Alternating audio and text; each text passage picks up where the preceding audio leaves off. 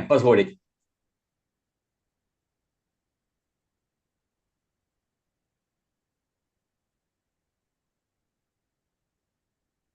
Хорошо, конечно.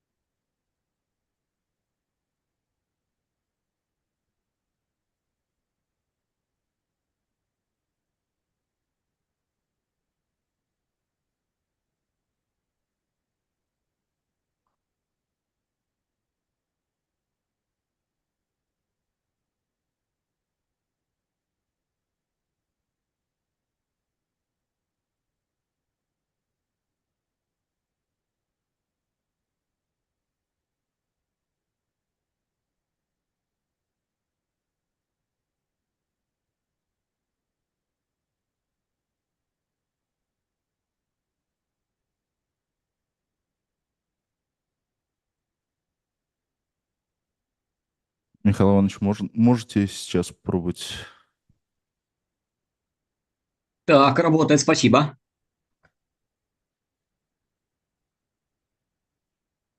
М?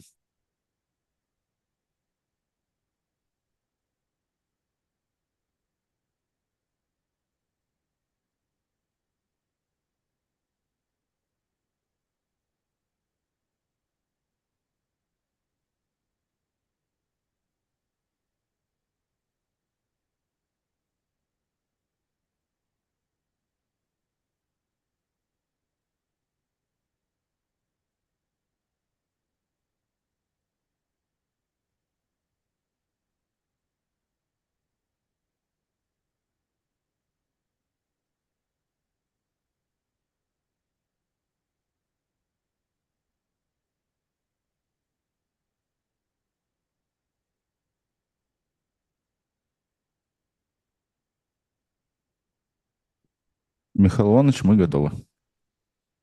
Можно начинать. Да, да, добрый день. Добрый день, Андрей. Good morning, everyone. Dear colleagues, on my screen I cannot see the room, so I'm sorry. I'm interacting with the organizers. So I'm Michael Ochovan. So today I'm completing the slot on a regulatory basis of nuclear waste management, international regulatory basis of nuclear waste management. And today focus is on IAEA recommendations. That's we will speak during this hour. Which is given to me. Oops. So it should work. Not yet. Now it works. So this is the content of this hour. So I will start with a brief, very brief description of IAEA, International Atomic Energy Agency. And then I will move to regulatory documents and general safety requirements and specific safety requirements will be 7 and 7 such standards, safety standards coming from IAEA. And then moving down through this pyramid, I will go to the sum of safety guides. And many thanks for yesterday little interaction with me. And it was a question on clearance of liquids. Many thanks for that. That allows us, to involve each other in the discussion. So I put here 2 slides about that clearance of the liquids. So that is the content. So I'm starting with the IAEA, International Atomic Energy Agency. So this is the world, the global center for the cooperation in the nuclear field, in the use of nuclear energy, and seeks to promote safe, secure, and peaceful use of nuclear technology. So that's the description that you find on the site and the statute and all kind of documentation description of what is the IAEA. And as a global center for cooperation for the use of nuclear energy. It is very active. It is very active in the world. It has representatives from most of the member states of the IAEA.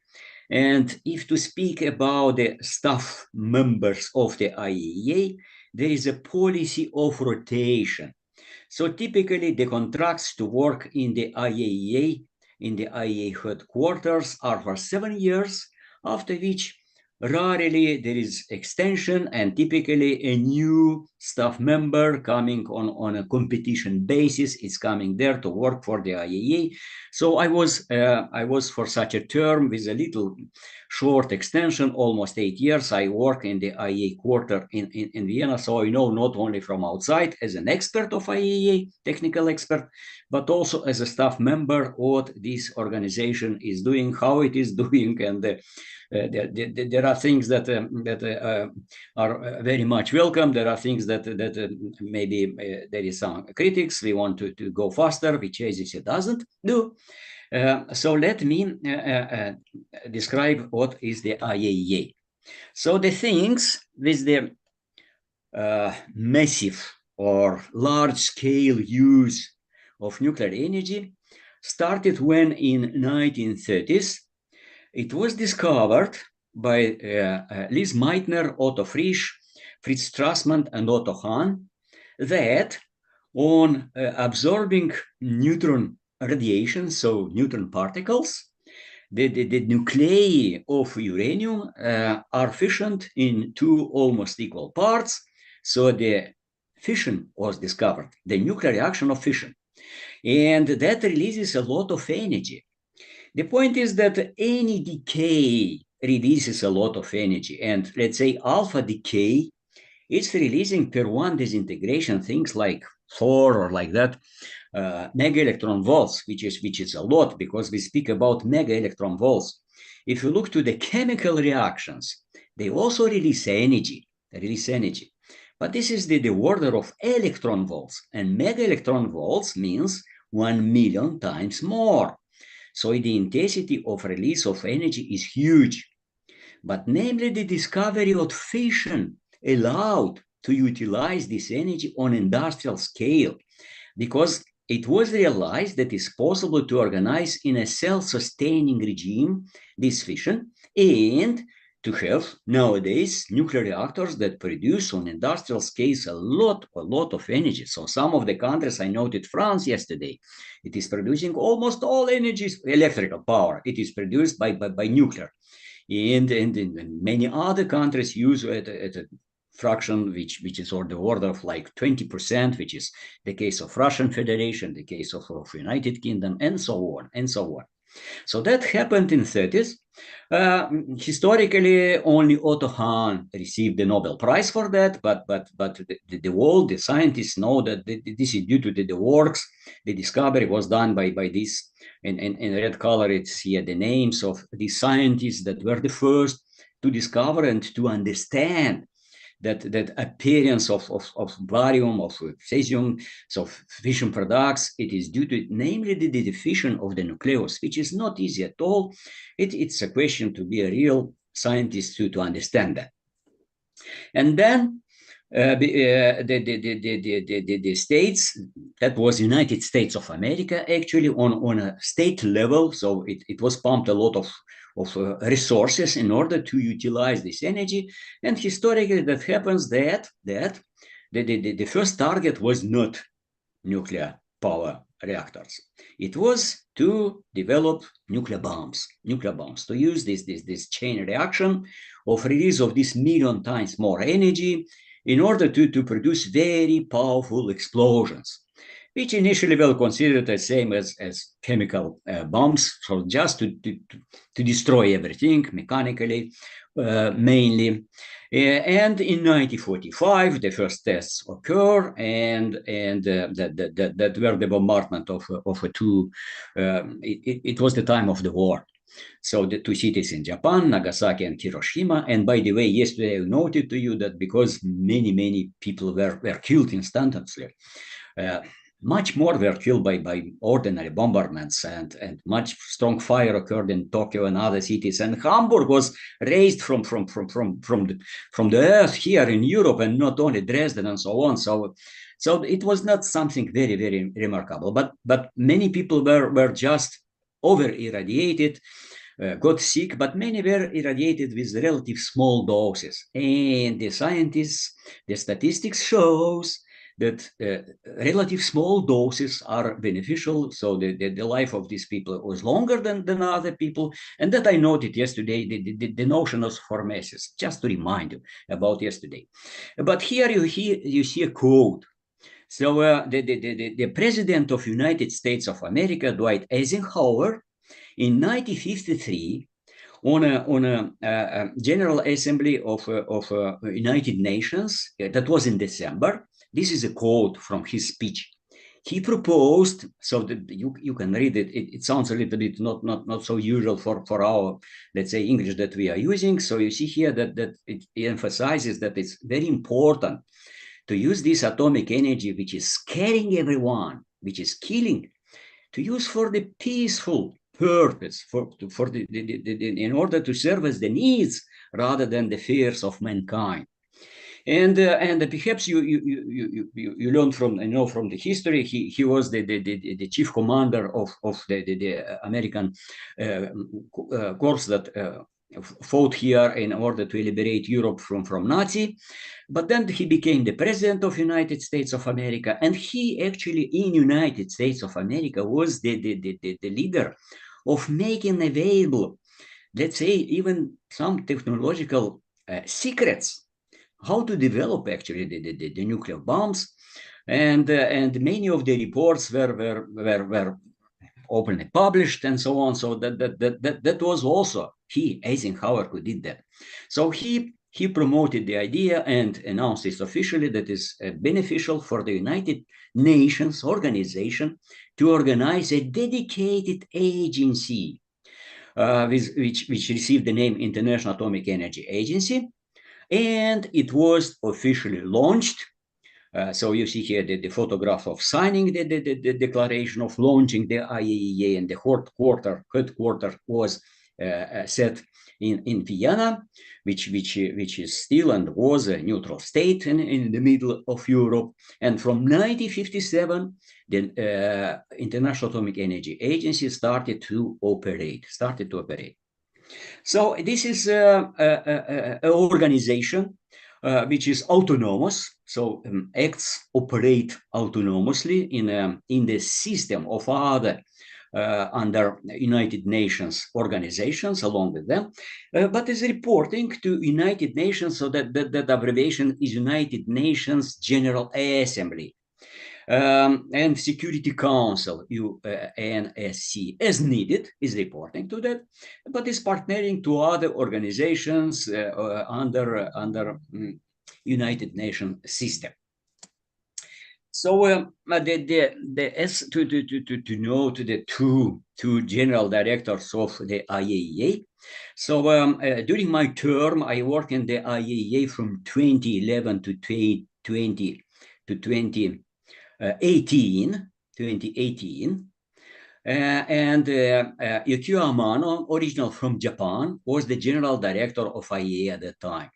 And in 2017, the agency celebrated its 60 years and even changed the logo. So you see here, this is the current logo of IAEA, which sounds Atoms for Peace and Development. Before 2017, it was just Atoms for Peace.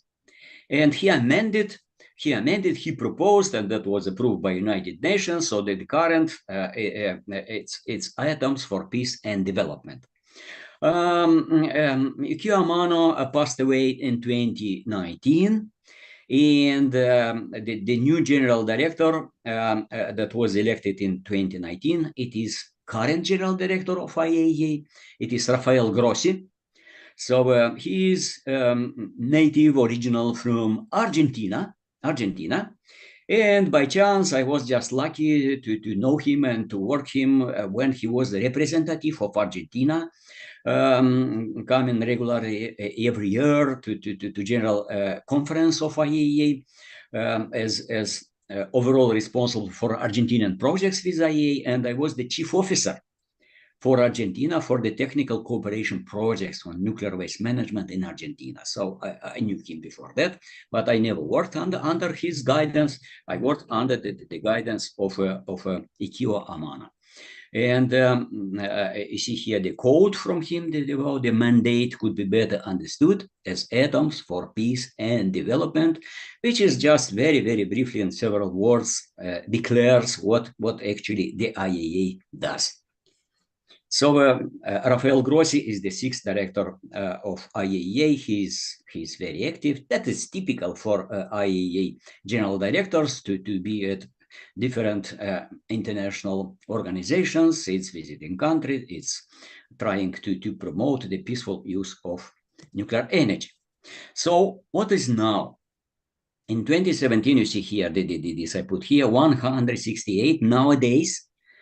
IAEA has 178 member states of the IAEA.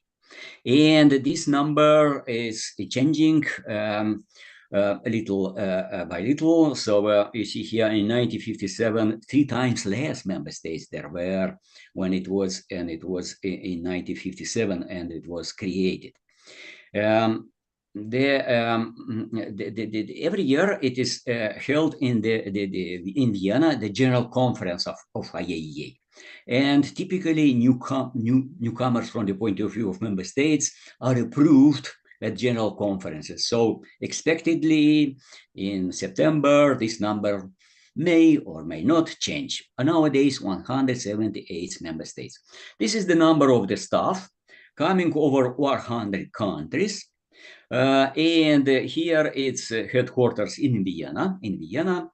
My last slide with thanks, it's actually a picture of this headquarters of United Nations complex. It's called Vienna International Center, and some of these towers belong to the IAEA, so mainly A tower, but not only, of course, B as well, and the meetings. So it's a complex of buildings, Vienna International Center. It has regional offices, the IAEA in Toronto and Tokyo, but these are much, much smaller by the staff operating there. A liaison officer in New York and Geneva, and particularly for young participants of this summer school on radiochemistry, there is an organization with the name International Center of Theoretical Physics named after Abdus Salam. It is located in Italy, in Trieste, and holds many meetings, workshops on an open basis. It's supporting participants from developing countries. So let's say participants from Africa, from Egypt, you are more than eligible there to apply and to get funding to participate in these workshops. I'm telling you because I collaborate with ICTP, International Center for Theoretical Physics, starting from 20. So 10 times I co-directed some of the workshops there. I was one of the directors, so typically 2 to 3 directors are organizing these workshops, and I was focused, of course, on nuclear waste topic.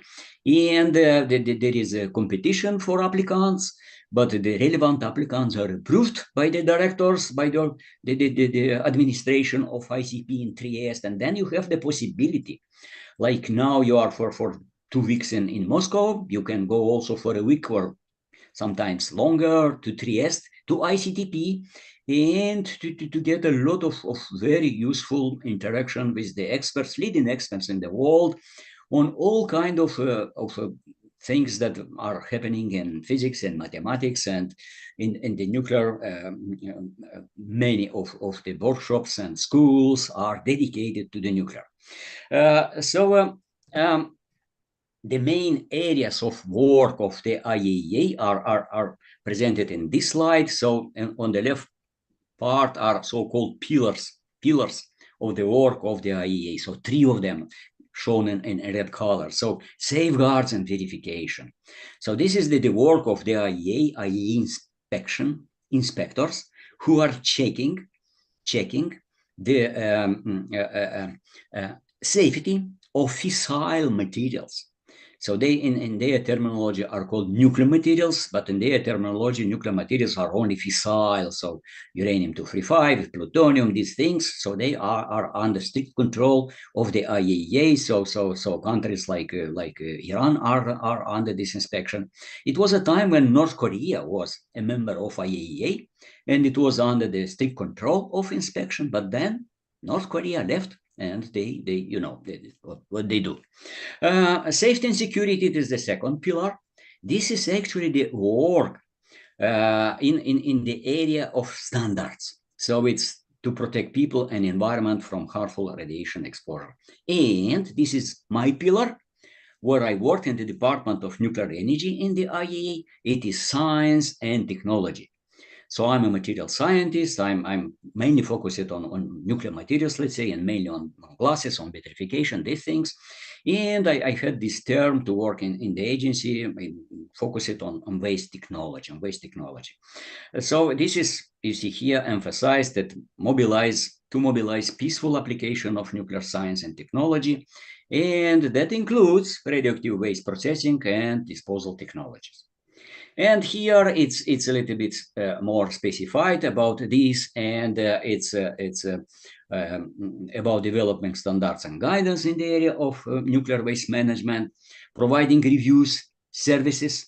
So yesterday, Vladimir asked about the newcomers. So one of the services provided by the IAEA is to help newcomers to be prepared to enter the club of users of nuclear power, putting into operation nuclear reactors and producing energy, mainly electricity via utilization of nuclear energy. Promoting knowledge networks. In the IAEA has a series of networks, professional networks. Personally, I was successful during my term in launching the International Predisposal Network. So when I came to agency, this network did not exist. And with the help, of course, of many other experts, staff members, and so on. So I was the first secretary because I launched it, the International Predisposal Network, and I'm putting in my biography that that is a kind of achievements, professional achievements, administrative achievements. Nevertheless, International Predisposal Network, it is now active. The members are there. They have meetings and so on. There are international other networks on decommissioning, on disposal, and many others. So it's one of the networks that operate under IAEA. And you see here, providing forum for communicating, increasing transparency, sharing lessons learned via workshops, meeting, and various media.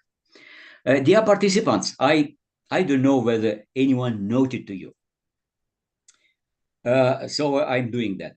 The IAEA, International Atomic Energy Agency, signed in 2012 a special agreement with the Moscow State University, with the chemical department, with the Department of Radiochemistry of Moscow State University, to consider Moscow State University as one of the training education centers under the umbrella of IAEA. This is a special agreement which is offered by IAEA to just few organizations in the world. I don't want to say that just very few, so maybe more than 10, but not so many are awarded by these special agreements. So some of you have the opportunity via national projects, via IAEA, to come again to Moscow State University, to this department, and to have more specific training, even scientific visit. Perhaps you'll have a tour. You'll see facilities in the radiochemistry department. You will see scientists. You can interact with them. You see that they are really leading in the world, and you can get here the competence, expertise via IAEA through Moscow State University. Okay, so the statute of IAEA authorizes the agency, you see, to establish safety standards. So the aim is to protect health and minimize danger to life and property, right? And these standards IAEA must use in their operations. So any national project of the IAEA with any country, and there are many, I noted to you 178 countries, right, member states, and not all of them have national projects, but Argentina had that, I noted to you. I was technical officer for Georgia, for Moldova, for Slovakia, for many other, Croatia, many other countries. So that's a duty of staff members of agency to lead some of the projects. So just passing the expertise and inviting external experts via this project. And in this project, the standards of IEA must be followed as they are, 1-to-1. But for the countries, they are just guidances. So they can be used, but it's the decision of the state to use these standards as they are or to adopt them and so on. So they have the level of recommendations, not real standards that are under the laws, national regulations, etc., etc. So that is the situation.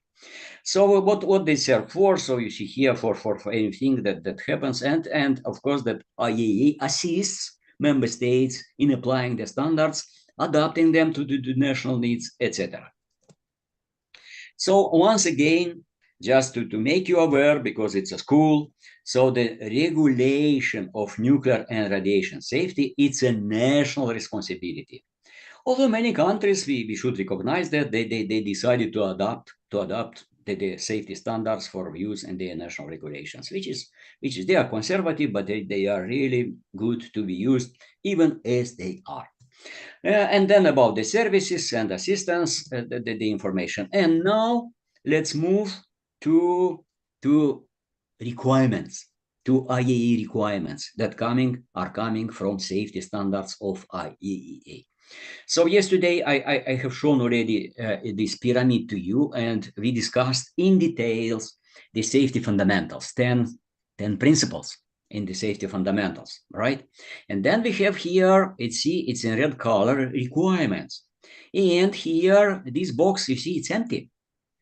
And it's empty because here we have seven general safety requirements that are generic. They are of the same level, let's say, or they are applicable to everything. They really are general, and there is no division boxes here in this layer, right? If you move to the next, specific safety requirements, you see some dividing here segments, right? It's because they are specific. So some of them are relevant and are used, some of them, although they are requirements, but they are specific. So if a country has any nuclear power plant, there is no need to look and to apply the specific safety requirements on designing and on operation of nuclear power plants, and so on. But that is the first line, and I am now here, are general safety requirements. So then the next, you see here, it's like a column, but their level is the same. They should be shown horizontally because they are generic, the same level. It's not that this is under this. It's not the case. And then will happen to the guides, by the way. So there are some guides that are general safety guides. And you see here, these are divided, right? Because they are specific. So some of them should be used because it's the case. Some of them, if the country is not operating research reactors, no need currently, let's say, to look to them. So we are starting with the part one. So the agency is revising. It's regularly revising all the standards on a regular basis. And if it is the need to amend it, to change a little bit, to adapt, to maybe to account for some events like Fukushima happened in 2011, then things are added to the standards, and they are again, let's say, published as they were. The edition as or with so nowadays they go on the parts. So general safety requirements, part one. The part one, it is about governmental So it's for the highest of administration, governmental, legal, and regulatory framework for safety. So here there are the requirements in respect to what the government must do, shall do, what are the legal and regulatory frameworks for the safety. And here it's so I will not read, this. I will show one slide for one part, just to give you a flavor. What is that about? So it's not boring you. Sometimes that sounds, this must be done, this must be done, this must be done. It's too much. So the framework for safety is to establish for the entire range of facilities and activities. Some of the countries do not much use the nuclear energy on a large scale. So agency even divides the countries into so-called case situation, let's say. So it's this document which is on policy and strategy of the management of radioactive waste. So the case A, it's countries that nuclear fuel cycle, nuclear power plants, everything. And then there is no nuclear fuel cycle. And then country that operate just nuclear research reactors. And the last case D, it's when it's nothing except there is naturally occurring radioactive materials. So those that exist in nature, primordial and cosmogenic. So that then they deal only with these things. So all this. So it's required from the agency, recommended from the agency to have the legal framework to safely operate with all things that have radiation, and there is a hazard of ionizing radiation. And the radiation, limited number of radiation sources that are typical industry. So let's say oil and gas, geology, then sources are used of after the lunch, a little bit, we'll speak about the sources, sealed radioactive sources. We move to the part two. So this is about leadership and management for safety. The requirements here, because yesterday I noted to you the 10 principles, and it was the principle number 3 about the management systems, right? About the leadership and management for safety and effective management systems. That was principle 3. So now, in this safety standard, there are requirements. What is actually, what it's understood under this principle in detail, so that the regulatory organizations in the country take these recommendations from the agency and use as is or adapt for local needs and prepare national regulations about the management system for their operating facilities and for activity that are done, and that can be even border control and etc. And also principle 8 was about the all practical efforts must be made to prevent and mitigate nuclear or radiation accidents, and unfortunately they happen from time to time, and then again the requirements to mitigate them are coming from here.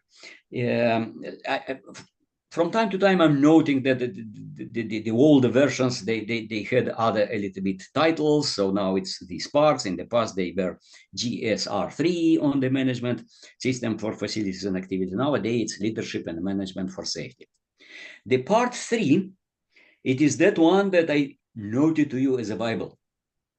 Or all the people like myself, we call it basic safety standard, BSS. BSS, abbreviation for it was in a red color, the previous publication. In 2014, it was published as part 3 of generic safety requirements. It's part 3 nowadays. In the past, it was called the basic safety requirements. So basic safety standard. All these tables that I already did, these clearance levels are here. And of course, you have to use the new version of it, because there are some amendments, some things a little bit change compared with the previous version. So here it's about the requirements for the protection of people and environment, including these clearance levels recommended and the description of how to calculate it. So all things, definitions that I've already, and I will again show to you the definitions of radioactive waste and so on. Part 4. So 7 of them generic. Part 4, it's about safety assessment for facilities and activities. So it was noted even in the principles that all activities and facilities shall have the safety analysis report, including the environment impact analysis, etc. And here, in this standard, there are established generally applicable requirements to be fulfilled in safety assessment for facilities and activities. And namely here, it is special focus, special attention on it's shown in bold here, on the notion of defense in depth or multi-barrier approach in providing the safety of activities and facilities.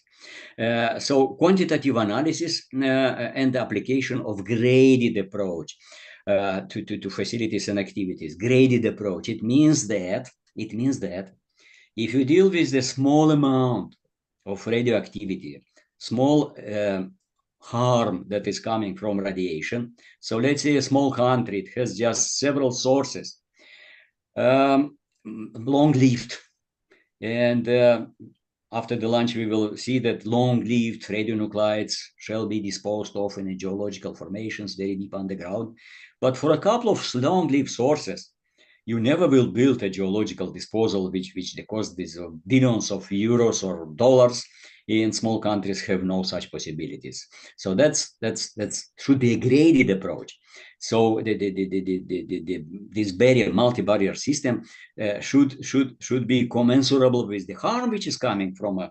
So the small harm does not require much systems and so on for defense against this. So that is also described in this standard, and also addresses the independent verification of the safety. So you heard about the peer reviews.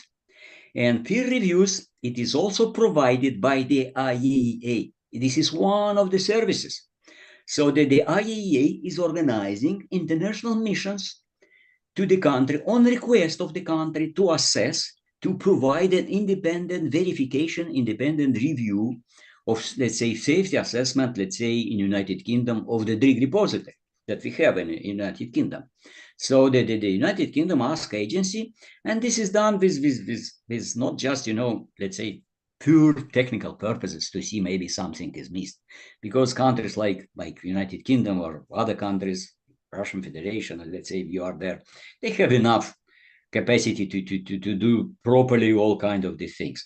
But it also for the population, because population, they believe more to an external expert rather to their local, although maybe the local is awarded by a Nobel Prize. So, there are many local anecdotes on this. So let's say in Italy, a Nobel Prize in physics could not pass the exam on radiation protection. She forgot something about, these numbers of those limits and so on, and was not passing the exam. So there are such stories. Because if some of you is working for a nuclear sector, you know that every year we must, when I worked 20 years in nuclear sector, every year I was also for Department of Radiation Protection passing examinations. So they asked me something, I answered, I passed all examinations, but that you have to recall things, because not all these numbers are kept, and some practices we know very well because we do that. So part five, you will discuss a little bit more in details. Here, it's about pre-disposal management of radioactive waste. The point is that before disposal, there are many activities to be done with radioactive waste. So they start, with the collection, with the segregation, with the characterization. And then you have this treatment, immobilization, conditioning when you put everything into a container. So many things are done before disposal.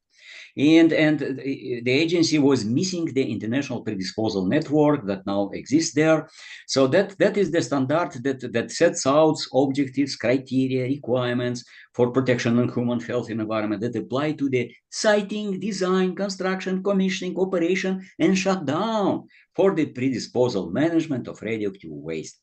and requirements that must be met to ensure the safety of such facilities and activities. So all these things are in this standard, and you will have a longer discussion of these things. The part 6, it's about decommissioning of facilities. So this is a standard which gives the general safety requirements when you plan the decommissioning. And nowadays, the planning of decommissioning, it is done at the stage of design.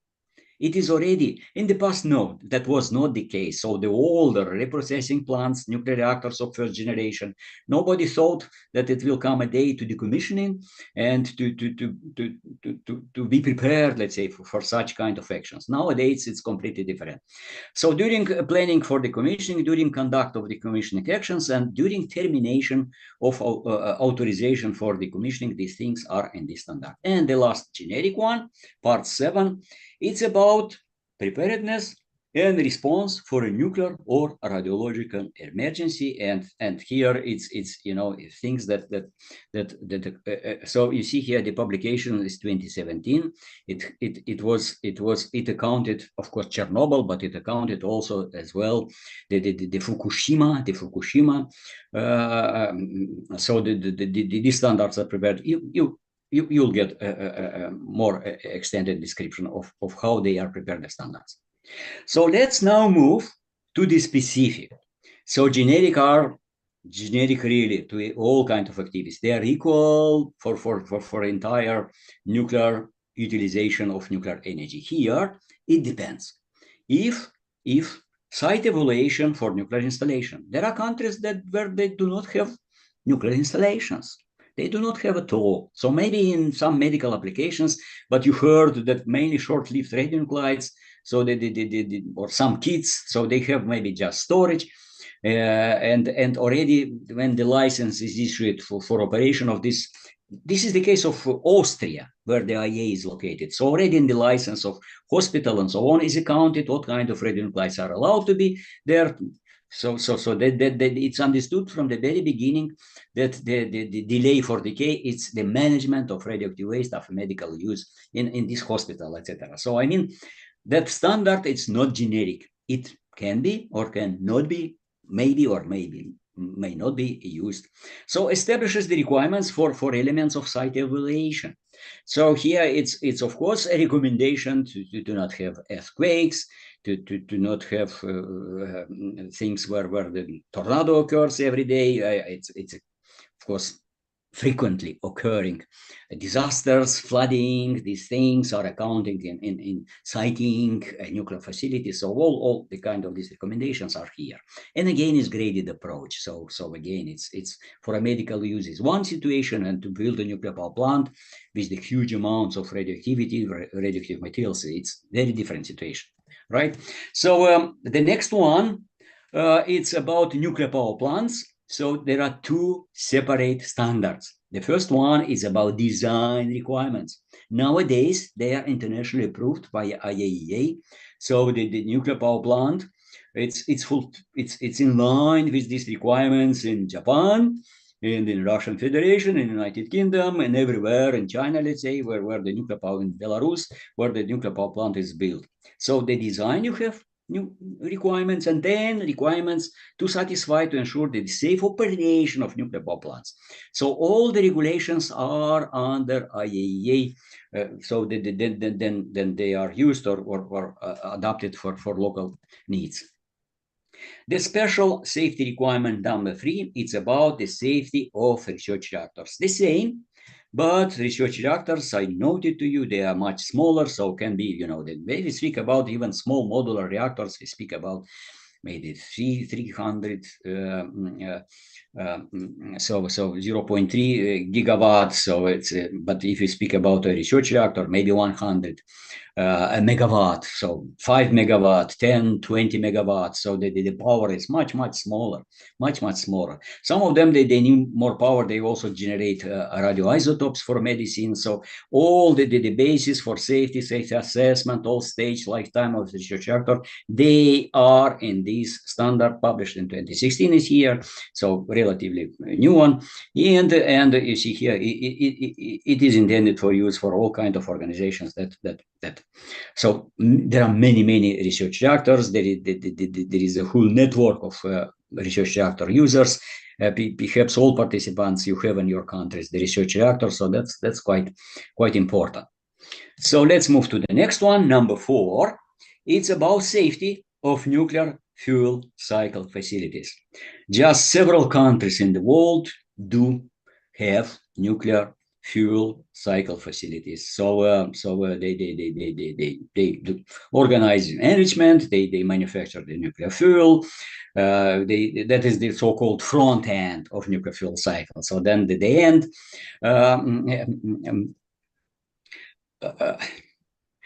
Of the nuclear fuel cycle facility where like in Russian Federation or United Kingdom or France, they do reprocessing of nuclear fuel. So very few countries do that. So because of that, only this country are relying and using the specific safety requirement number 4 on nuclear fuel cycle facilities. So again, it's about the evaluation, design, construction, commissioning, operation, and preparation for the commissioning. So I will show you on a table about such kind of facilities. It's a little bit closer to the end of my lecture, this one.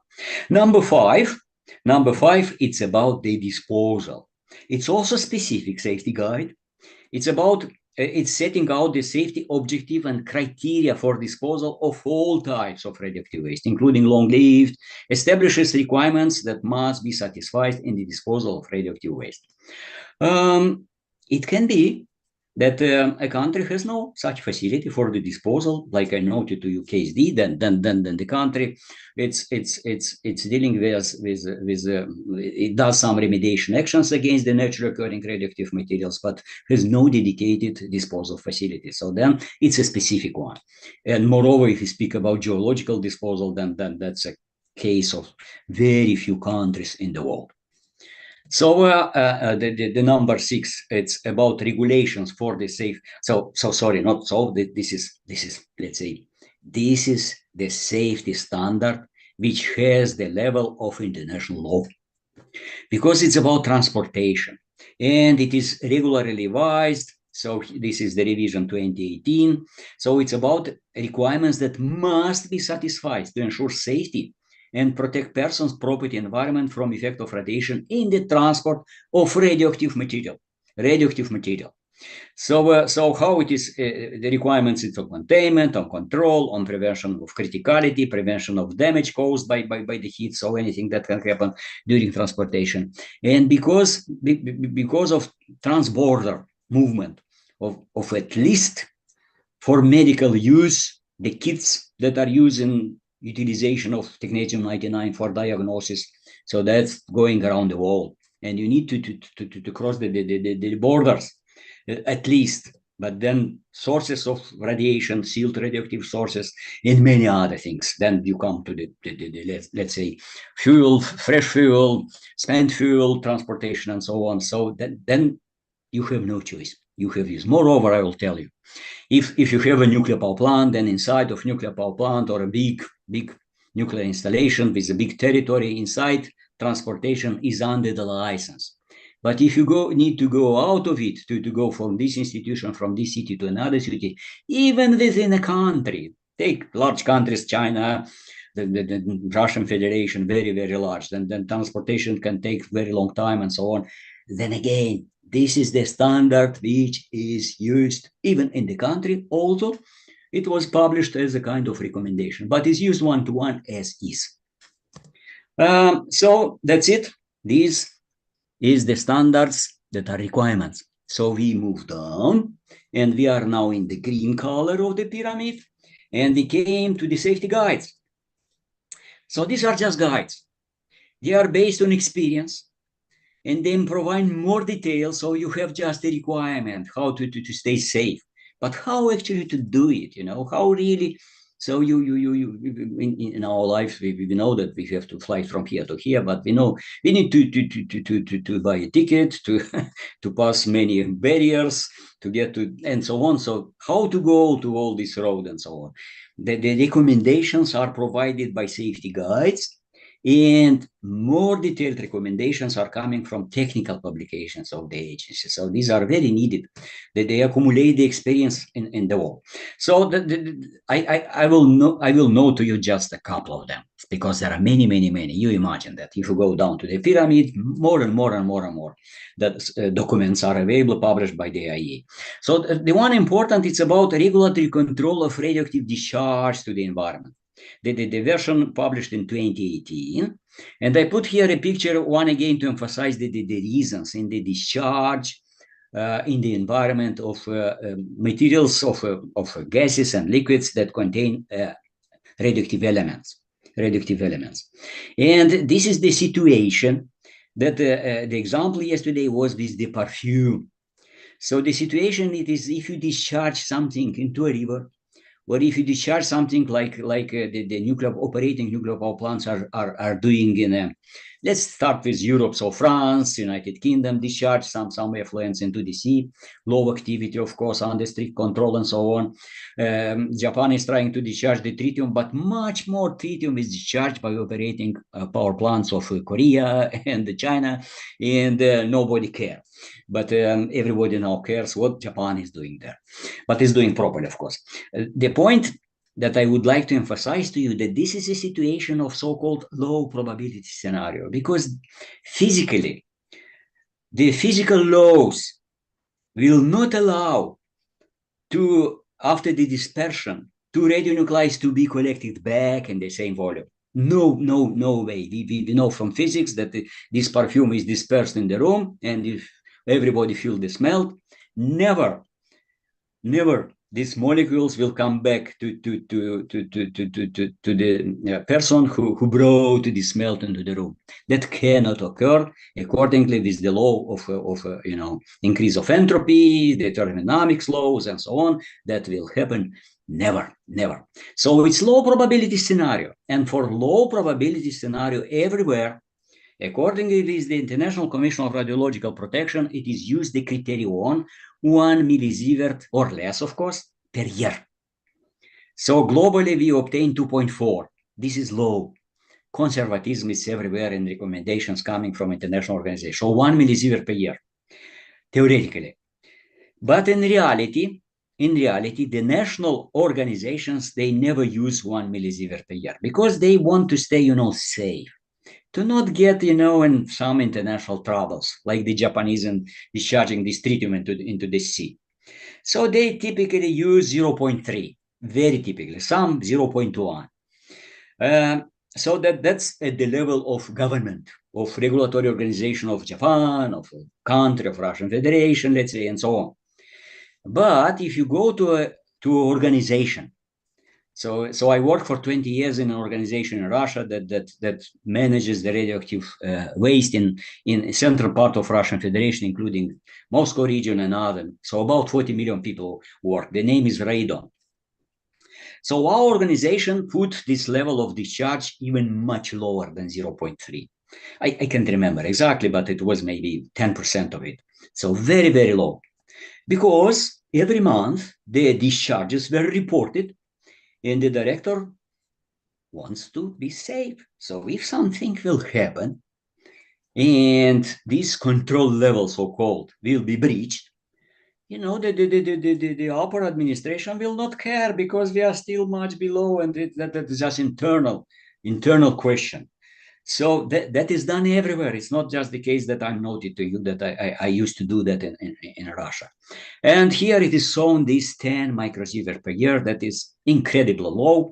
It is ultra conservative, and properly speaking, it's not big reason to do that. It was established very long time ago to be conservative, considering that nuclear industry is extremely rich and can, do everything, has enough money for that. But it's too conservative, really. But and we follow it, and all regulations are based on this. But this is low probability scenario. Because of that, this is the regulatory level. But everyone in reality works with this one, which is just shown here. So I promised to you to show some numbers on the releases. And they are taken from a technical document published in 20. So this is setting authorized limits for radioactive discharge, practical issues to consider. So we have this safety guide, but if we want to have more details, we go even to technical documents. And of course, the limits are set by the national regulator, not by IAEA. They account for guidance from agency, but national regulator, national agency sets these limits. And they are based typically on flow sheet for processes involved, and they assume best available technology to abate discharges. That is the approach that is used everywhere in the world. So I took these two tables. This is discharge which are normalized for a typical nuclear power plant which operates during 1 year with the power 1 gigawatt, electricity gigawatt. So in reality, the power is about 3 gigawatt. So that means 3,000 megawatt. So it's a real nuclear reactor that provides the electricity for a city, for an entire city, 1 million city inhabitants.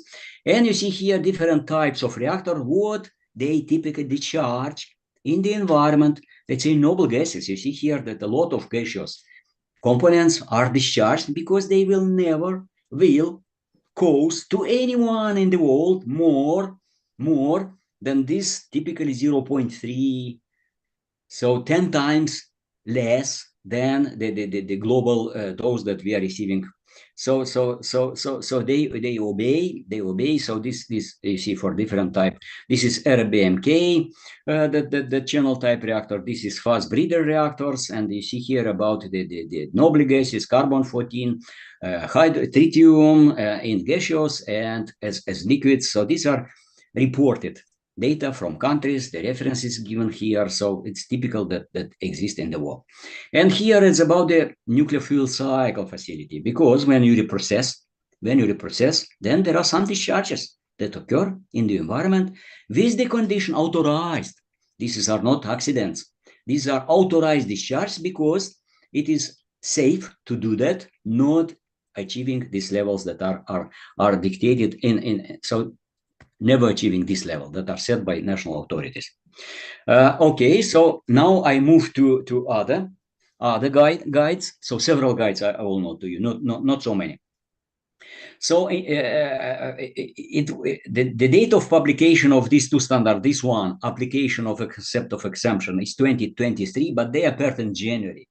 And now you can download from the agency, from the IAEA. And here, this picture is a more detailed picture that I noted to you about the approach to the radiation sources. Anything that produces ionizing radiation, right? So on the very top part, you see here this excluded. What is excluded? I noted yesterday to you, cosmic radiation is excluded from consideration because it is as is. We are living with it. It's coming from the sun, from the stars, from the cosmic space. It is producing, by the way, just to know to you, a very interesting thing. Maybe few of you know that. In the upper part of atmosphere, the radiation is much higher. So if you fly, you get more doses, much more than here in the room. And also the cosmic radiation is producing muons. Muons are like heavy electrons. Much more heavy compared with the normal electrons that carry the current, electrical current. So much more heavy. They are short-lived, so in a microsecond they are disappearing, decaying. But because they are more heavy, they are produced in the upper atmosphere, and they from there, with very high energy, they are bombarding us. So if you put a film under our feet this time, or under a pyramid this time, we will see a shadow, which is produced by muons. And this is called muon tomography, you know? So it's coming from the cosmic space radiation, which makes, let's say, a shadow like in old photo camera, it was black and white. So there were shadows just in black and white photographs. So this is cosmic radiation, and we cannot amend. It's not amendable for regulations. It is coming from things that happen on the sun, on the stars, and so on. So very energetic radiation is bombarding everything around us. And I noted to you the potassium 40, which is in our body. So each 1,000th nucleus of potassium is radioactive. It's decaying this time. We are a little radioactive and we are decaying. So if you have, so these are excluded, that these are considered. And when we consider, let's say we have a radiation generator, an accelerator, or we have some artificial radionuclides, what to do? We have a practice that is using them, yes. And here we have the first is exemption. So if from the very beginning, we see that the radiation from there, ionizing radiation, it is safe. No reason to take under control by regulatory authority. So it's exempt. And guidance is given in more details in this document. But if not, it enters under regulatory control. Everything is done accordingly with these standards that I just explained to you. You cannot, breach them. National, of course, but you cannot do that. And only with time, due to the decay, you can clear some of them. That's the situation and the difference between exemption and clearance. And then you see here in this picture, there are even where to look, to which kind of paragraph to look, what kind of part of the BSS, Basic Safety Standard, Part 3, Bible, to use in order to get the guidance. So it's a very useful picture. And it has even here the what to do if you deal with the naturally occurring radionuclides. So it's very interesting to discuss it and to have more. So it's more complex than I started yesterday in my lecture with simplified picture. And this is logic scheme taken from the concept of clearance. So the previous was concept of exemption, here concept of clearance. They were published all together, but they are different. First, exemption, things that we immediately realize, no harm. This one is for clearance. So with time, you realize that you can clear the materials. And here, what to do? And I put this slide to also, it's important, really, because in the clearance, there is a situation that was gradually realized, understood, that you can do clearance conditionally. Let's say you demolish a building, and there is some radioactivity which is a little bit above the clearance level. But you know that this material can be used to pave a road only. And in this case, you know the scenario, future scenario, what can happen with the roads. So we are driving the cars, no one can sleep on it overnight. No one can build there a well and to drink water from the road, right? So it's very limited scenario can happen with that. And that in the past was called conditional clearance. Nowadays, through these standards, this is called specific clearance. And this is the logic scheme what to do. So it can be generic clearance. If not, you go to the situation of this 10 microsievert through more specific things. And then you are amenable. You can go with this branch, with specific clearance. So the authority gives the clearance document with the condition that this material, let's say some metal, will be used only to manufacture containers for radioactive waste management. That's it. Then why not to use it, this metal? Why just to dispose it? It will be in the same repository, but will play the role of barrier. You imagine? That's a lot of savings. That is very important in the commissioning project, that when you deal with the thousands and thousands of tons of the materials and including metals and etc. And only if you cannot go through this, that's the waste, you have to dispose it of. So that's important. And also namely this standard, this guidance, sorry, it's a guidance. So safety guide, you see here tables taken from countries. And I put here from United Kingdom, with the certain numbers. And this is very useful for the people from, I am from United Kingdom. So it's very useful for me. So just to pass this information to my students and to make them aware of these things and so on.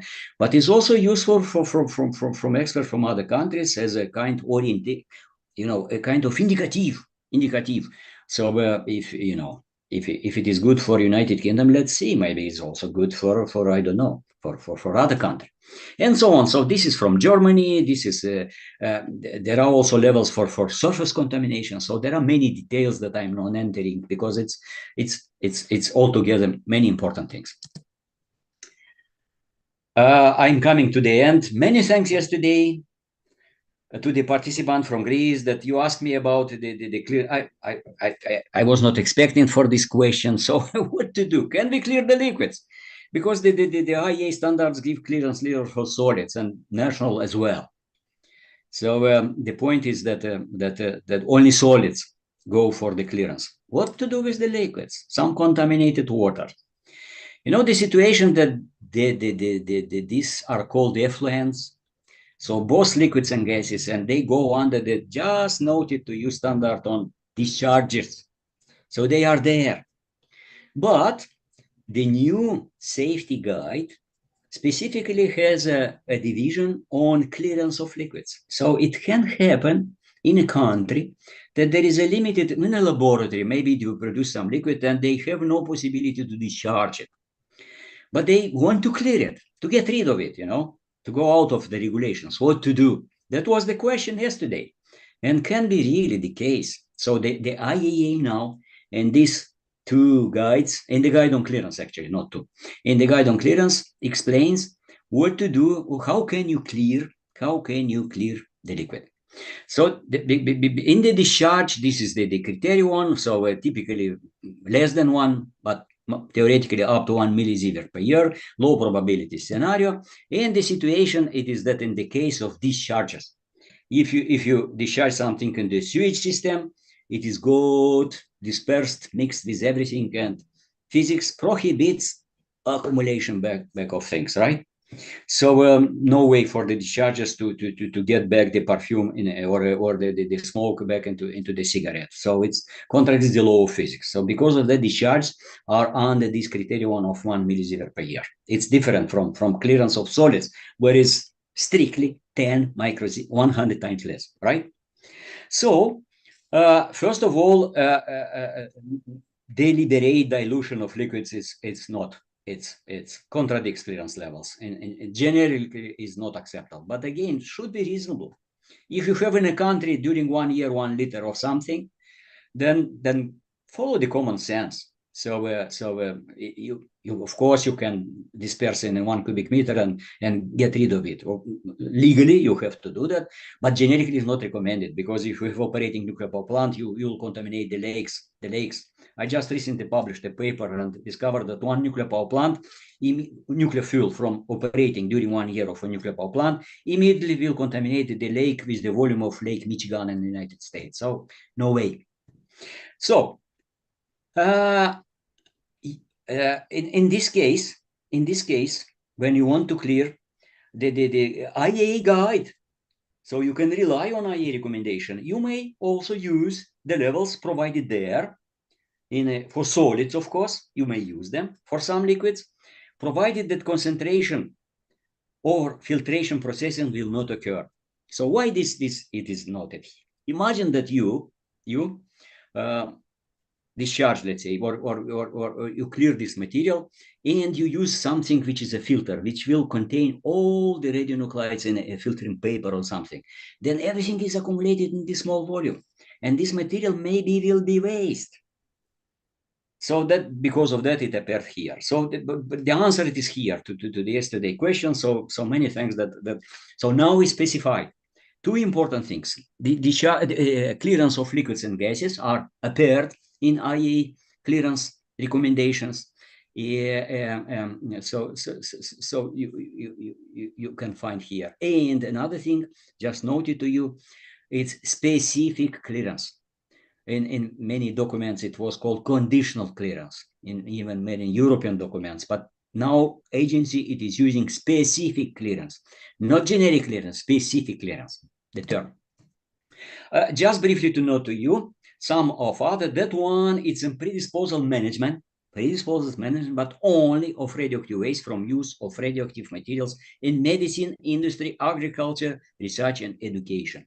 I participated in development as an external expert very long time ago as an external expert, familiar with all these things, coming from Radio Institution from Russian Federation to Vienna. But the document was published. It took almost 20 years to publish it. It's too long, of course. So because of that, I'm not happy. And it goes under the part 5 of predisposal management of radioactive waste. Briefly to note some of you, because I have to go to the end. So under the part 6, so under each requirement, there are guidances under all of them. So here I put, and even this is different here. You see, just to show that they are revised, they are published. after necessary amendments, so decommissioning with the number, then the name. This one now is the Specific Safety Guide 47, published in 2018. It's here, the cover of it. So about remediation strategy, very recent in 2022, it was published. A strategy processes for areas affected by past activities and events. So they are renewed regularly. And that one which is on disposal, even the title was changed during the revision. So this is the specific under specific safety requirements 5. Specific is about disposal, and in the past, specific safety guide 1, it was called borehole disposal of radioactive. Nowadays, the specification from the agency, they focused only on disused sealed radioactive sources. So I'm noted referenced in this standard, but I was not a participant in developing it. So this is guide. And the transport one, which has the level of law, international law, you see that there were published 2 important guides, which contain many important details that you cannot find in the standard itself. And they were produced, were created, inviting experts in transportation of radioactive materials from around the world, which met many problems, many specific questions during these activities through years and years. And here you see they specify many things by title. So sorry, because I have to finish the lecture.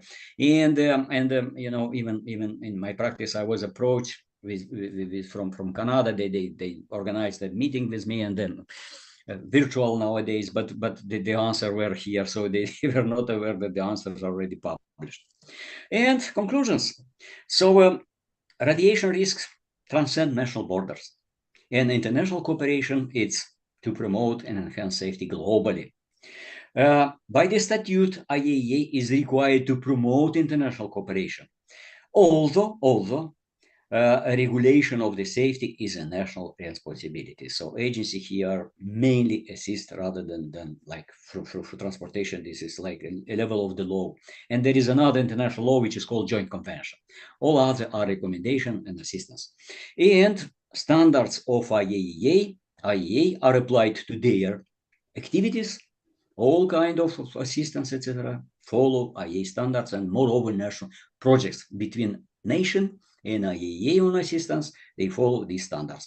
Otherwise, they have the level of recommendations. And that is the last my slide. It shows the complex of Vienna International Centers here with these buildings. And just to note to you, these are the monographs that I published. So it's just, you know, a little bit flag here. So many thanks for your patience. Quite long, but what to do, a lot of material to cover. And I stop sharing. And if anything is to ask me, please. Otherwise, after the lunch, it's my first lecture.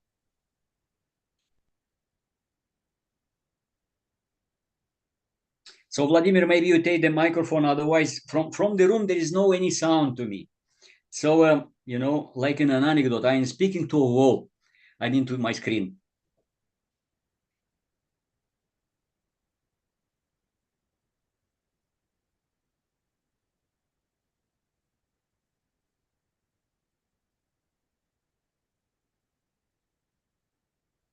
I see that someone is in front of the room. I have no sound. So if you don't need me anymore, then I will make a break.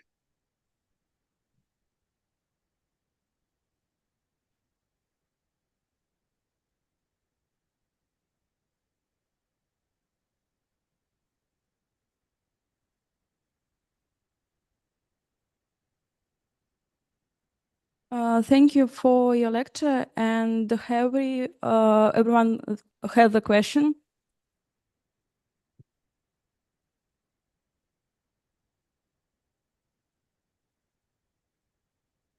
Thank you for your presentation. I would like to ask you about the another aspect is security and safeguard, which area have the general requirement or the guard, and then for the regulatory control in the many country have running the duty in security or safeguard in the holistic or in the another agency to running this duty of security and safeguard. Thank you.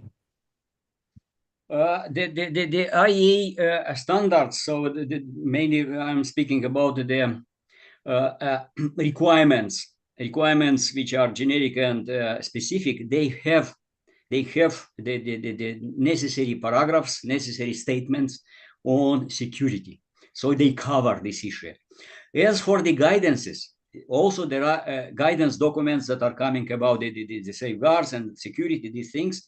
I am focused myself, on science and technology, and because of that, I personally never met these things in my practical work.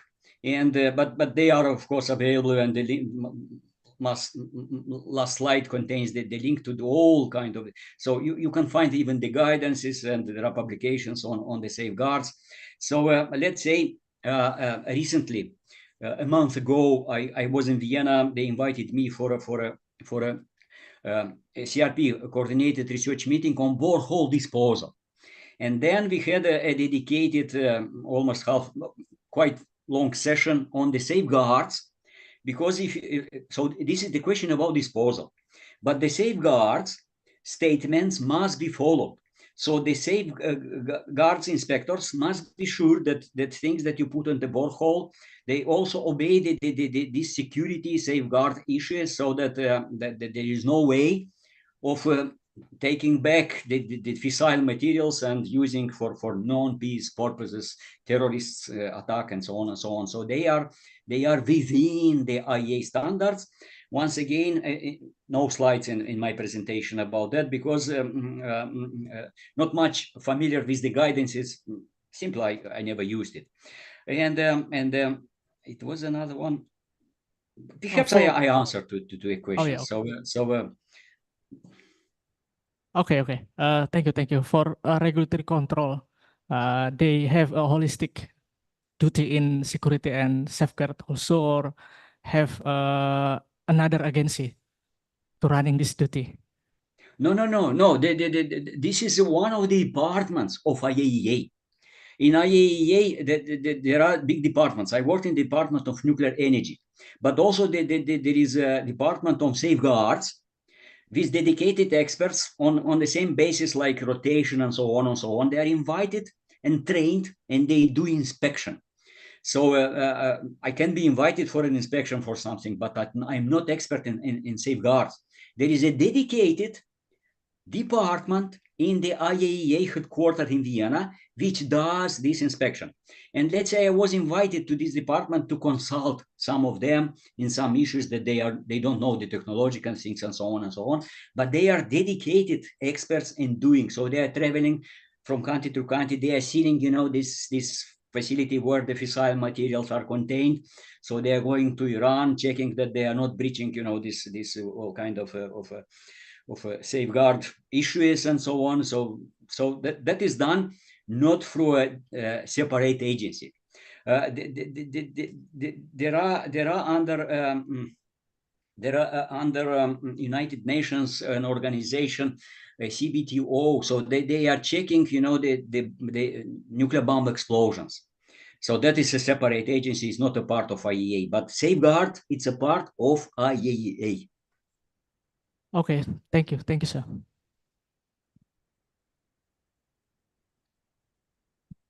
Any questions?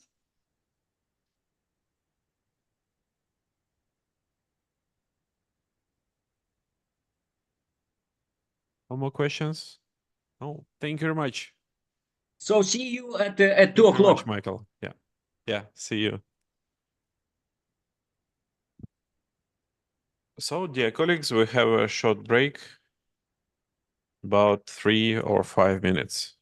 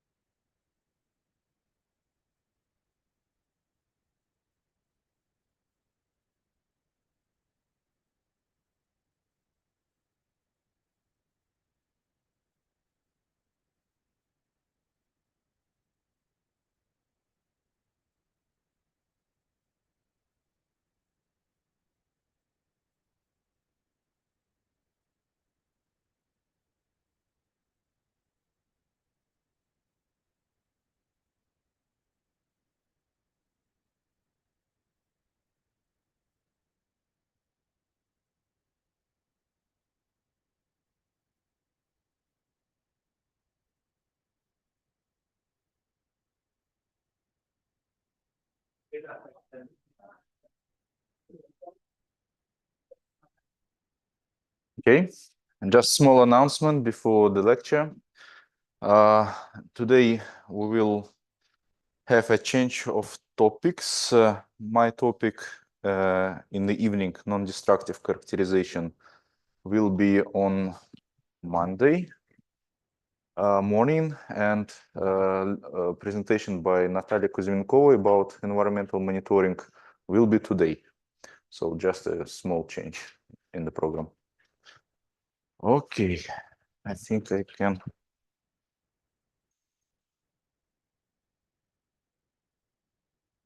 Oh, I can. Oh.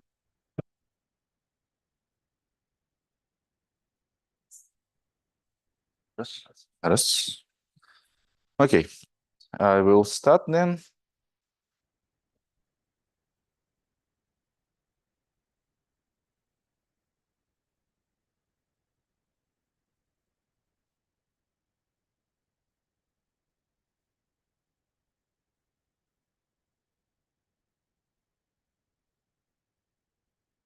Lecture. Just make sure that everything is okay.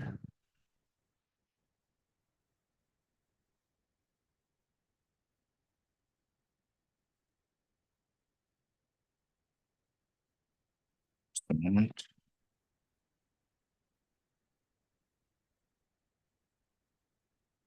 Okay.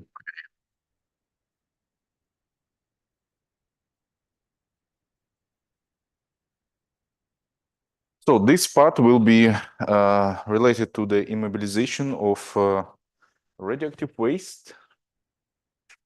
And of course, as I mentioned before, the main idea that we have to talk with the society about the nuclear energy, that it can be safe and clean. And the main problem of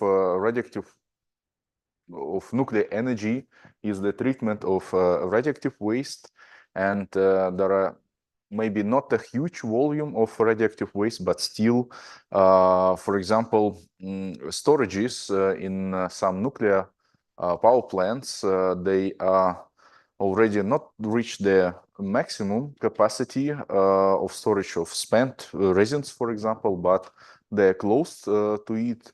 Also, if we are talking about, for example, USA problematic, they have problem with the storage of spent nuclear fuel because in USA, for example, they have open nuclear fuel cycle, and they have to dispose it somewhere, but there is still no official geological disposal. So radioactive waste, they're again everywhere, and we have to treat them safely and in a good manner. Again, I will remind you this important multi-barrier concept of the either storage or disposal, or not only of high-level waste, but any radioactive waste. It is always a combination of some engineered barrier system and natural barriers. And on next Monday, it will be a lecture about the engineered barrier system. But when we are talking about the radioactive waste, before storage or disposal, we have to condition this radioactive waste. That means that it is immobilization and packaging, so that our radioactive waste, they are now in such form that we can put either in the storage or in the disposal.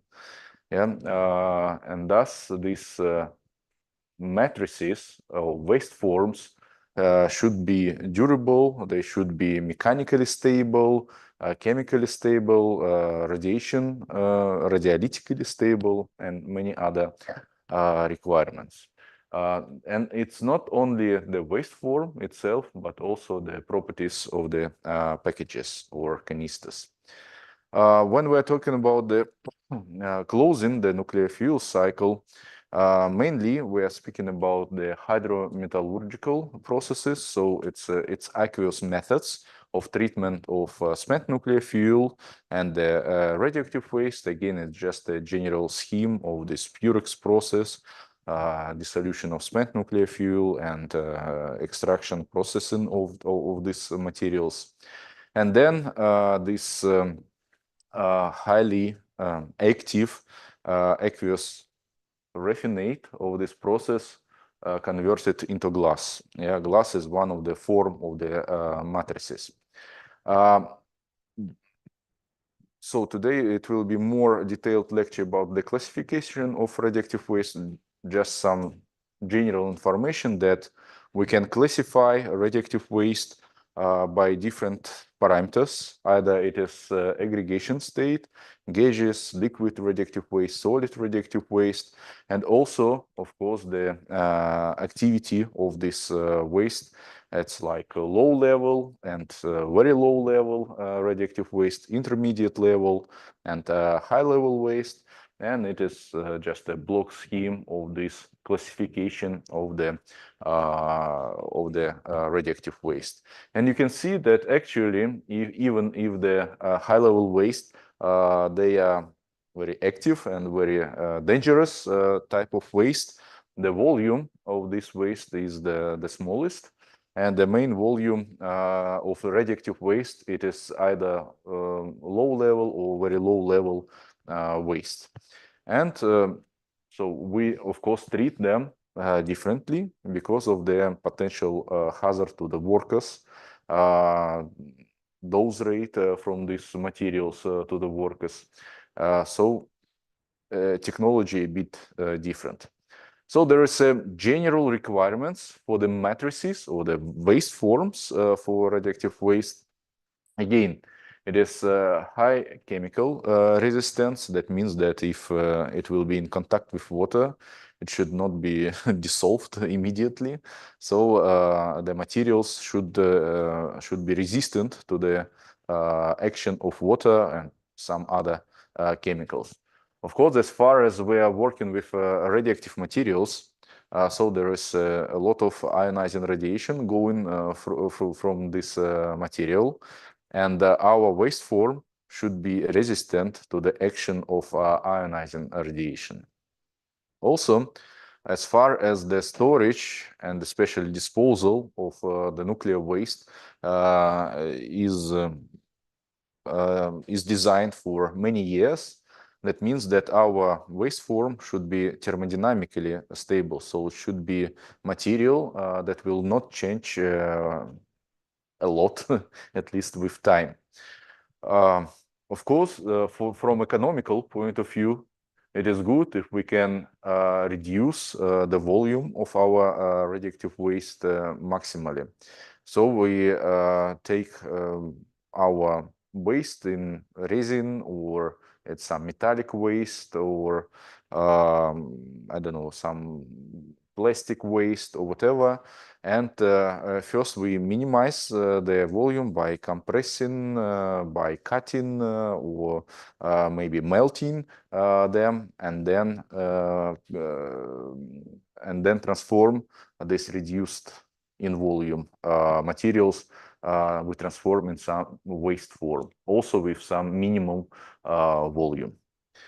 Mechanical strength, it is important because we take our radioactive waste and we transport them. Yeah, so during the transportation, accidents can occur, and thus, if it fall down, your canister fall down, the waste form should withstand these mechanical stresses. So that's why mechanical strength is very important for the waste form, for the matrices. Also, good thermal conductivity, especially and mainly for high-level waste.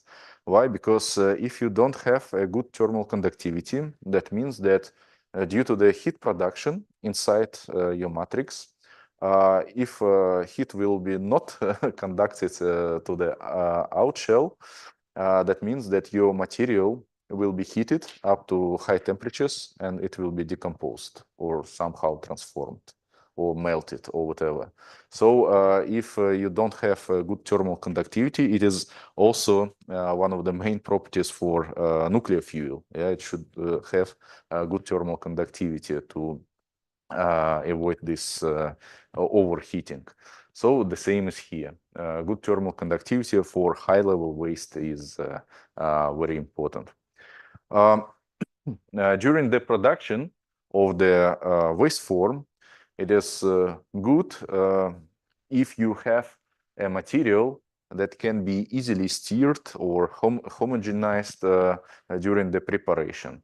That's why here is the value of viscosity is measured, so to allow to achieve the homogeneous distribution of all the components. So it's also related, these two parameters. Yeah. So your material itself should allow to contain radionuclides in the whole its structure or pores or whatever. So the material itself should allow to evenly distribute radionuclide or chemical components of your waste. These two parameters, long-term thermodynamic stability and compatibility with the geological environment, they are related to each other. And because, again, geological environment means that it is stable through a lot of years, millions of years, maybe billions of years. And if we put something inside this medium, the chemical potential should be minimum, that it will not create any gradient in chemical fluxes, so that the chemical gradient will be minimum, so it will be not transformation between the geological media and the waste form itself. Maybe not waste form itself, maybe it's package, maybe buffer material between the canister and the geological environment. It depends on the conditions of the disposal. Of course, again, from the economical point of view, it is good to have as simple technology as it possible. Yeah, when you will look in literature, there are plenty of different very nice research work about some exotic mineral composition for probable application for waste immobilization. But the synthesis itself of this material sometimes is very difficult or takes a lot of steps. So from technological point of view, it can be not really reliable. So the production technology should be as easy as it possible. Again, to minimize the economical, the cost, to minimize the cost of this production. Also, the production of these waste forms at lowest temperatures as it possible. There are two reasons to have low temperatures. First of all, again, it's economics. The higher temperature you need, the more money you will spend to heat your materials. But from another point of view, some radionuclides like cesium, technetium, iodine, they're very volatile, especially if you heat them. So if you have such radionuclides in your system, then you must have the conditions of the synthesis of these waste forms with the lowest temperature as possible. It can be surprising, but these waste forms should be resistant to biodegradation. Why it is important? If you in how to call this disposal in Sweden, Oklo. No, it's in Finland. So I forgot. Aspo. In Aspo underground research lab several years ago, they found the bacteria that live underground under such conditions in 500 meters below the sea level. And these bacteria, they form a lot of the biofilms that change the pH of the solutions that are contacting with the canisters and with the waste forms. So these biofilms, these bacteria, can really degrade the cement materials, the canisters itself. Also, several, not decades, but maybe 20 years ago, in one of the Russian storage facility in Moscow region, it was also found in the cementitious materials some biofilms that degrade the cement form of the radioactive waste. They degraded because these biofilms they produce some acidic byproducts of the living, and the cement itself, it's alkaline material. So if you put some acid in this alkaline material, it will be decomposed. So it was really a problem, and they really needed to take some additional actions to remove these biofilms. So the resistance to the biodegradation can be extremely important in some conditions. And one of the important things when we are talking about the immobilization of the maybe traces of the actinides, there are always traces of actinides after reprocessing of spent nuclear fuel. It is impossibility to extract of these radioactive components from the waste form, especially fissile materials such as plutonium. So it's for forensics. When we are talking about the existing or highly developed matrices, nowadays, I would say that it is two main matrices. It is glasses for high-level waste and cements for all other waste, intermediate level waste and low-level waste. But today, a lot of ceramics, so it's mineral-like materials. They are developed with some new methods to synthesize them. So the problem with the synthesis of the ceramic is to synthesize a big block of these materials, because usually when we make some ceramics, we make gradient of the powder, we press some tablets, small tablets, anneal them, and study their structure. And they say, oh, this is such a nice structure for immobilization of the radioactive waste. But the problem is to produce the huge or big block of these ceramics. Today, there are some approaches. I will show it a bit later, how to do it. But honestly, in technology, still there are only two main waste forms. It is, again, glasses and cements. Cements is very good methods. It's very simple, and cements are known from the ancient time. So there are a lot of research work on cements for just construction of the building and for some other applications. So there are a lot of knowledge about the cementitious materials. We know how to change the composition of cements for a certain type of the radioactive waste. Either it is just a liquid solution with small salinity or with high salinity.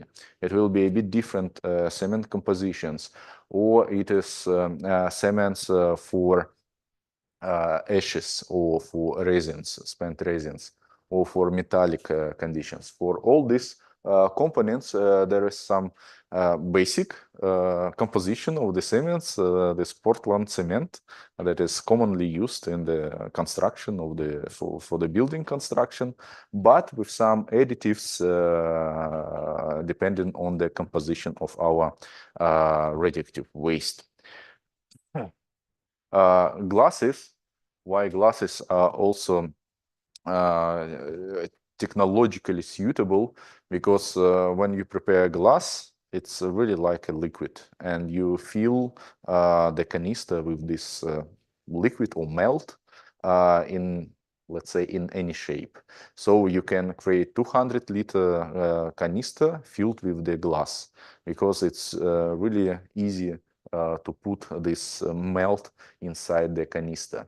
But the ceramics and some glass composite, it's still a lot of research work on it. I will show just some few studies about it. But still today, two main matrices, they are cements and glasses.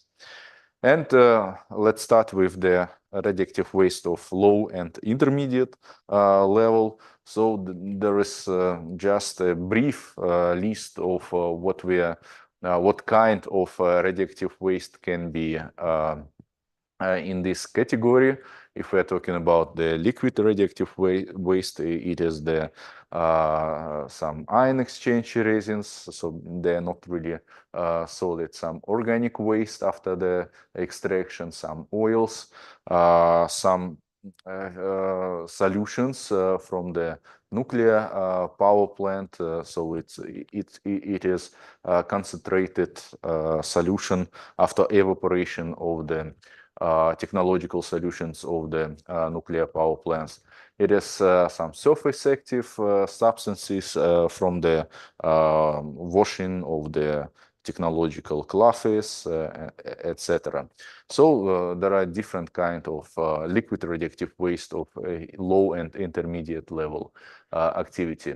And solid radioactive waste, it's mainly some filters, some metal constructions that are cutted and pressed, maybe. It is ashes from some reprocessing of the radioactive waste and some other sources.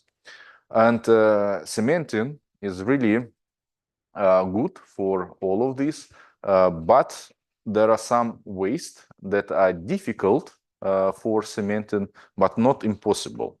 Yeah, so sometimes you need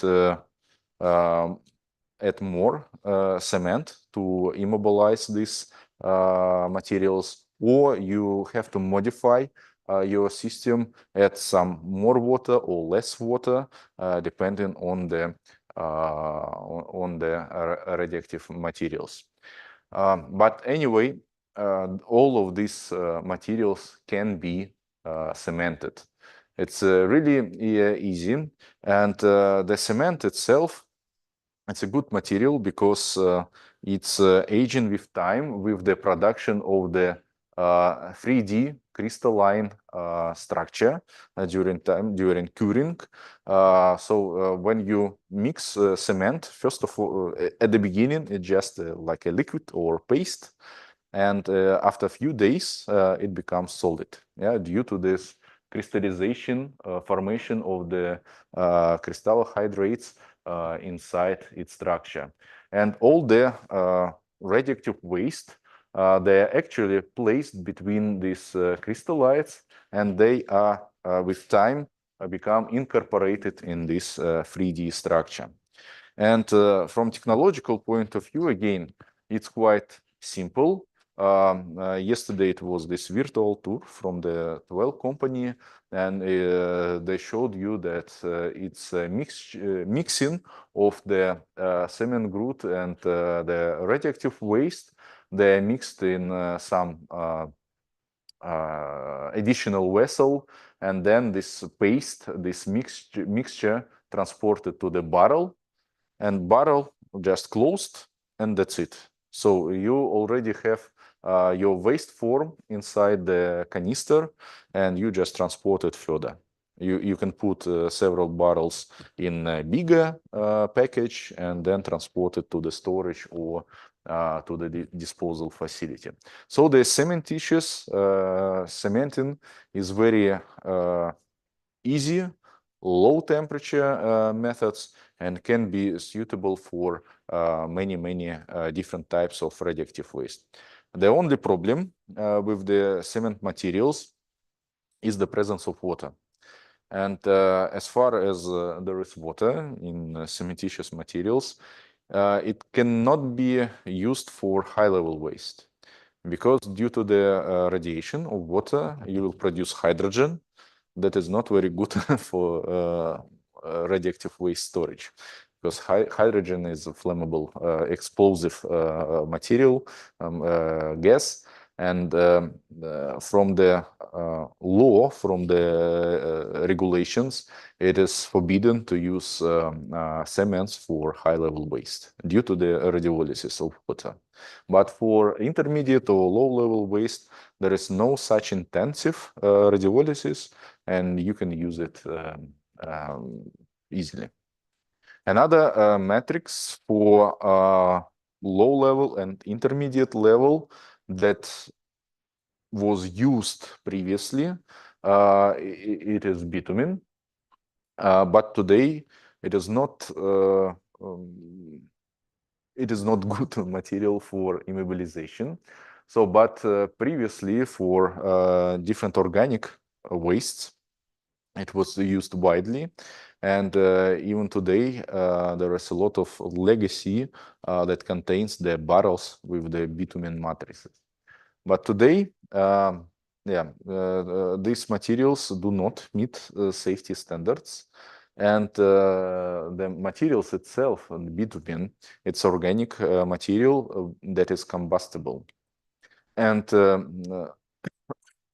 there are many plans to replace this waste form with different methods. So today, a lot of research work is related to the methods to remove bitumen from its packages, and to put all this radioactive waste in another suitable form. And depending on the activity, it is mainly cementitious or glass matrix. One of the another low temperature matrix that is now developed a lot developed in Russia. So this development started, I think, from the USA maybe 30 or something like this years ago. And today it is one of the promising materials for immobilization of different kind of radioactive waste in Russia. So it is from the name magnesium potassium phosphate. This material has a structure that is similar to the natural mineral called potassium struvite. And as far as it's, again, mineral-like structure, it means that it is very stable through the time, because it's like a natural mineral. And it is also prepared like cement. So you just mix several components like paste, and with time it is solidified in the form of this mineral. And it can be used as cement for different materials, but it has higher chemical stability, higher chemical resistance. And today, this magnesium potassium phosphate compound was already tested in enterprises like Mayak production plant, and in Siberia, it is two companies, one in Krasnoyarsk region, mining and chemical combine, and one in Tomsk region, Siberian chemical plant. It's together three biggest radiochemical enterprises in Russia, and they tested these materials for medium level waste, and also they tested it for spent resins. Here, this type of resin, and also for bottom sediments, So it was sludges of the bottom sediments from one of the open storages for low-level radioactive waste. Also today, it is quite a big research work on encapsulation of carbon-14 inside this matrix. So in principle, the matrix itself demonstrated good properties. The matrices itself were synthesized in big blocks, so in big volumes, 200 liters. And after already few years, they showed a good property of these matrices. So it's one of the matrices that can replace cements for some difficult for cementation radioactive waste. And when we are going to high-level waste, again today only one matrix is used. It is glass matrix. So we use vitrification for immobilization of high-level radioactive waste.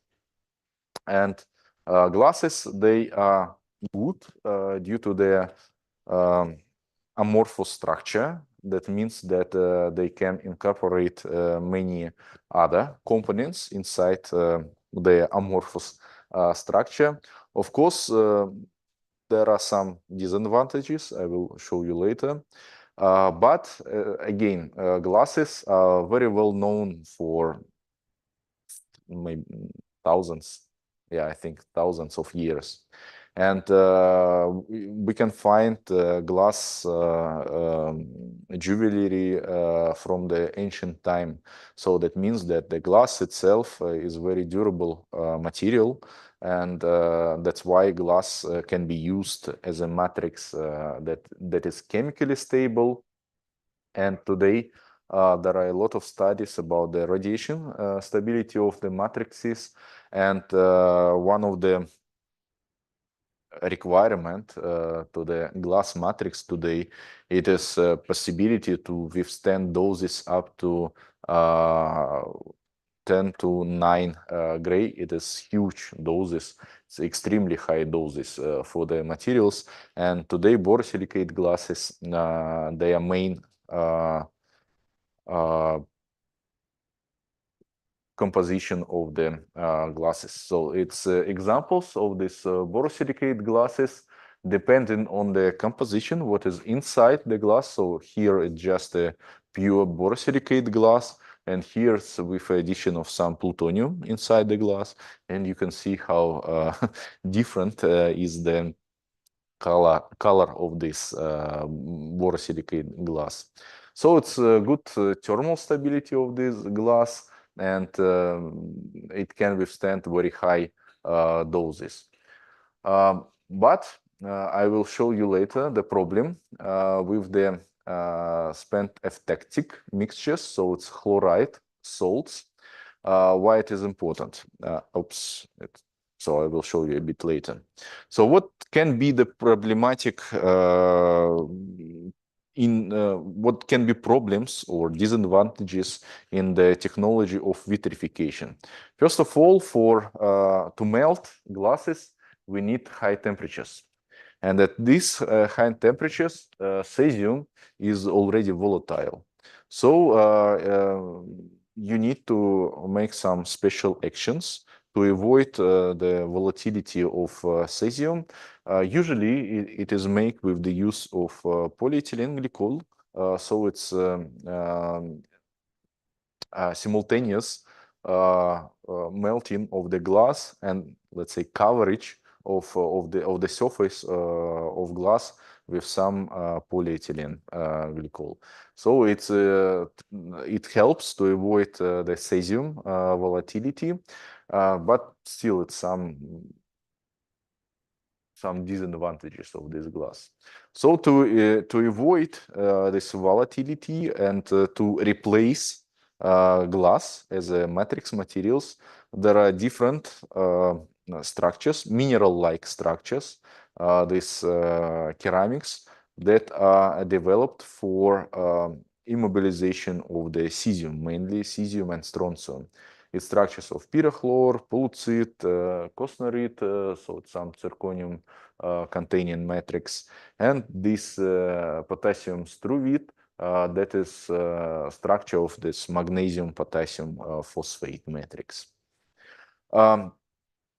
Ceramics, they are good because they are mineral-like structures, so they can be stable for billions of years. One of the mineral that was found is what was it? Zircon with the age of 2 billions of years, so crystalline materials that has age of 2 billions of years. And of course, zircon as a natural material contains some natural radionuclides, and it was calculated on the basis of the content of uranium and thorium inside this zircon mineral, that the dose accumulated is similar to the dose from the high-level waste, and it's still crystalline. So the minerals, natural minerals, they're really good. But the formation of these crystalline materials are not very good for glasses, because glass should be amorphous. If there is a crystalline phase inside the glass, it can be a center of the stresses inside the glass, and thus glass can be destroyed to the powder. So this solidification or devitrification of the material is one of the problematic in glass chemistry. So it is not always possible to put all your radioactive waste in glass, because some polyvalent metals, they really like to form this crystallites. Plutonium loves it really much, for example, or molybdenum or zirconium. Thus, the presence of such cations in glass can be really bad for the composition of this glass. Composite material, I already mentioned this magnesium potassium phosphate matrix, but I would like to stress a bit why I mentioned here also this F-tactics, chloride F-tactics, because nowadays when we are speaking about the closing the nuclear fuel cycle, one of the idea for reprocessing of spent nuclear fuel, it is use of so-called pyrochemical processing. So it is high temperature processes when you use not nitric acid solution, but you use melts of chloride salts to reprocess spent nuclear fuel. So it is non-aqueous media, so that means that there is no radiolytic degradation of water, so no formation of hydrogen. Molten salts can withstand high radiation doses without any damages. So why it is important? Because with these methods, with pyrochemical processing, you can reprocess spent nuclear fuel already after 1 year of storage. So normally, for aqueous methods, you have to wait at least 5-7 years. So your spent nuclear fuel, fresh spent nuclear fuel, should be stored at least 5 or even more years to cool down. Otherwise, if you put directly spent nuclear fuel in nitric acid solution, it will be evaporated immediately. So very high temperature of this spent nuclear fuel, and very high radiation doses for the aqueous solution. But with the pyrochemical process, already after 1 year, you can start the reprocessing of your spent nuclear fuel. Why it is important? Because if you store spent nuclear fuel, again, you spend money, because storage costs money. everything costs money. Even it just standing in the pool or in dry storage, it spends your money.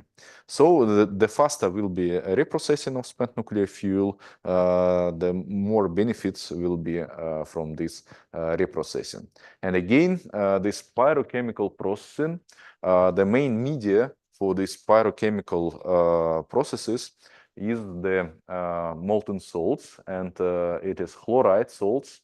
It is eutectic of lithium and potassium chloride. And then there is electrochemistry. So I will not go through all these processes.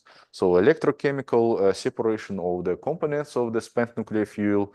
And after all these processes, you have, of course, the radioactive waste in the form of this potassium and lithium chloride.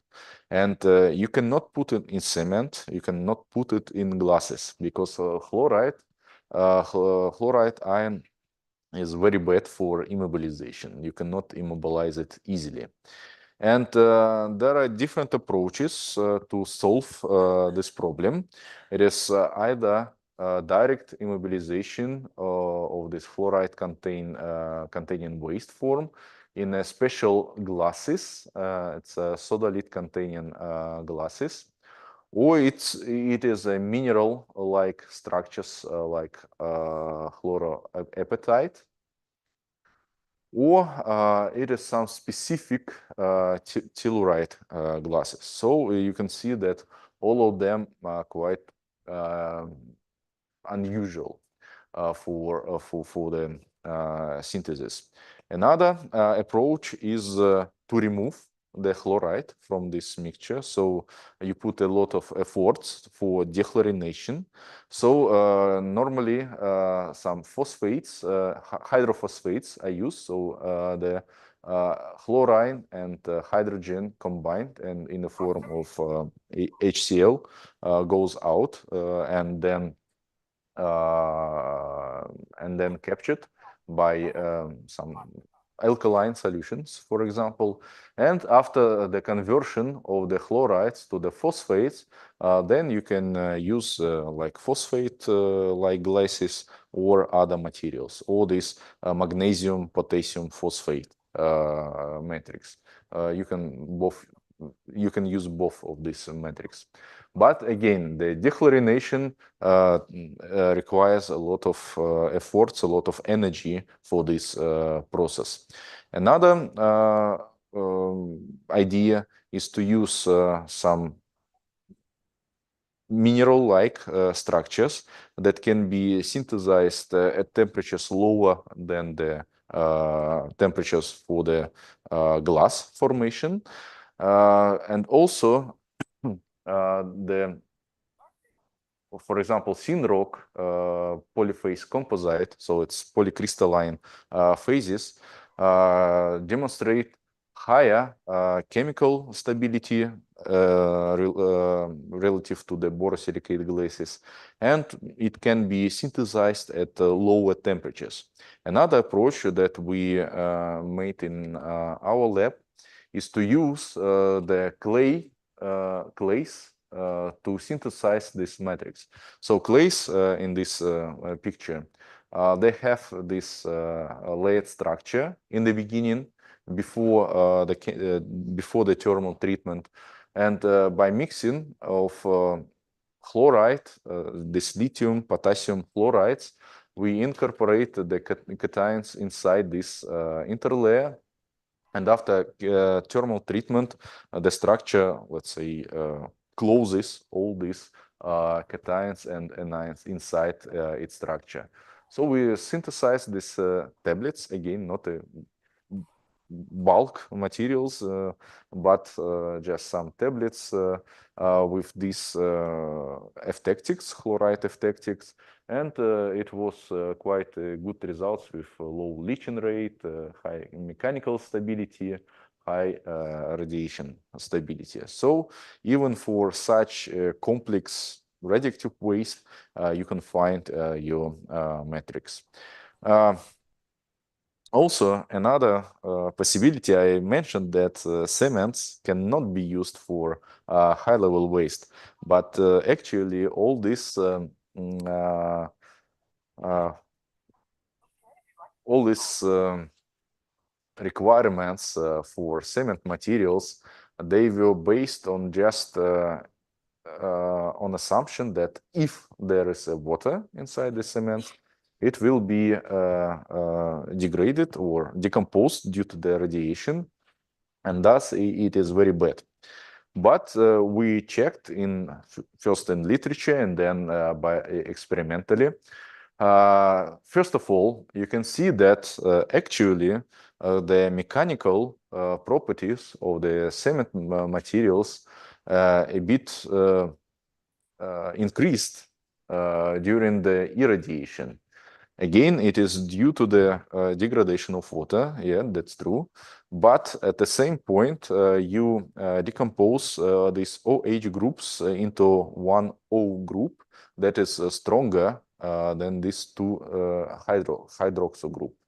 So it is oxidation mechanism, and with this oxidation, the structure become more strong, first of all. And the second point, that we checked the formation of the hydrogen from these materials, and we can see that after some certain point, there is a plateau in the formation of the hydrogen, and it doesn't mean that the all water decomposed. No, it's just a few percent of water decomposed if we recalculate it to the number of water molecules.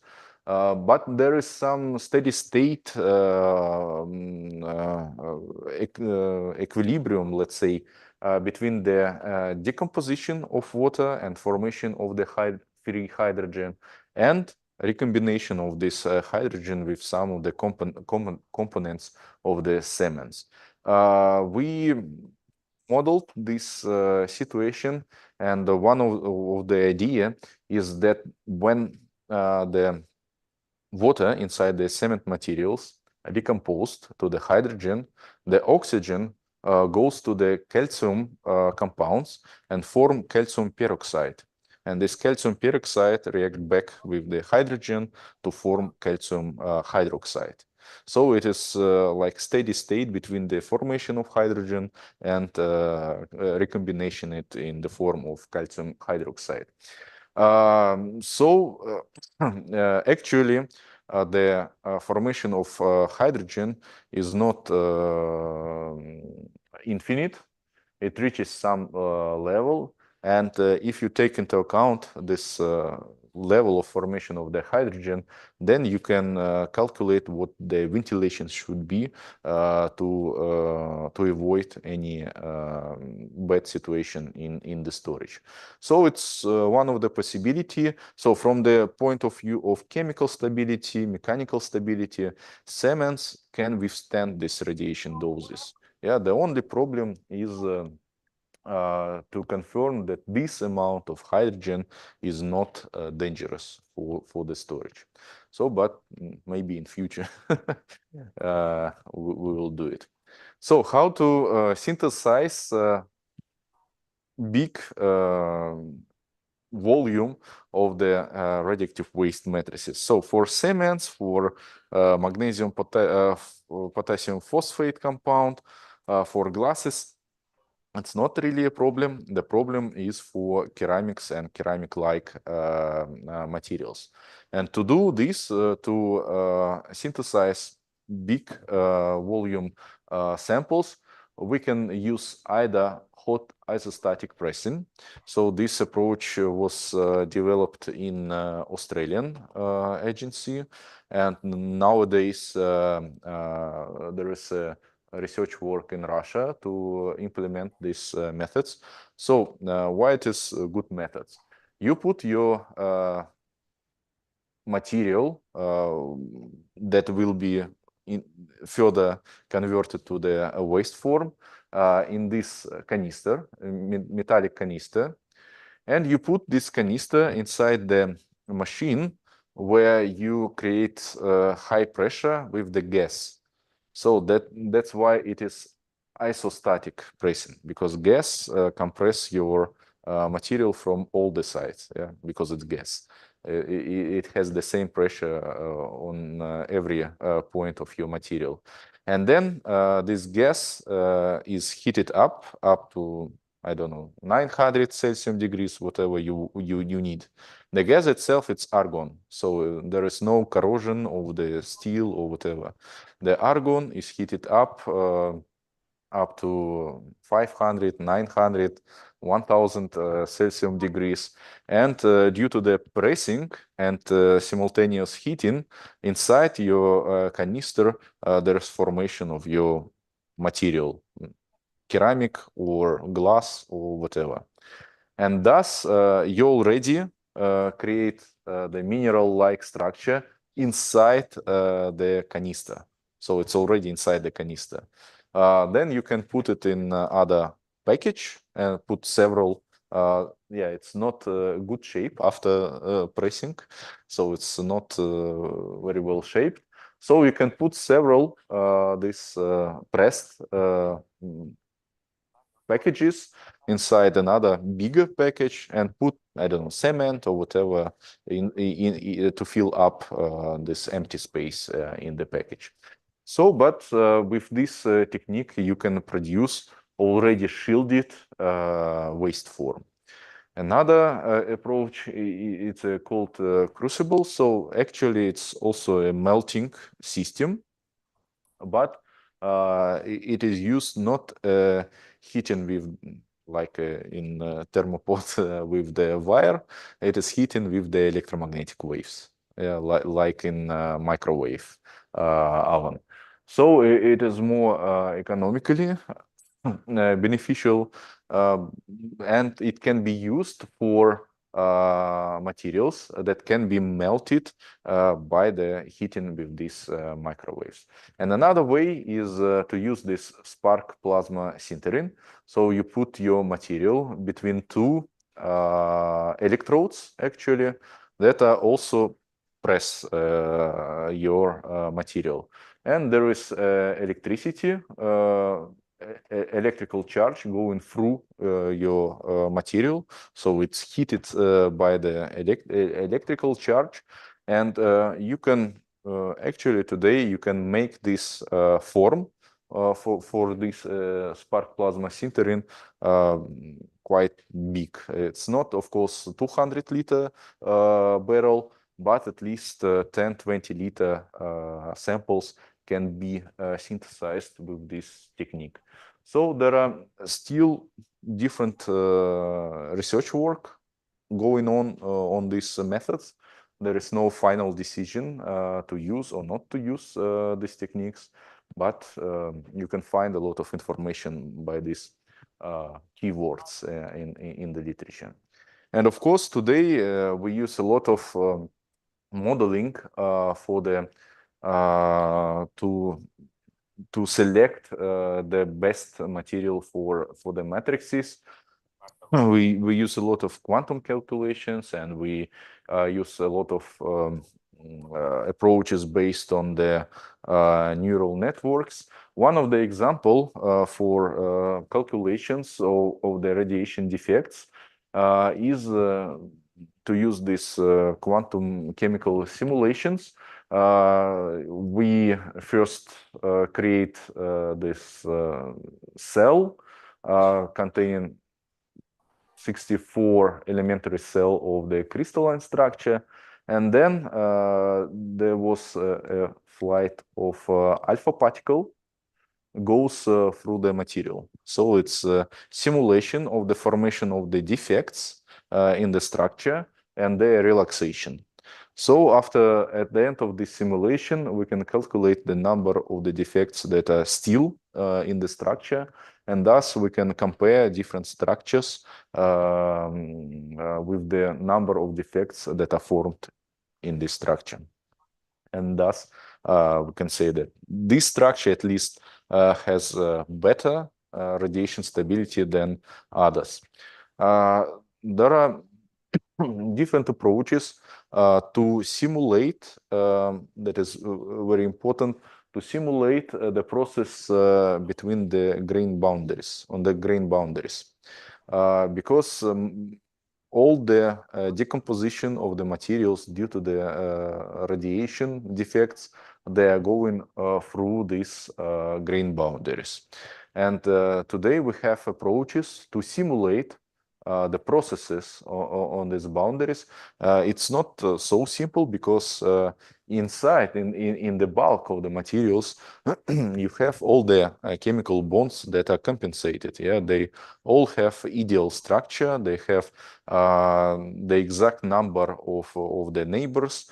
If you know the chemical structure of your mineral or your alloy or whatever, you know how many different atoms are surrounding your central atom. And it's ideal picture, everything is fine. But on the boundary conditions, some chemical bonds, they are not compensated. So there is additional energy, excess of energy on the grain boundary. And how to model it, what is happening in these conditions. So now we can model it with the use of the interatomic potentials that can be found by using the neural networks. And another good example of this prediction of the composition of the materials again is the use of the neural networks or so-called generative models.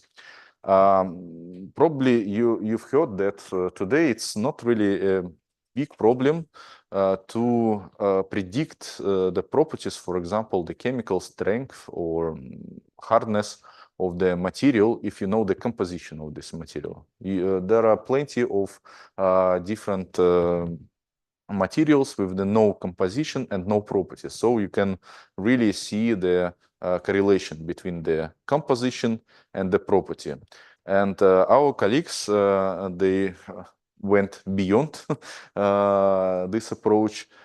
They tried to make a model that predict the composition of the material with the desired property. So they search for the materials with the highest hardness, and they started from the unknown materials. So they use the database, available database on different structures with their properties, this chemical space, and they trained model that it will find the new compositions of the materials with this property. So let's say that the hardness should be higher than this limit. And the system, the model, proposed some candidate materials. And what was surprising that among these candidate materials, there were real materials with these properties that were not previously put it in the model. So the model didn't know about these materials, but it predicted that these materials should exist, and they exist. So it's one of the way today to find the materials with the desired property. And we today trying to use these approaches to find the matrices, the composition of matrices for some specific radioactive waste. So it's another example how it actually works, that this chemical compounds with the known structure, with the known X-ray diffraction patterns, they are converted to some vector that can be recognized by the model, by neural networks. And then with some additional steps, these neural networks find the new compositions, the new structures that should have these desired properties of our material. So today, really the quantum chemical calculations and the neural networks can really help in finding new materials for the immobilization of the radioactive waste. So it is all from me in this lecture. If you have any questions, I will try to answer. Yep. Have.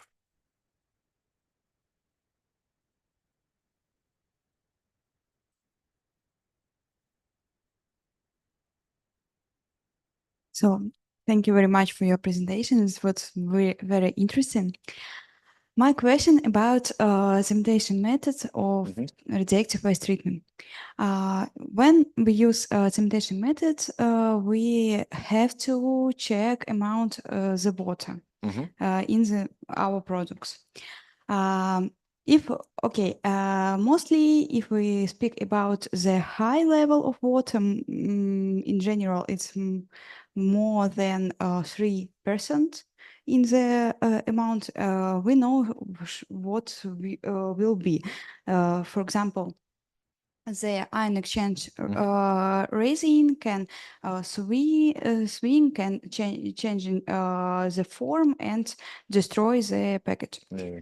My question about opposite side, does exist the lower level of containing water in the products, and what will be if we evaporate all the water, not all the water, but the mostly amount of water from our products? So the minimum amount of water depends on the technology of the preparation of your cement material, because if there will be too low amount of water, you will not be able to make this paste.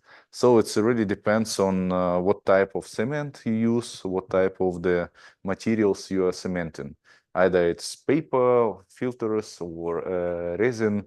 It will be a bit different. So the lowest amount will really depend only on the let's say viscosity of the materials, that it will be possible to make this homogeneous mixture, and that is more important to put it through the pipeline. Otherwise, it will be clogged in the pipeline and will be stopped all your process. And it happens many times in this technology. So it's just step-by-step evaluation of what the minimum volume of water we should add. There is no prediction, let's say.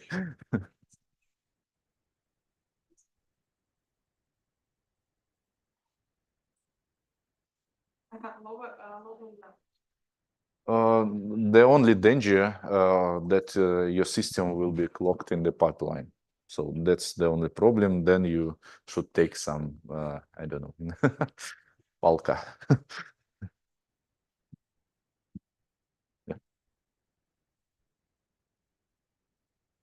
Thank you very much.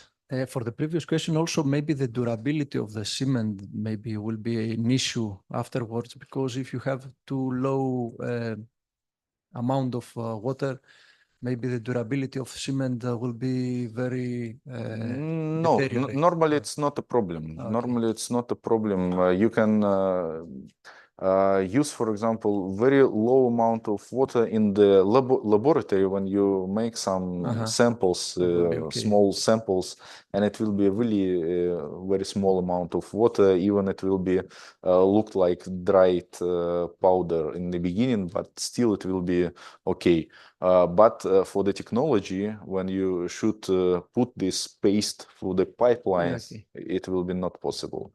So it's always this, as I mentioned, step-by-step evaluation. What is the better ratio between the solid phase and the aqueous phase? Okay, I have a question about the types of high-level waste. I understand that the high-level waste are the pellets of the spent fuel.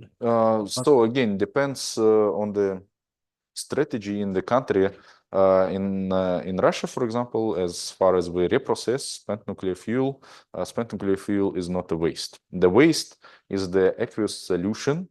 So we dissolve spent nuclear fuel. So in next lecture, I will show this general scheme. We dissolve spent nuclear fuel. It is a very active solution, but it's still not a waste. When we extract uranium and plutonium, and Okay. other components, and aqueous phase that is still left. So It is high level these are the waste. high- Yeah, okay. it's contains cesium, strontium, all the fission products, some activation products, and okay. this is the liquid high Okay. level waste, and then it is evaporated and then vitrified in the form of glass. Okay. Yeah. For Russia, the high level waste is in fact a liquid that becomes into gaseous form and then back into liquid. Not gas. in gaseous form. Ah. From Sorry, liquid evaporate, it goes to the dried form and then to the glass form. Okay. Yeah, So it's a there are powder. another radioactive waste, for example, disused silt sources. Professor Ojovan in the next lecture will show this categorization of the silt sources. They are not liquid, but they are not longer in use. Okay, So, for yeah. example, some cesium-127 sources that are no longer in use, but they're really high active, and so there is another treatment of this waste. And you process them directly as solid. Yeah, depends. Sometimes they reprocess these sources to extract cesium again. But yes, they are stored as a solid sources. Okay. Yeah, because the cesium is in the state of salt. Yes, in yes, sources. it's salt, but it's sealed in this stainless Yeah. steel. Several shields of this steel, and So it's the process to open these. yeah, sometimes they reprocess it. Yes, yes. In Mayak plant, who produce this fresh sources, sometimes they take it back and they reprocess them if it is possible. So it depends on the state of this source. You know, other countries, let's say in global, they process as high-level waste solid, let's say, pellets of spent fuel, or they do No. the same. Spent nuclear fuel, if we're talking about the open nuclear fuel cycle, they do nothing with the spent nuclear fuel. It's stored for several years. Then it just packed in another container and go to the disposal, to the repository, and that's it. So there is nothing is done with. And they classified them as high-level waste. Yes. Mhm. Okay. But And they do not they nothing. do not make any, let's say, immobilization. No. Because fuel, nuclear fuel itself, it's a very good material. So this uranium dioxide is very stable. It is placed in the zirconium alloy. So it's chemically stable. Yeah, so it's good materials, and you don't need to do anything with it. It's already like in form of the immobilized form. So just put it in another canister.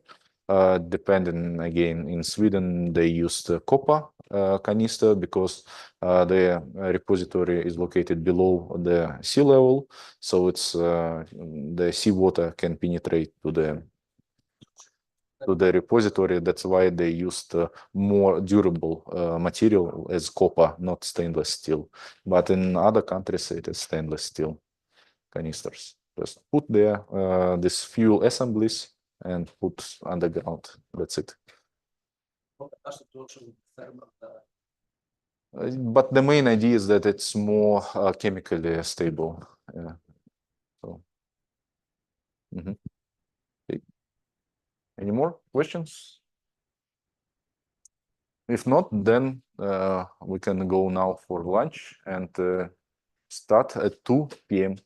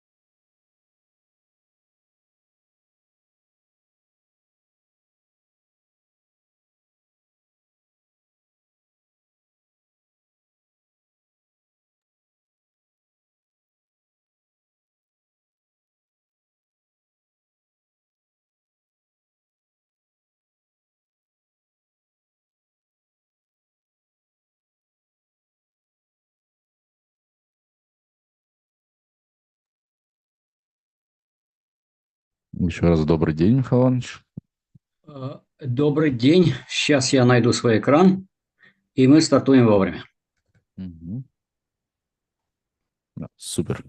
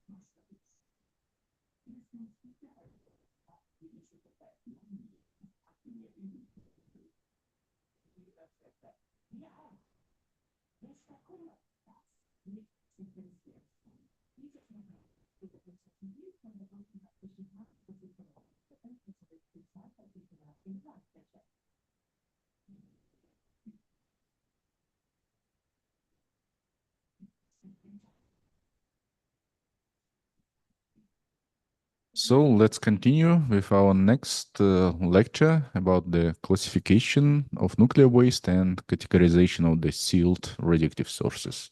So Professor Razvan, please. Thank you, Vladimir. So, dear colleagues, you see the topics. There are two topics here, so they will be divided because of that two outlines. So the first one will be about classification. And then we will change. It will be another outline. So here it's based on a IAEA safety guide, which is GSG1, so generic safety guide 1 about the classification, and you see the content. So I will give you the description of classification scheme, which is recommended, and in many cases it is used. At least the basis it is used, if it is not exactly used as is.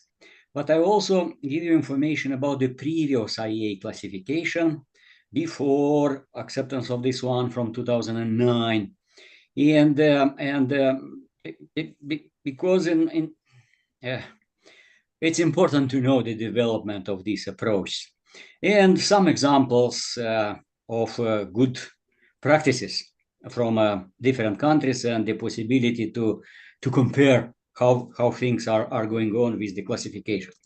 So I'm starting again with the definition which is taken from a basic safety standard. So GSR part 3, the definition, it is given here, and the important thing is that if we see that we have radioactivity levels below the clearance level, then although the radionuclides are there, we will say that the practice is exempt, and the waste which was thought as radioactive, it is not radioactive. It is not considered radioactive.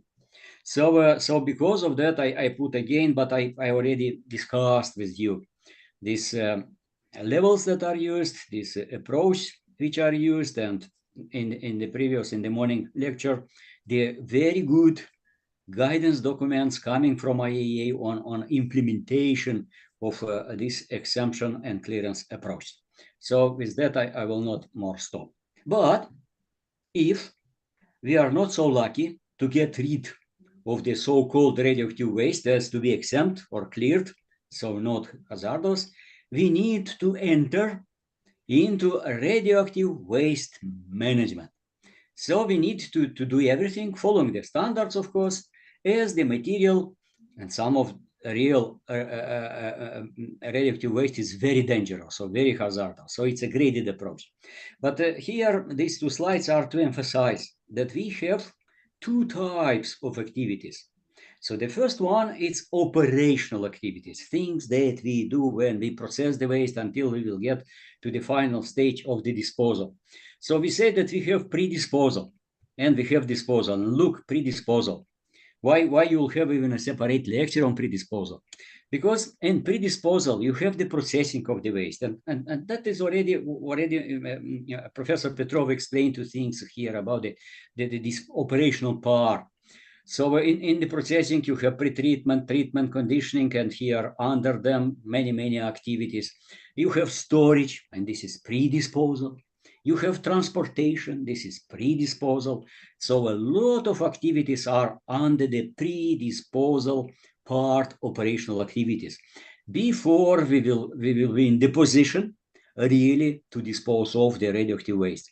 And the situation with the most hazardous, so-called high-level radioactive waste is such that this activity is still postponed, and it's very little done on the real disposal of high-level waste anywhere in the world. Although the discussion about that are my entire career, we were discussing about the disposal of high-level waste, but it's still pending the fulfillment of all the conditions, etc. So these are operational activities.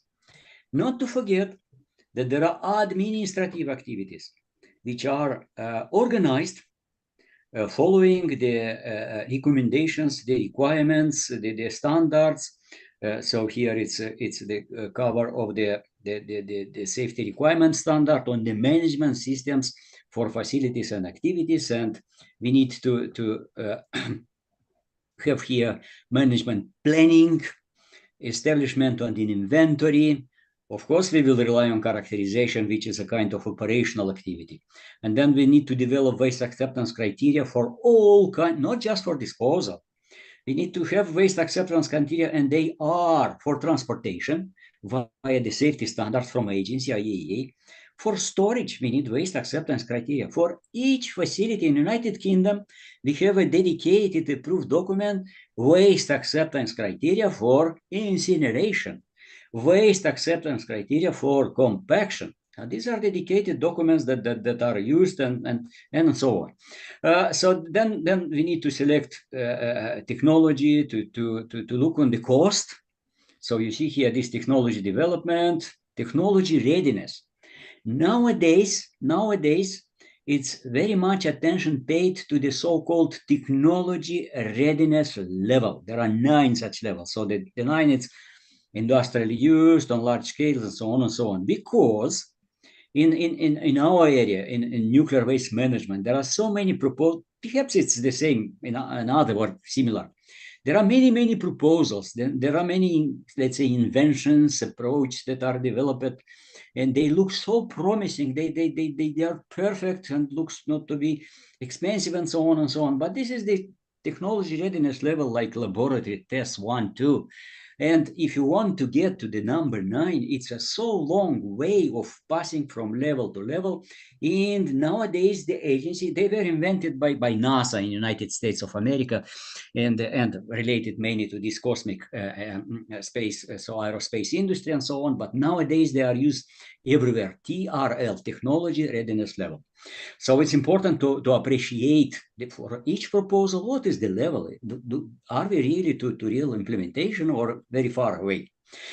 Cost estimation, then we need to get license in order to work with radioactive materials. We need to prepare for that safety cases. So, and then to look on waste management options and to apply one of them, which was appreciated and licensed to do this.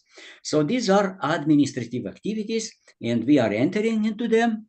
And once it's so, we need to have a language of discussing or understanding correctly each other in management the radioactive waste. So here it goes with several clicks. So we need classification. We need development of the language of that. So here some points.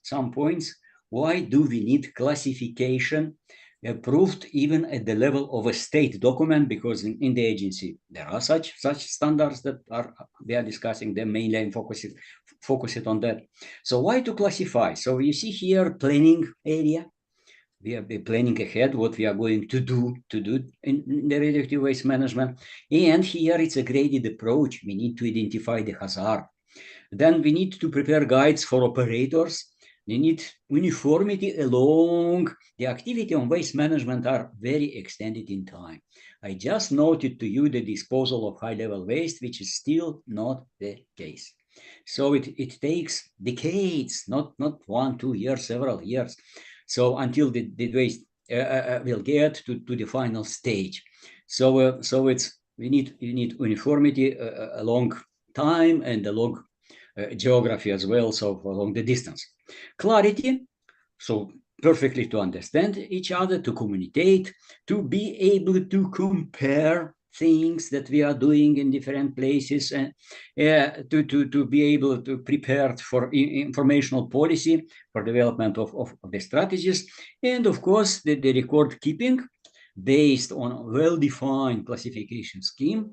It is possible to arrange, this knowledge management things that the information is not malfunctioning and badly passed from one generation to another. So, the International Atomic Energy Agency, via practices used in the world, via discussions among experts, among specialists that operate in the area of nuclear waste management, has came to a generic classification scheme, which schematically it is shown on this slide. It's described in publication 2009.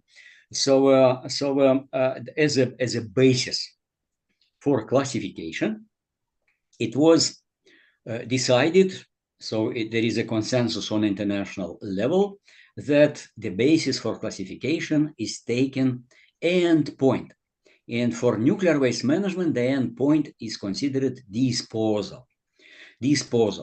And if you look to this scheme, there are two parameters that are used for classification. The first one is here, vertical, activity content.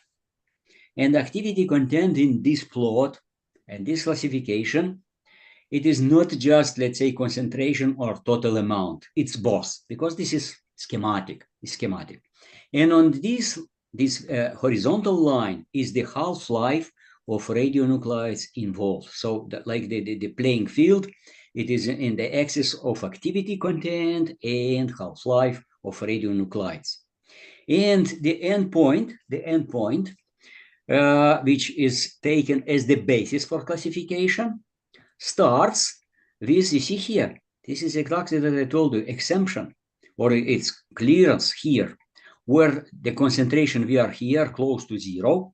So natural content of radionuclides and natural, which is in most places on the Earth. It's not the question about maybe some sands where is a lot of thorium, or some rocks that are full of thorium, uranium, let's say, or maybe these places in Iran that I noted to you that it's 100 times more than usually in other places. So very low content of radionuclides, exempt waste, and at least in the past activities, but can be even nowadays, the disposal it is also was considered like discharges. So the terminology that was used was so disposal doesn't mean necessarily that we go to did not mean in the past. Necessarily that is to be disposed of in a repository. It could be just this, getting rid of it. So that's a kind of disposal. One is exempt waste. So exempt waste, it's clearance, and maybe it's waste. So we'll go as a trash, or it will go as industrial waste. So at least it's not under regulatory control of regulations from the point of view of radiation and content of radionuclides. So not radiological and nuclear regulation authorities. So let's now look to these details. So the end point, it is disposal. And we start from here. So here, additionally, there is like a line, which is approximately 30 years. In reality, sometimes written 31 year. It is that this line includes the half-life of cesium-137. Cesium-137, it's a very typical radionuclides in the radioactive waste. And it is still considered as a so-called short-lived. So everything with the half-life shorter or equal to the half-life of cesium-137 in the terminology of IAEA is short-lived. But if you are very close here to zero, can be even very short-lived. So the word here is, you see V, it's very short-lived. So these are typically the radionuclides that are used in diagnosis. There are many, of course. So these are the radionuclides that in a relative short time are decaying. The half-life is very short, and they are called very short-lived radionuclides. And therefore, the waste which contains these radionuclides is called very short-lived waste. And if the radionuclides there are longer than the cesium-137, they are so-called long-lived. Maybe that they are a little bit above of 30.2 years, which is the half-life of cesium-137. So you see here, I put long-lived waste, short-lived waste. And the details, what is really that and that in the next slides. But what is here? If you go up, exempt waste is the first. So it's clearance, and that goes as a trash. So we say this is non-radioactive waste. Although, as experts, we understand that some radionuclides are there. They are rare because practically everything it's a little bit radioactive, absolutely everything.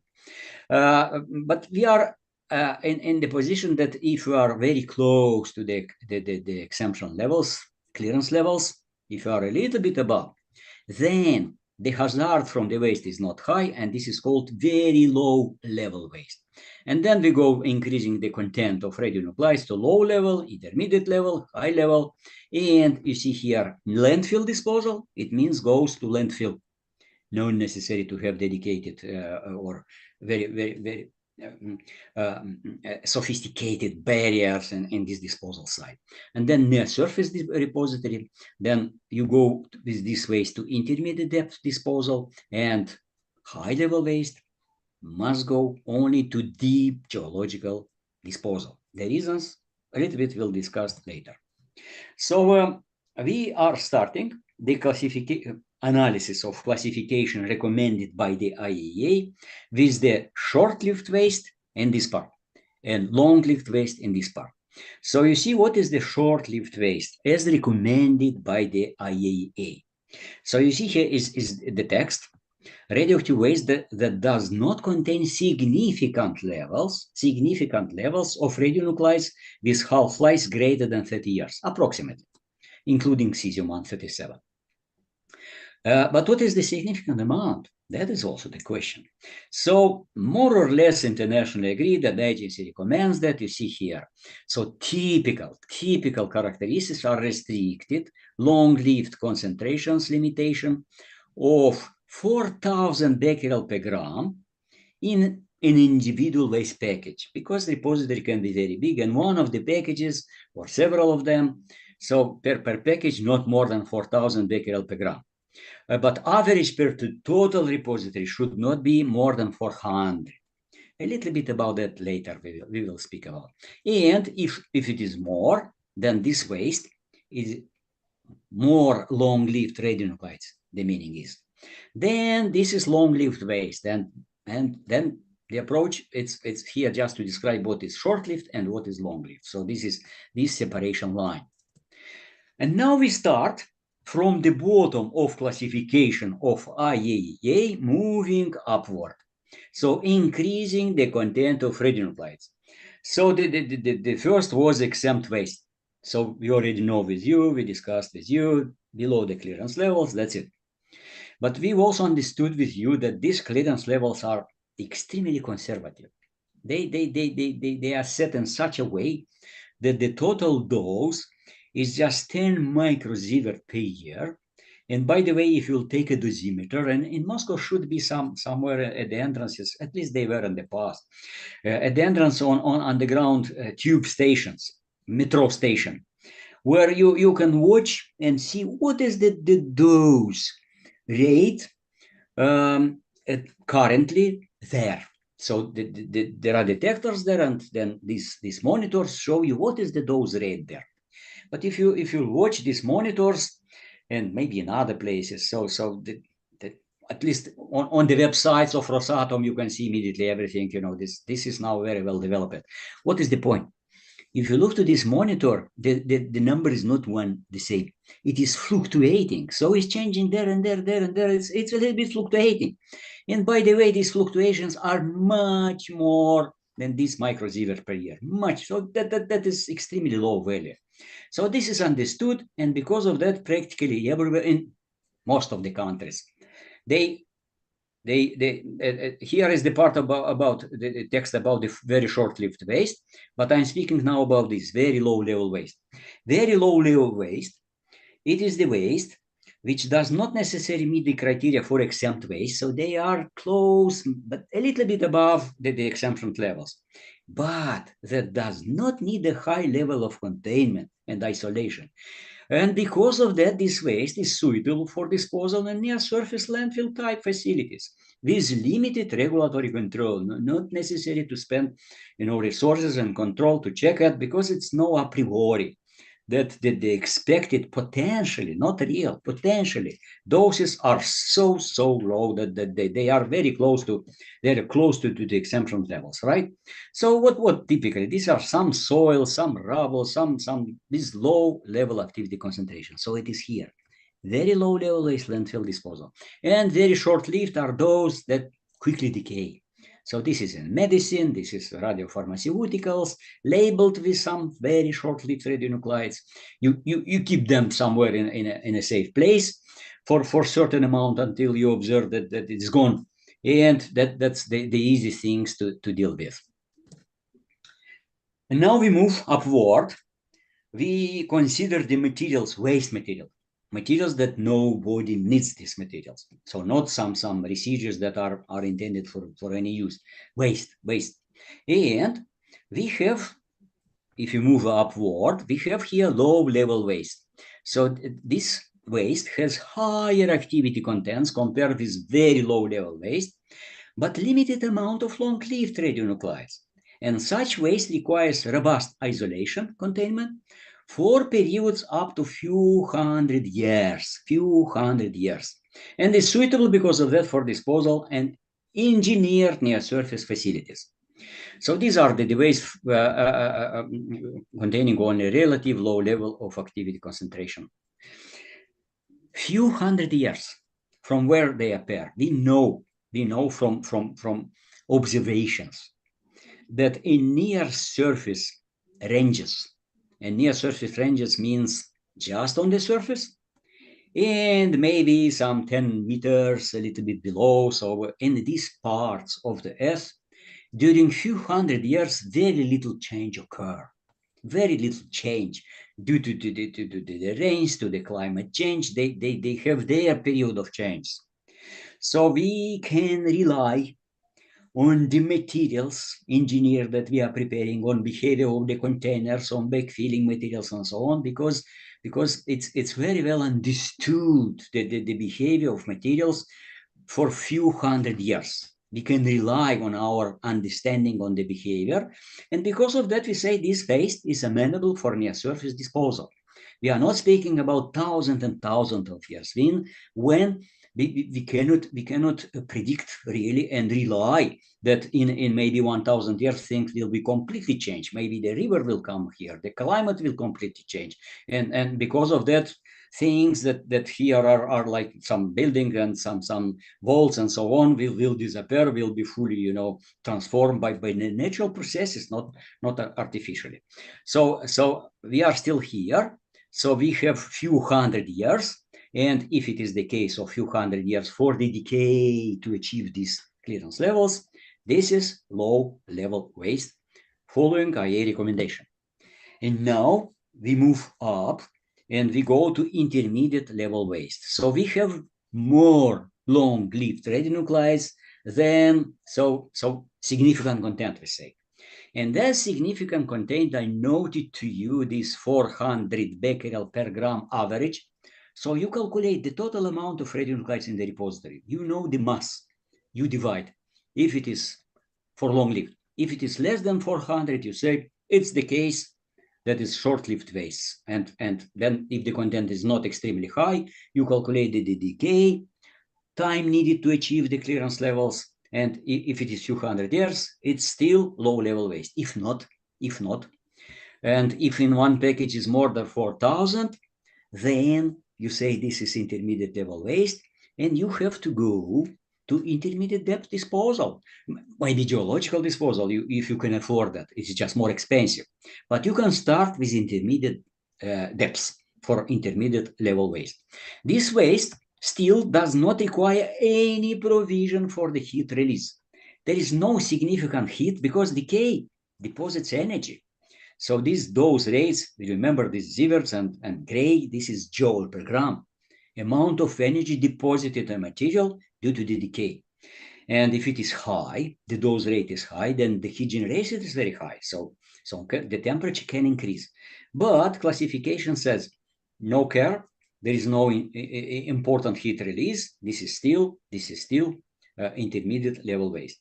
There are comments in the IEA publication, because these numbers 400 and 4,000 for individual are, some results conservative, and in reality for many radionuclides, and the list you see here. So you see, concentration may be considerably higher, up to tens of kilobecquerel per gram. So, these levels, they are not coming from the gut. They are coming from safety analysis reports. The experts should use, nowadays everything is done via computer codes. So the times when it was very easy in a room with the pencil and with, a little bit thinking, in calculator, everything could be done. Nowadays, the calculations become very complicated. We account for many things, and we are using sophisticated, approved licensed computer codes. So these numbers are we can take as a kind of indicative, these conservative numbers, and use them. And practically everywhere the country do that. But in reality, things should go via safety analysis report. And if the safety analysis report, which is checked, is peer-reviewed, and so on, show that you can go maybe 10 times more than these numbers, then why not to go? Why not to use these concentrations? If it is safe, of course, we can apply this approach. So that's the comment about this content of long-lived radionuclides. And if you move upward, if you consider radioactive waste, which contains higher concentration, higher total content, we are coming to the situation when we discover that the waste should be isolated for so-called geological time scales. So these go beyond 100,000 years. From geology, from this science, we know that we cannot put this waste even at intermediate depth. We should find some stable formations, some places on the Earth where we see from geological investigations that there nothing happened during these millions of years that we need. And because of that, nothing it is expecting to happen in the next millions of years. And then we can put there, we can do all kind of modeling calculations because we know for sure from geology that the conditions will be preserved for these geological time scales, which are needed for the full decay of radionuclides. So when we speak about actinides, these are long-lived radionuclides, and in spent nuclear fuel, in high-level waste, you see here the definition, right? We see that the content is so high that we need the isolation time of these waters of 100,000 years and even millions of years. And because of that, they must go to deep geological disposal. And this is international consensus that high-level waste, including spent nuclear fuel, waste which let's say United States or Sweden or Finland, countries that do not reprocess the fuel. Also, it's expedient to do so because that very useful material, just a small fraction of uranium, it is burned. Almost all, it's still there in the fuel, but it's difficult to reprocess the fuel. This is high technology. You need expertise. That's complex technology and so on. So it's easy, you know, to dispose of the fuel and to buy the fresh uranium, which is non-high level material with high doses and so on and so on. So that's the situation. So spent nuclear fuel, which is waste, high level waste, which is produced after a processing of spent nuclear fuel, used nuclear fuel in the United States, we say, must to be disposed of in deep geological formation for the reason that there these conditions are stable. They were stable for millions of years and will be stable for millions of years. And here it's a text about, you see, definition. Activity concentration high enough to require shielding. We need shielding. The doses are so high. If once you have the possibility to visit our site in Sellafield in United Kingdom, then through you know these windows, very thick, so half of meter, even more, lead containing windows, you can look inside of hot cells, and the let's say anecdotic or situation that it is given to visitors is as follows. Imagine that you see in a binocle somewhere far away a canister with vitrified high-level waste, which are produced industrially in Sellafield, the canisters. And imagine that you see in a binocle, oh, the canister is there. And you don't know that it is high-level waste there. And you start to approach it to see, you're curious. You will never get to it. You first will die. The dose rate is so high that they need shielding. Otherwise, no way to approach it. The little dose will be received until you are walking to it. It's so high, the dose rate, really very, very high. And generates high-level waste, significant quantities of heat by the radioactive decay products, typically above several watts per cubic meter. This number, which is here currently in the regulation, several watts per cubic meter, it's a number that myself, as an external expert, I was in a long discussion with the IAEA to correct a big mistake in the previous classification. And not because I'm so smart, but just I paid attention to it. And nowadays you see this number. In the past, it was a terrible mistake in international regulations, where instead of several watts, it was kilowatt. Kilo means 10,000 more. Imagine, and there are some slides about that. So you see here, high-level waste can also be waste. These large amounts of long-lived radionuclides that need to be considered in the design of a disposal facility. So it may be that heat is not very high, dose rate is not very high, shielding, but not so high as I just told to you for high-level waste. But because of long-lived radionuclides, like spent nuclear fuel, you need geological times for the decay, you need to go there in deep geological disposal. So this is also in this classification high level waste. Rather for the long times needed than for the dose rates and so on. So overall, this is it's taken from IAEA publication. It has also a mistake. So from time to time in the IAEA happen some misprints, some mistakes, and what to do? We need to correct them. So this picture has a little mistake as well.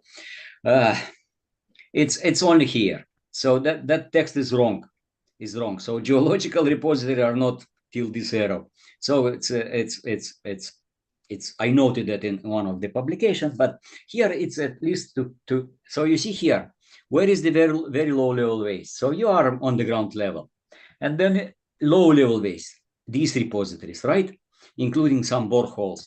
And intermediate level, you go to intermediate depths. And if you are with the high level waste, you must go to the deep geological repositories that should be, according with definition of IAEA, deeper than several, that means at least 300 meters and deeper. But the must is stable geological formation, So it's like a kind of overall for classification. And this slide is to show, it's taken from one of my colleagues, Professor Claire Corkhill, and former my boss, Professor Neil Hyatt from Sheffield, former director of Mobilization Science Laboratory here. So it's, look, now we have the language. We understand what is high-level waste, what is intermediate-level waste, what is low-level waste, and this is the characterization of nuclear fuel cycle. And everywhere we can see the wastes, and they are labeled. This is high-level waste, etc., etc. So it was given the information by Professor Petrov in the lecture about nuclear fuel cycle, but this is to emphasize that once we have the language, once we have the terms very well defined, then we can publish papers, discuss reports, and understand the same. It's understood by everyone. What is high-level waste? That things that must go into the deep geological formations. So let me a little bit distract you, and not only because it's important. It's an important point. So about the older classification scheme, this is the cover. So you see here classification of radioactive waste. It's because I'm forgetting numbers. So this is the safety standard of the agency, which was replaced in 2009. So it was active till 2009. It was published in 1994. Maybe you are even younger than this document. And now is superseded. It is replaced by the new one. And the schematic of this classification, it is shown here. So it was more or less the same. You see this line: short-lived waste, long-lived waste, near-surface disposal, intermediate level waste, deep disposal for long-lived waste. The mistake was here. This is the table. And what happened? Somehow it was a typo. I don't know it was what. But in the definition of intermediate level waste, in the IAEA document that countries took, as coming from IAEA, from headquarters, very well analyzed and approved, it was written that activity levels could be up to, so if it is a little bit smaller than 2 kilowatt per cubic meters, so up to 2 kilowatt per cubic meters, it is still intermediate level waste. And if you will use indeed this number, then we can get into the situation, which is the meltdown. The meltdown. It was a movie, quite old, China syndrome, that it happened in Chernobyl. So in Chernobyl, and it happened also, unfortunately, in Fukushima. It was not cooling of the core. The concentration of radionuclides there decaying was like that. And because of the large volume of the core, the temperature got so high that everything started to melt around. And then this blob of molten mass started to move downward. And in Chernobyl, it was the danger that will reach this moving down by self-melting, the water table and contaminate, rivers and Europe. So that was a terrible case. But you see here, it wasn't the regulation printed. And nowadays, you see, instead of 2 kilowatt, it is just few watts. It was played down 1,000 times. So here you see above for high level waste. But in the older classification, approaching 2 kilowatt, it was still intermediate. So fortunately, no one got in trouble with that, but that was a mistake. This is a copy paste from one of my publications about the self-disposal option with the Professor Pulektov and Vladimir Kashev from Russian Federation. But that method was also developed in United States of America. It's analysis of the possibility to put the waste in a spherical canister, or to put some sources for heating purpose. You see here, it's a sphere made of tungsten filled with sources, and to put it somewhere on the bottom on the sea, and just to let it move down because of self-melting. So when we analyzed, the needed concentration of radionuclides, then we found that it's this kilowatts per cubic meter, and then we saw that it is in the classification for intermediate level waste, which is a terrible mistake. This is even a cartoon against this method that was in scientific papers, that the sphere will go till to Australia. So we decided not to use such high concentration of radionuclides. Sorry. So that meltdown is also called China syndrome. That's things that are rather scientific than there is no any practice on that, but such possibility really exists. Of course, when developing the language of classification, many other parameters of the waste are also needed. And other parameters are called categories. So the point of origin, where is the waste coming from? It is from nuclear fuel cycle, including nuclear power plants, or from research, including research reactors, or some nuclear applications, let's say from medicine. This is important. So we say medical waste, nuclear fuel cycle waste, institutional waste, but these are not classes. These are categories. Of course, physical state, of course, is very important to know. It is solid, it is liquid, it is gaseous. So physical state is also, this is a category of radioactive waste. We say that we have types wet solids like spent ion exchange resins, sludges, combustible or non-combustible, compactable, non-compactable, metallic, and so on, biological. So all these things are termed categories. There is a guidance coming from IAEA in form of technical documents, a document which is based on practices used in the world, and this is about categorizing operational radioactive waste. These are categories. Some examples very briefly before I move to the sealed radioactive sources. So the classification appeared much before the agency developed, these international guidances. So disposal point, it is still the most commonly used to define the waste classes, and this is actually recommended by the IAEA. Many important things are in this monograph, which we prepared jointly with Professor Bill Lee from Imperial College London and Carol Jansen from United States. And this is an overview, was published in 2013. Russia is here, many countries, United Kingdom, of course, United States. Overviews prepared in this book by the leading experts in the world. So these things are very well described in the monograph. So this is the table for United Kingdom, the classification scheme, which is used in this country. So you see, it has the classes that are recommended by the IAEA. And actually, this experience was used in the IAEA when developing this international scheme. But what is good, that this time in UK, we developed two classes of very low level waste, low volume and high volume. Because some of the users, they produce very small amounts of the waste. And common sense suggests that it's better to have for them a little bit different classification scheme compared with the high volume radioactive waste. So there are other points that are important for United Kingdom. Let's move. Okay, let's note to you one of them, which is a good example for practical use if you participate in development of classification in your country. In United Kingdom, we are using the content of radionuclides not per gram, not per kilogram as recommends the international system of units. No, we are using per ton.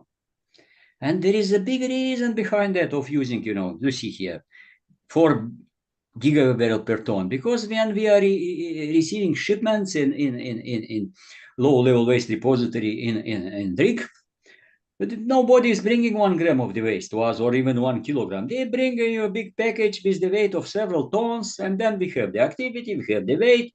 If it is below that, okay, you are accepted. If not, I'm sorry, it is returned the waste, not accepted. So that is something which is based on practice, and is a good thing from practical point of view. Another very good example, sorry, it has per gram, which has other advantages, big advantages. And that is coming from Russian Federation.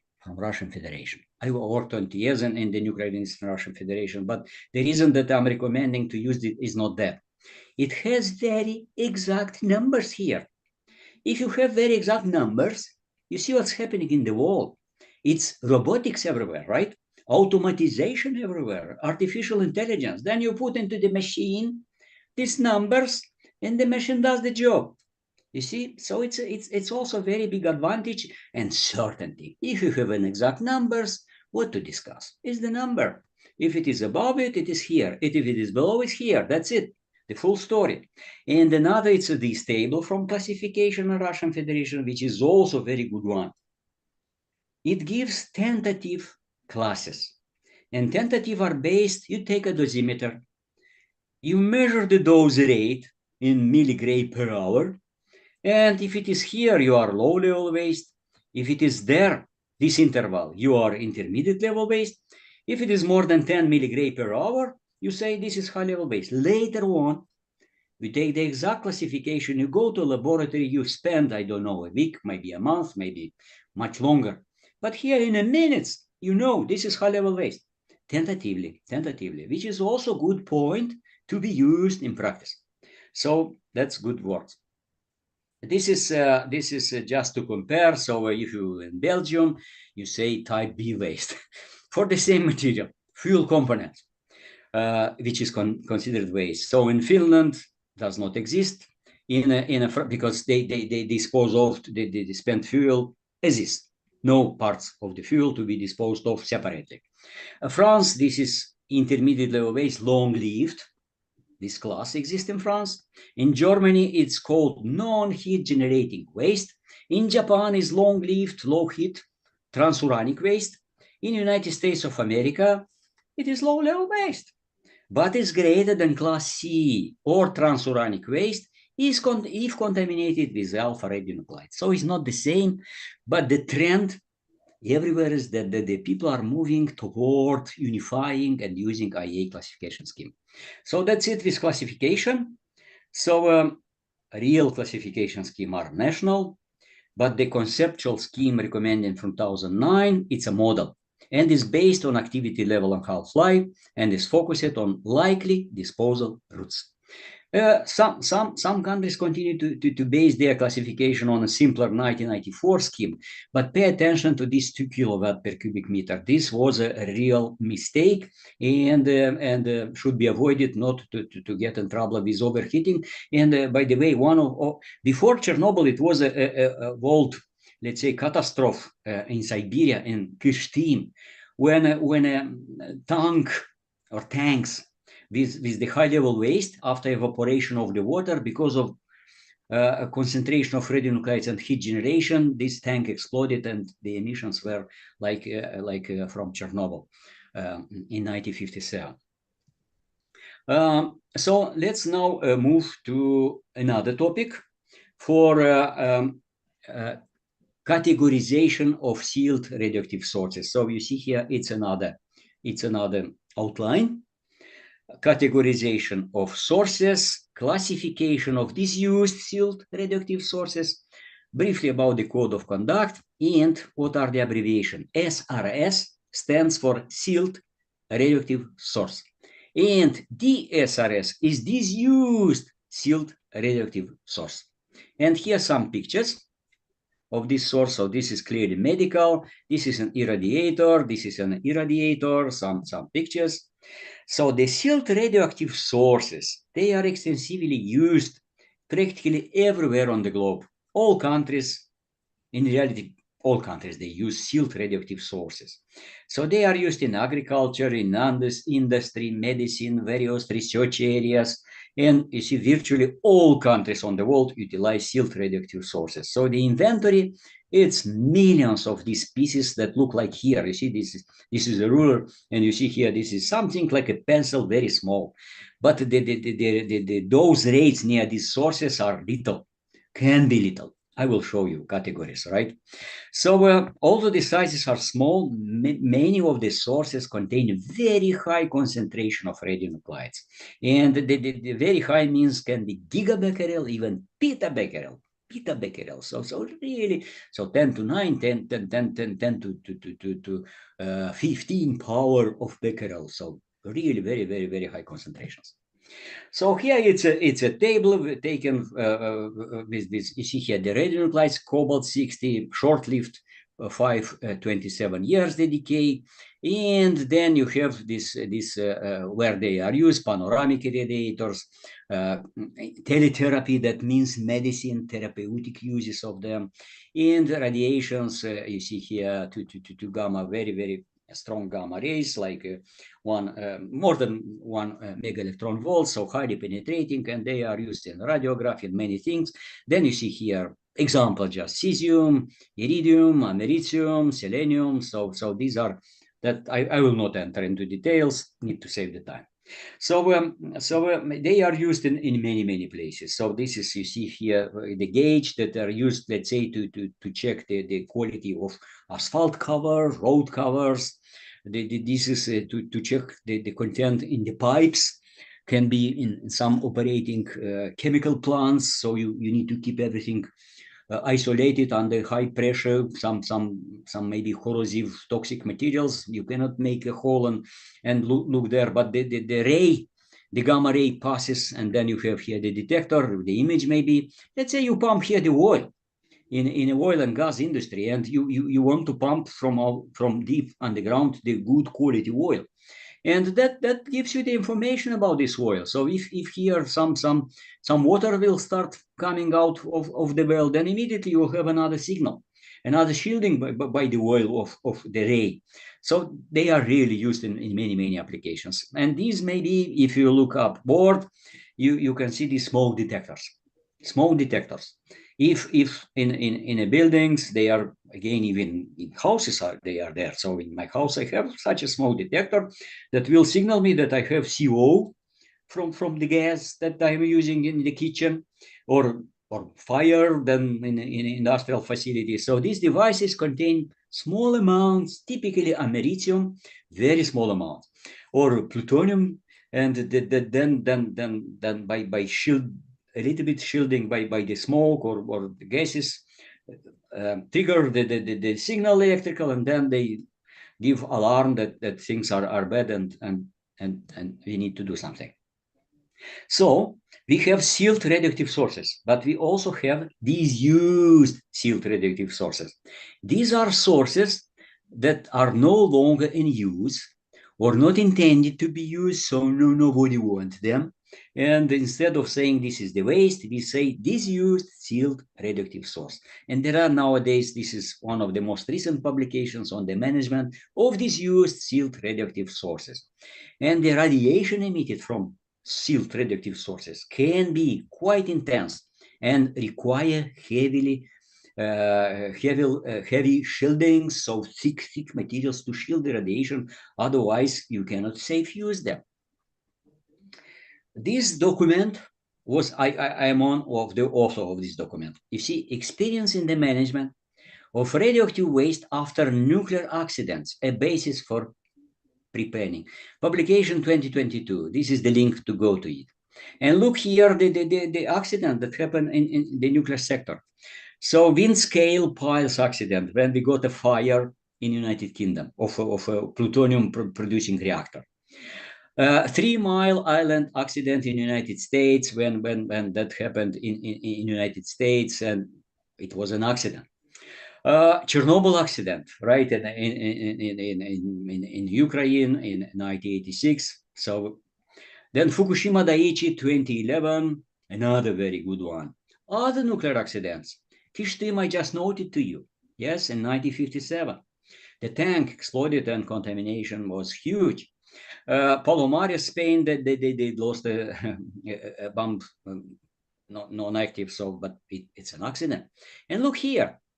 In Mexico, 1983. Goiania, 1987, in January. Acernox, Spain, 1998. These happened, accidents, these sealed radioactive sources. So in Brazil occurred immediately after Chernobyl. In the newspapers, in the television and everywhere, that was called the highest accident nuclear in the world after Chernobyl. Many people died. Thousands of tons of contaminated soil was collected from there in Brazil, and it was caused by a piece like this pencil. That's it. It was opened. It was cesium inside. The people died because they were over-radiated. The buildings were contaminated, everything around. Many people got sick, and it was not a nuclear reactor with thousands of tons of uranium. It was several grams of cesium-137. That's it. So the sources can really be very, very dangerous. And here there are these examples, and there are many publications. This is the most recent one. So in order to safely operate these pieces of material, sealed radioactive sources, it was devised the method of categorization, not classification, categorization of sealed radioactive sources, those that are used, not the waste, not the waste. It has nothing to do with the waste. This is categorization of operational sealed radioactive sources. But once we know categories, it's useful to know in radioactive waste management. So we used it, but it was devised, developed for the operational reasons, to know what should be the shielding, the care when we deal. And this categorization, was recommended initially in 2003, not so 20 years ago, by the published technical document of the agency, and then it was devised in 2005, a safety guide. You see, it's categorization of radioactive sources. So it is based categorization on potential for causing deterministic health effects. Dear colleagues, all this stuff with this microsievert 10 per year and millisievert and so on, these doses will never cause deterministic effects. Probably in a population of millions, maybe several persons will get sick, statistically. These are deterministic, for sure, for sure. If the doses will be like here, the sickness is warranted. So these are deterministic, no doubt, no statistic. This is known for sure from practice. So these are the people like got killed in Hiroshima and Nagasaki or got sick. So it's not probably yes, probably no. Some maybe radiopharmacists even get with a better health. No, this is deterministic effect. And the aiming of this categorization to inform risk-based decision-making, safety and security, and focuses on usage, on application of sources in industry, medicine, agriculture, and so on. So it was devised not for radioactive waste management. The approach, it is based on deterministic effect and a so-called d-value. So a certain dose that the operator can receive. So this dangerous was devised in other. So I'm giving you the information. What kind of doses we are speaking about? So the dose D, the value, it is for most sensitive part of a human body is the bone marrow. And it is 1 gray. Milli means 10 to minus 3 power. Here it's 1,000 higher, one, not milligray, 1 gray. And only in 2 days, not in 1 year. We spoke before about millisievert or milligray per year. Here in 2 days, 1 gray. Or for lung, 6 gray in 2 days. Or even 25, this depends on how quickly is absorbed the dose. So this is, you see, linear energy transfer. Thyroid, 5. Skin tissue, 25 at a depth of 2 centimeters. And you see, it's a source that is too big, but 1 gray in 100 hours. So like 4 days, something like that. So then these D values are defined for each radionuclide. And in order to get, this D dose, for cobalt-60, you need this amount. So in unit that I prefer to use because I'm an old person, it's in curie. But you prefer to use terabecquerels, so 10 to 12 power decays per second. So becquerels, right? So radiation is that one. So that is 3 multiplied to 10 to minus second power of terabecquerels, then you'll get the dose. And then for other radionuclides, this is an example. These are known numbers for all radionuclides. And then with these references, categorization is developed. And once again, compare. We are speaking about grays in days, and we spoke about these occupationals, about, let's say, 20 millisievert, not sievert, millisievert, in a 1 year. This is per year, not per day. So absolutely different doses. Because of that, here are deterministic effects, and here probable statistical effects that there is some risk. There is only some risk, which in my book I put, a comparison table. If you compare the risks from these doses with the risk of smoking, or even, accidents on the road and so on, the risks are much lower from these doses compared with those that are from other events. So here it's not risk, it's not probabilistic, this is deterministic effects. So based on that, there were developed 5 categories of sources. So they are here, typical numbers above this D dose. You see that the first category is 1,000 times more.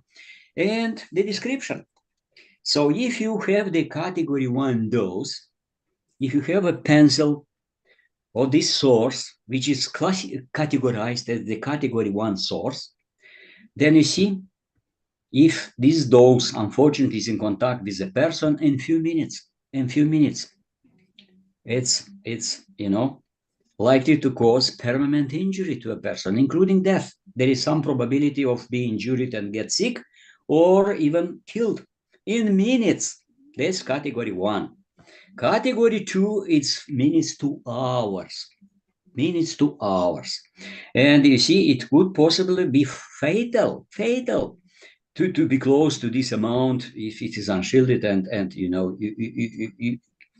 are in contact, the person is in contact with it. Then we move to less dangerous, so it's less dangerous in some hours category 3, and then very unlikely or most unlikely for category 4 and 5. So I'm moving a little bit quicker, not to bother you too much, but you see here from this technical document published in 2012, category 1, right? Where are these sources coming from? So this is radionuclide thermal generators. These are devices that are put in remote areas, in mounting, in Arctic areas to guide the planes to fly safely and so on. So, but not only for cosmic space.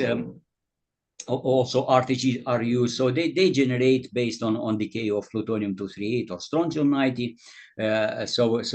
But it's category 1, and unfortunately, some people died and got sick because of contact with such type of RTGs. So there were such cases of accidents with such type of sources. Irradiators, they use cobalt and cesium, and category 1. Teletherapy, so gamma knife, a focused beam of radiation interact with the tumor, and it's saving the life of patient. Category 1 sources, teletherapy. Then we have industrial radiography, so these are category 2, range of radionuclides, brachytherapy, so category 2, when the source, it is removed from the shielding and put in contact with the skin of patient in order to, again, to destroy the malfunctioning cells of the cancer. And then industrial gates, you see here research, so typically 3, 4, from 2 to 5 categories. So let's move to our area in management of radioactive waste. In the management of radioactive waste, we are dealing not with the sealed radioactive sources. These are disused sealed radioactive sources. These sources that nobody needs them, and because of that, no need to care about it. And what happened in Brazil in 1986? It was somewhere stored without enough care. Nobody needed it, and some people were looking for metals, scrap metals. They found a big device, they opened it, found that it's something very nice shining inside. It was a little bit hot, so they liked it very much. They brought it home, and they even tried to dismantle it. They found a nice powder inside, and if it was put on the skin, it started to shine on the skin because of Cherenkov radiation. And that was the cause of these poor people. They were not aware that they are killing themselves. So that was disused sealed radioactive source. So they are covered in the classification scheme, disused sealed radioactive sources, and the scheme is here. So if you take, there is a table that explains what is the meaning of these numbers. I will not enter, you can read that separately, but typically the sources, they go, many of them, to very short-lived. Most of them go to the intermediate level and low level, but if the content is very high, they can even get here into the high level because of very high content or very long-lived content of radionuclides in the source. So then they will need to go even to deep geological disposal. So this is the table with these numbers that are there. So you see here the half-life. So just examples. So you need carefully, but many of the disused sources are low-level waste and can be disposed of. In order to ensure the safe use of the sources, the IAEA has devised this code of conduct and give explicit advice how to safely operate, and that can be also for disused sealed radioactive sources. And there is what is good here. There is a list of sources covered by the code, and this table you see here, activity level. So it's why I'm informing you. Here you see the categories and the values, so that if you have a source, you don't need to calculate something. You take this IAEA publication and you check, and then you are aware that this is category 1, category 2, and so on and so on. Because if you are in the case of category 4 and 5, then you are sure that you can allow the operator, or if you are the operator, you are sure that you can yourself safely do some operations without necessary remotely operated equipment, and you will stay safe because this category 4 and 5, it's very, very small likelihood of getting sick due to the radiation field. So conclusions. Categorization of sources relates to safety and security of radioactive sources, and categorization of disused sealed radioactive sources is not intended to be applied to waste management, although can be useful for operators. In a disused sealed radioactive sources and their scheme of management, we need to consult the classes of radioactive waste to identify whether we comply with this or this class, and then to find the endpoint. It has to go to near surface, intermediate depth, or it, in many cases, it has to go to geological repository. So dear participants, many thanks for your patience. I finished quite in time. I'm stopping sharing the slide, and please, any question. Thank you very much. Any questions?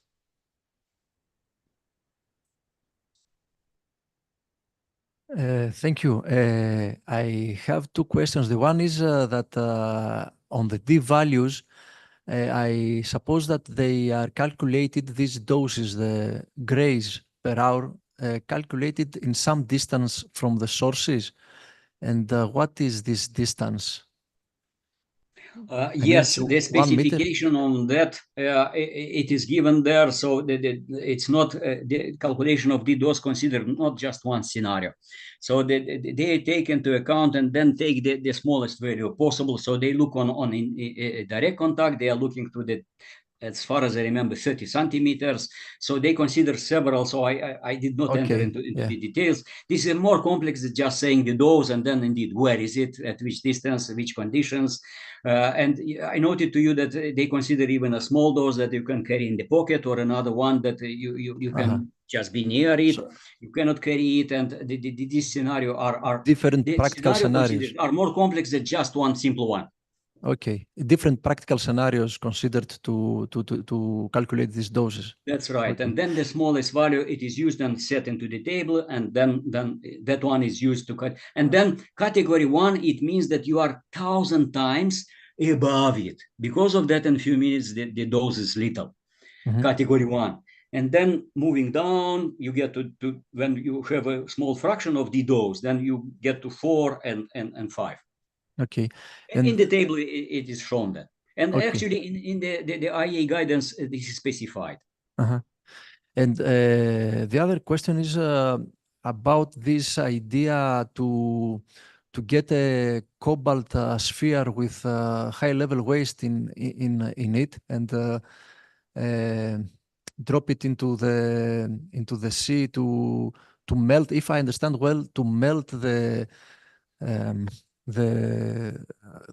ground of the sea and go deeper into the crust of Earth. Can you explain it a little bit more? Why to be cobalt, the material? Why to be cobalt and not another material? And how it could be accurate that it's going to go down into the lava, I think. And why to be near a volcano? Because I see that there was the volcano of Hawaii by the side. So yeah, thank you. If you can talk a little bit about that. No, never go close to the volcano. That's absolutely prohibited, because then volcano will send back everything.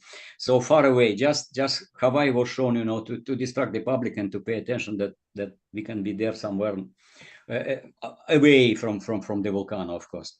Cobalt, again, is not necessary. Actually, the paper itself was not about the disposal of the waste. The things that we did with these professors were that we were proposing to use this capsule to investigate the deep interior.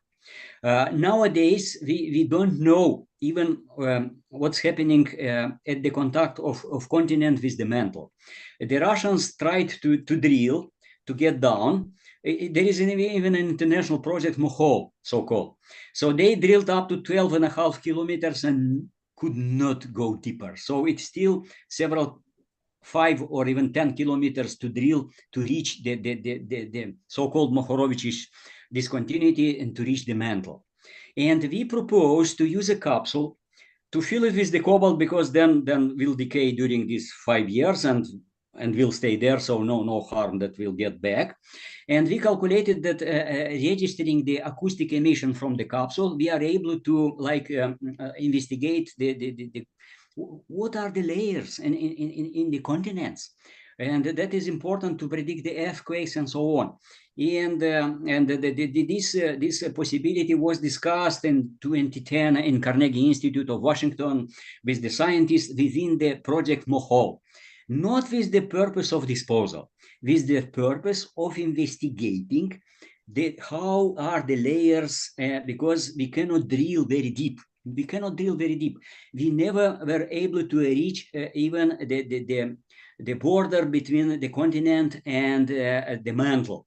And this is an enigma. We know very little about how Earth is really made. We judge based on registering during the earthquakes acoustic waves, but they are caused, by these earthquakes. And the proposal was to use a capsule to let it go down itself, and that is not difficult to do. It is like happened in Fukushima and Chernobyl. Until you cool it down, it stays.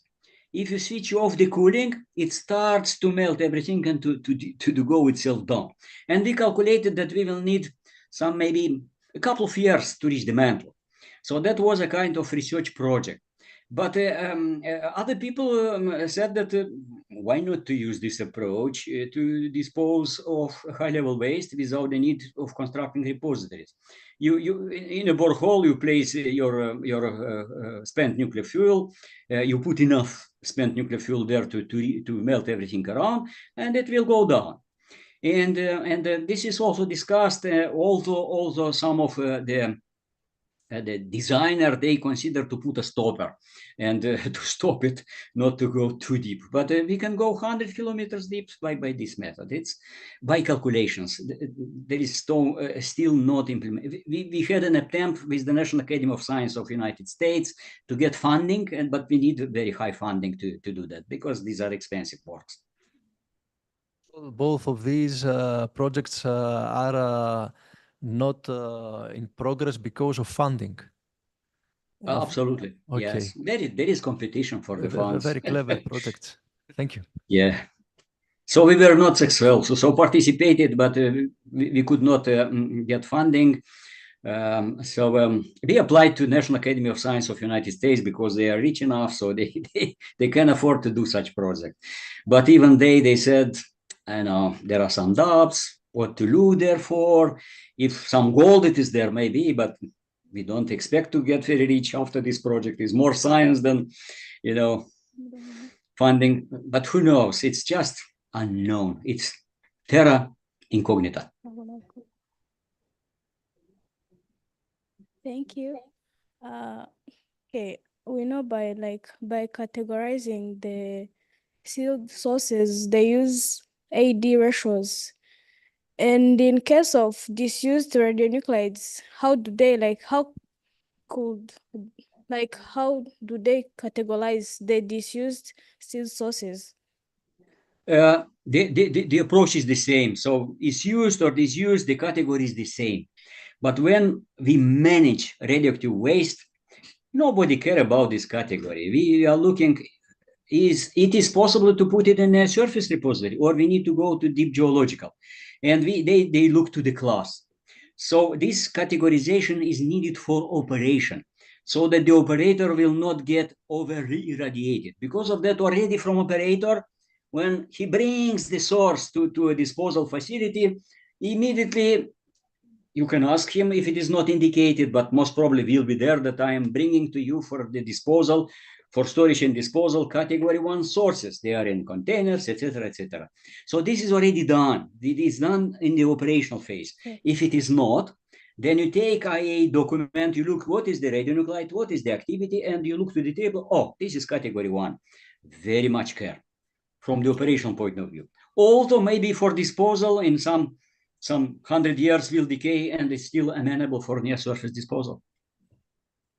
What I was trying to say is, in case of disused radionuclides, for the transportation of radionuclides, they are transported with the documents which specify the AD ratios.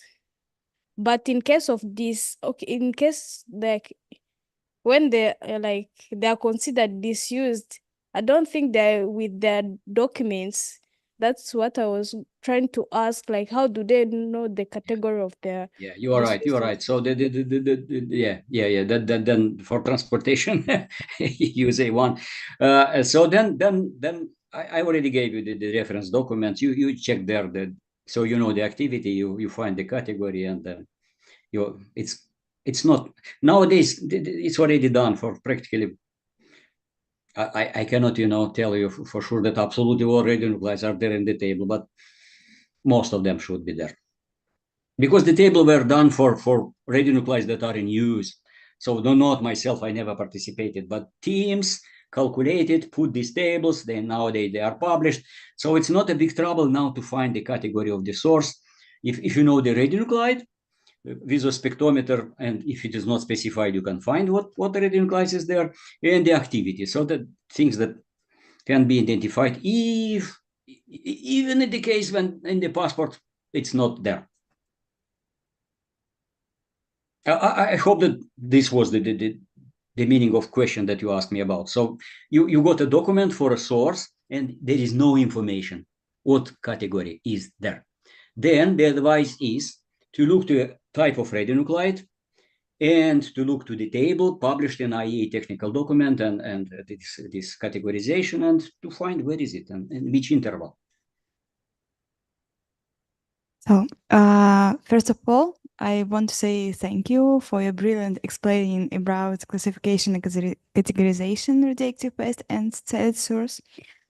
My question about the case when the national regulation of country has two tables of classification of radioactive waste depend on amount more than 1 tons and less than 1 tons of radioactive United waste. Kingdom, only United Kingdom. Oh, no, not only. We have, I know one more country which have this two table. And how to understand only, for example, in United Kingdom, which table the operational organization should use? It depends on the amount of radioactive waste we generated per day, or amount of stored radioactive waste in the facility. It's the case of disposal. So in the United Kingdom, we have Sellafield disposal site. And there, when the parties of radioactive waste are brought there, we have two cases for the waste. So not only Sellafield. So all because is the question of very low radioactive waste. So the disposal site treats small volumes of the waste separately from large volumes of the waste. And it's a reason because it's if you have a large amount of radioactive waste, you have, let's say, a larger hazard coming from this material. Mm-hmm. Okay, thank you. I don't know the case that you know what it is about, but it's not for storage; it's for disposal. For disposal. Thank you. Any more questions? If not, then let's thank Professor Rajavan again. Thank you. Thank you. See you next week.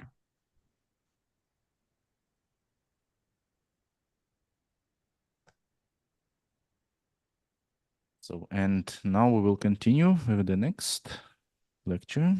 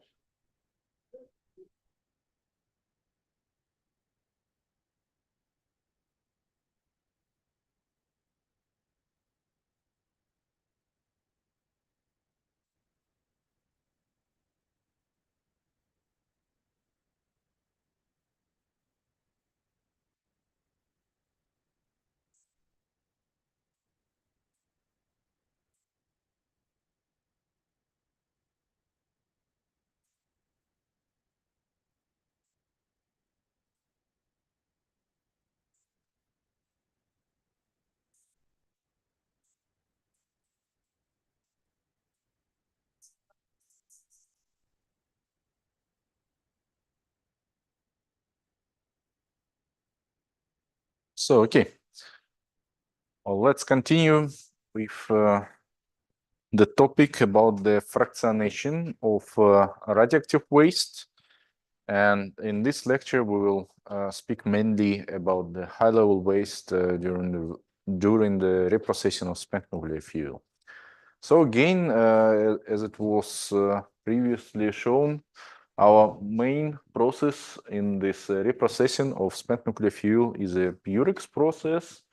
And the rest, except the uranium and plutonium, the rest today is the high-level waste that contains, so it's aqueous solution, nitric acid aqueous solution containing minor actinides, fission product, construction materials, dissolved construction materials, and others.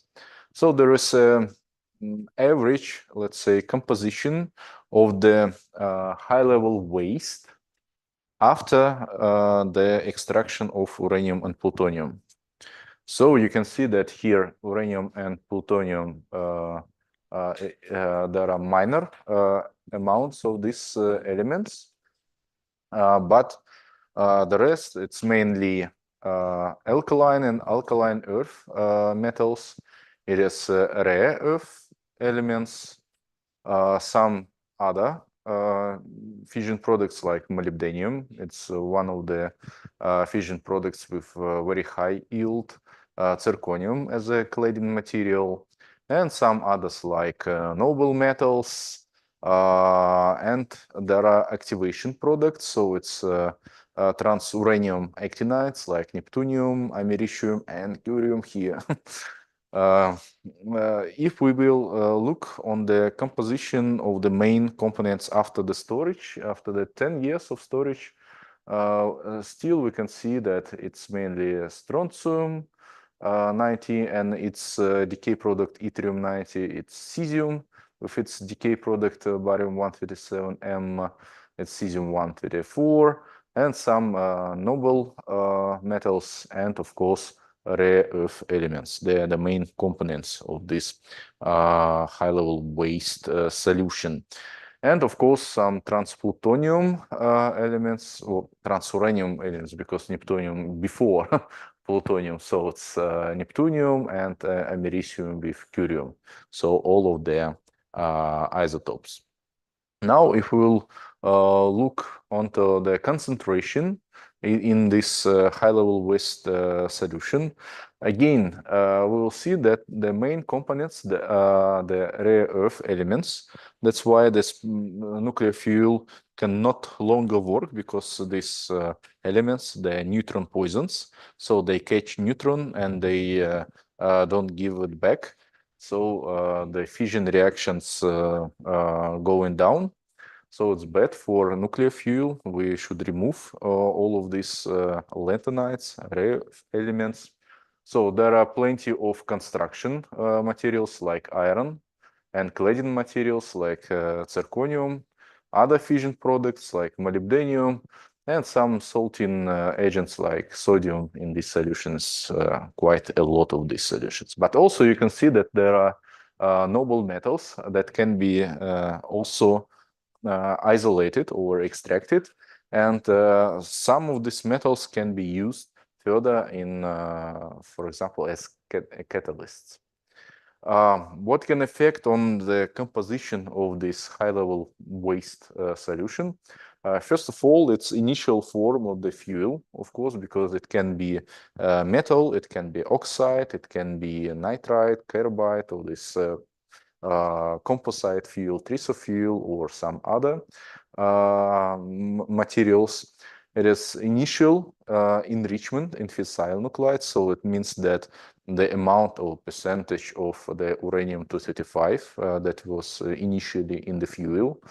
Of course, it's a burn up of the fuel. The longer the nuclear fuel works in the nuclear reactor, the more fission reactions occurred, so the more fission products accumulated in the nuclear fuel. So that's why when we are speaking about the reprocessing of the spent nuclear fuel, one of the limiting parameter is the fuel burn up. For example, modern reprocessing plants, they can work with the fuel with the burn up to, let's say, 40, maybe 50 gigawatts, and not more, because with the higher burn ups, you have more zirconium, molybdenum, plutonium inside the fuel, and these elements, they create a lot of precipitates during the reprocessing, and thus the capacity of the, for example, filtration equipment should be increased. It's just one of the example. So the burn up is very important for the composition and for technological processes for reprocessing of spent nuclear fuel. In some type of fuels, there can be also in the beginning, initially, some neutron absorbers, because it helps to moderate the neutron flux inside the nuclear reactor. So again, the presence of such neutron absorbers in initial fresh fuel, nuclear fuel, can affect on the total composition of this high-level waste after reprocessing. Also, the storage time before processing. The longer you store the fuel, the less amount of short-lived radionuclide you have in this material. But also, during the storage of spent nuclear fuel, due to the presence of plutonium-241 isotope, that is beta emitter, so it is beta decay of plutonium-241 that leads to the formation of americium-241. So during storage, you decrease the amount of short-lived isotopes like cesium-134 or some others, but you increase the amount of americium-241 that is gamma emitter also, and it makes it more difficult to work with this fuel. So the storage, so the faster, the quicker you reprocess the spent nuclear fuel, the better from all the point of view. You don't spend money for storage of this material, and you don't accumulate americium-241 in this material. So many benefits if you reprocess your fuel as fast as possible. And the method, we can call it the initial or the head stages of the reprocessing of the nuclear fuel. That means how you disassemble the fuel assembly. Either you cut it, or you so you cut it with saw, or you use laser. Will you make a thermal treatment before the dissolution or not. So this initial operations during the spent nuclear fuel reprocessing will also affect on the final high-level waste, liquid high-level waste composition. So in general, what we have as this high-level raffinate or liquid high-level waste, it is 3 to 4 mole per liter of nitric acid. So it's really acidic conditions with elements with around 50 different elements inside this solution. What we have from the radionuclide composition, it's mainly fission products. So it's all the components except uranium and plutonium. So it's only less than 1% is still there, less than 1% of the total uranium and plutonium. And it is neptunium, americium, and curium inside these solutions. And I will show you later that americium and curium are very important for this reprocessing, for extraction, for fusion. So this solution is a very complex mixture of many elements. It's acidic and it's highly active. Not very good to, not very easy to handle such material. So why we should do this fractionation or separation of different components? So first of all, as I mentioned yesterday, we should separate minor actinides like neptunium and americium for their further transmutation, for the burning in the fast neutron reactors. So with this, we decrease the long-term radiotoxicity of these materials. So we exclude the long-lived radionuclides from these materials. Also, sometimes it's not typical, but normally the separation or fractionation of our complex mixture divided it by group of elements with similar chemical properties can make it easier to find the good matrix for the further immobilization. Because if you have, for example, mercury and cesium, they have absolutely different properties from many point of view. And immobilization of together cesium and mercury, for just one of the examples, can be very difficult. So if you have separately cesium and mercury, then you can find the good matrix to immobilize safely both of these elements. Isolation of strontium and cesium. So this is so-called short-lived fraction from the waste. Can help to reduce the heat generation of the rest of the waste, and thus again to make it easier to handle all the rest of the radioactive waste. Also, cesium and strontium can be used as radioactive sources for some industrial applications. Noble metals, as I already mentioned, can be used as catalyst for some applications, for, I don't know, oil industry, for example, where not a lot of people are working with these catalytic columns. And technetium, also one of the long-lived radionuclide, problematic radionuclide, because technetium, by its chemical behavior, chemical properties, so it presents mainly in anionic form, in the form of pertechnetate, and can be easily transported in the environment because it's just anionic like chloride. So it's very soluble and very movable. So technetium is very problematic. So one of the idea is to make it individual separation of technetium for either immobilization or for transmutation. So there is a general scheme, again, more not more detailed, but with more steps. Again, in the head or in the initial stages, we have this Purex process. We separate uranium and plutonium. So for more than 60 years, this technology existed, and it's not a big problem. But then we need to separate this americium that can be transmuted in the fast neutron reactors. And we have to separate americium from other metals. First of all, lanthanides, rare metals, and curium.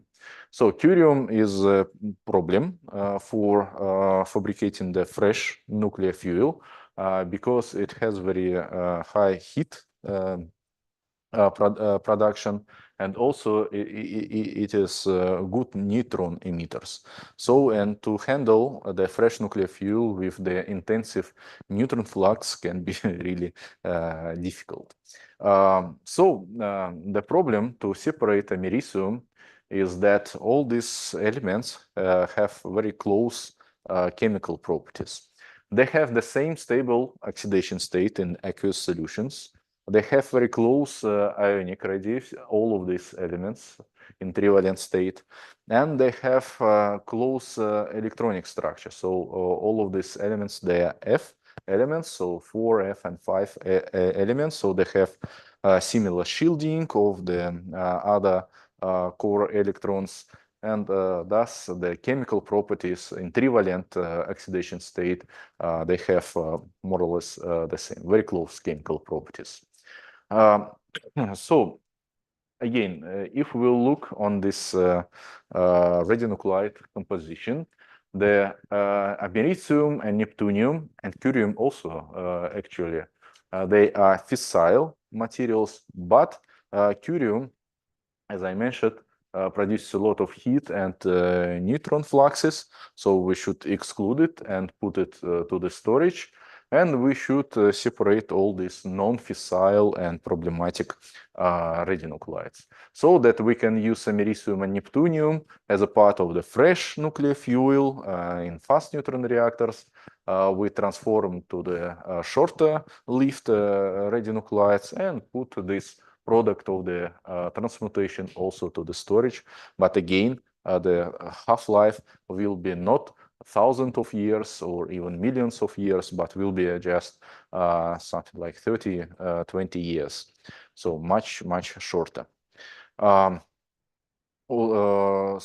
again, the problem with the separation of americium, that the lanthanides, they are very good neutron captures, so they are very bad for the nuclear fuel because they are neutron poisons.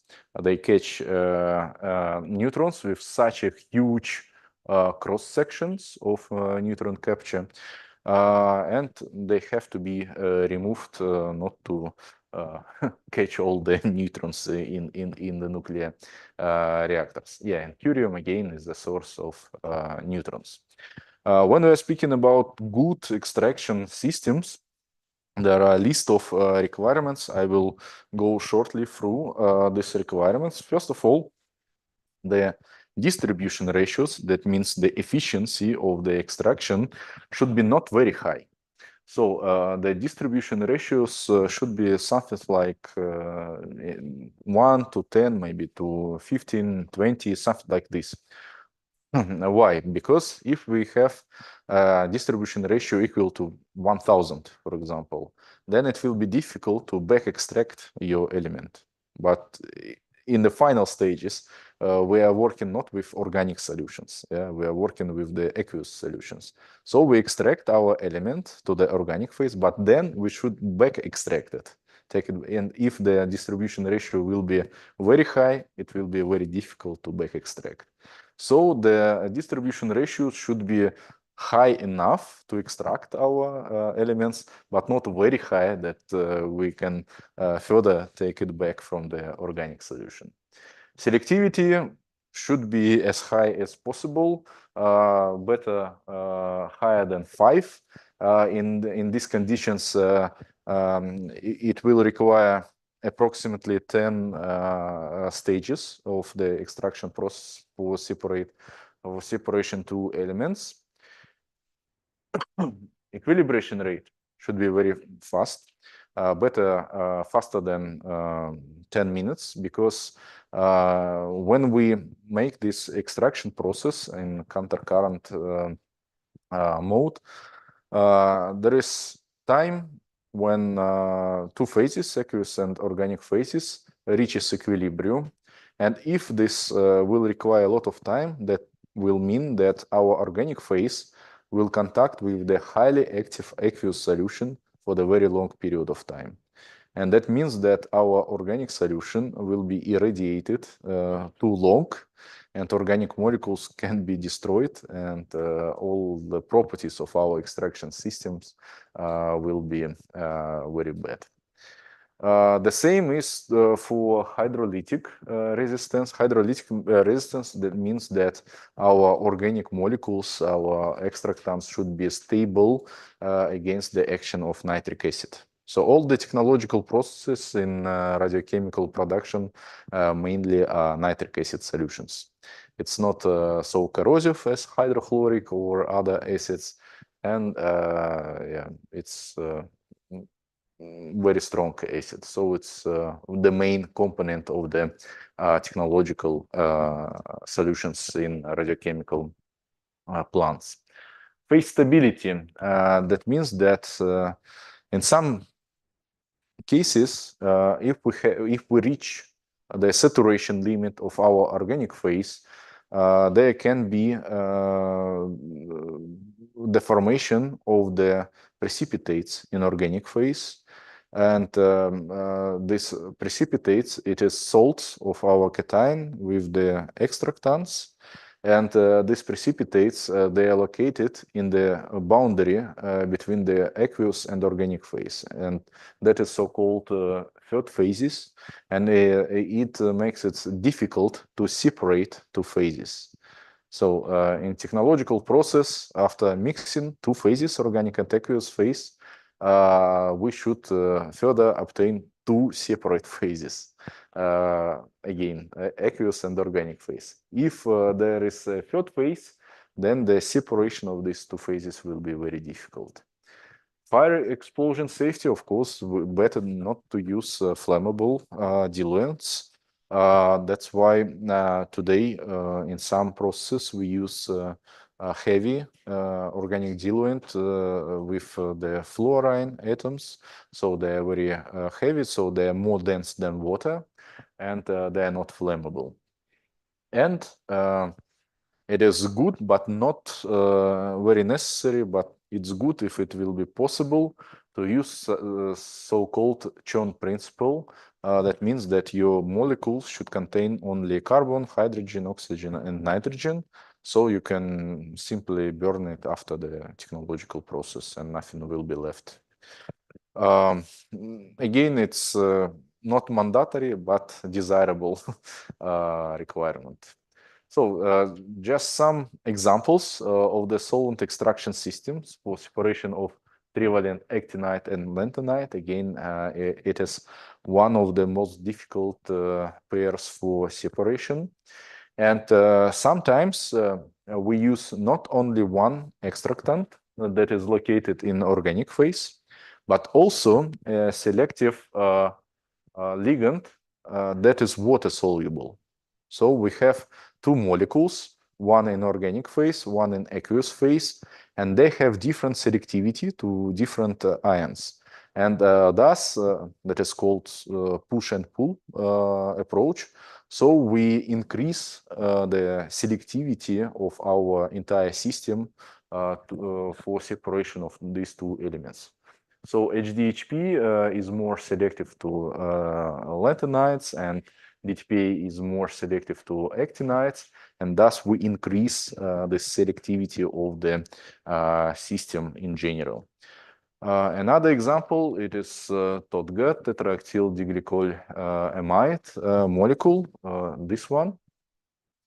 It is completely Chern molecule, so there are only carbon, hydrogen, oxygen, and nitrogen atoms, as well as DTPA that is used in aqueous phase. And it is one of the example when the system was used in pilot scale demonstration. So they use the feed solution containing both actinides and lanthanides. And after this technological process, you can see here this aqueous solution containing DTPA for stripping out trivalent actinides. So they finally obtained quite pure fraction of americium and curium, so trivalent actinides, and separately lanthanides with the other heavy rare earth elements like yttrium. But when we go to the americium and curium pair, the separation becomes even more difficult, because if lanthanides and americium curium, at least they have one period in difference of the electronic shell, 4f and 5f elements. But americium and curium, they are neighbors in periodic table, and they have very close chemical properties. So usually when we look on common extractants, the separation factor is around 1.2, 1.6. And that means that it will require something like more than 30 stages for separation of these two elements. Again, it is not very, it is okay for separation of stable elements when we are talking about rare earth industry, for example, rare earth elements industry. And then it's okay. You can use 30 or even hundreds of the stages. It's okay. But in this case, we are working with the highly active solutions. And the less the amount of stages, the better will be for technology. And there are three common ways to increase the selectivity or separation factors. One of them is to use one of the difference in the chemistry of americium and curium. It is possibility of americium to be oxidized to the hexavalent form and pentavalent form. And you can imagine that the trivalent and hexavalent americium has absolutely different chemical behavior, and thus we can separate hexavalent americium from trivalent curium quite easily. So with 1-2 stages, and it's gone. But the problem that it works very good in laboratory. So for analytical purposes, you can use it in laboratory very efficiently. A lot of papers about it. But as soon as you try to do it in technological equipment, extractors, your system doesn't work because we use extractors made of either stainless steel or titanium or Teflon or whatever. All of these materials, they cannot work with the strongly oxidizing conditions. They are reducing agents, and if you put some oxidizing agent, it interacts immediately with your equipment, and there is no oxidation of americium. So it's good when you work in the laboratory in some maybe glass vials or something like this, but in technology, it at the moment at least it doesn't work. We can use this push and pull approach, or we can find some selective ligands. And I will show you a few examples about the selective ligands. So it's the same picture. I will go further. And one of the examples, it is use of this synergetic mixture of the sulfur, so it's phosphine sulfide with this structure, and quite typical phosphate. It's not tributyl phosphate, but this radicals, it's it's ethyl hexyl radicals, and together with synergetic system gives a very good separation factor, around 8. So you remember that it should be higher than 5. So it's quite good. But the problem that there are a lot of phosphorus and sulfur, and this type of radioactive waste further will be very difficult to immobilize. Sulfur is very bad for glasses or for cements, so it will be really a problem. Another example, it is such a complex structures, so it's a phenanthralene core with some substituents, quite bulky substituents, and with different modifications, you can reach quite good separation factors as well. But the problem that in this case, the good separation factor only can be achieved only when the system is not in the equilibrium. So if you will see the distribution ratio, how it changes with time, you will see that it increases, but with different velocity, with different rate. And before reaching the equilibrium, there is such a good separation factor.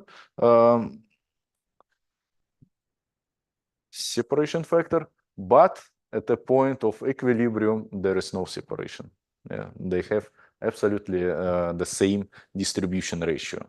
So it's an interesting example of kinetic effect on the separation, but it's not really applicable for technological use.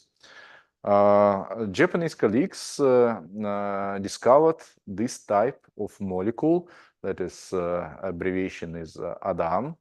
So ADAM process, they also use it for pilot demonstration for separation of americium and curium. Yeah, I didn't put the results.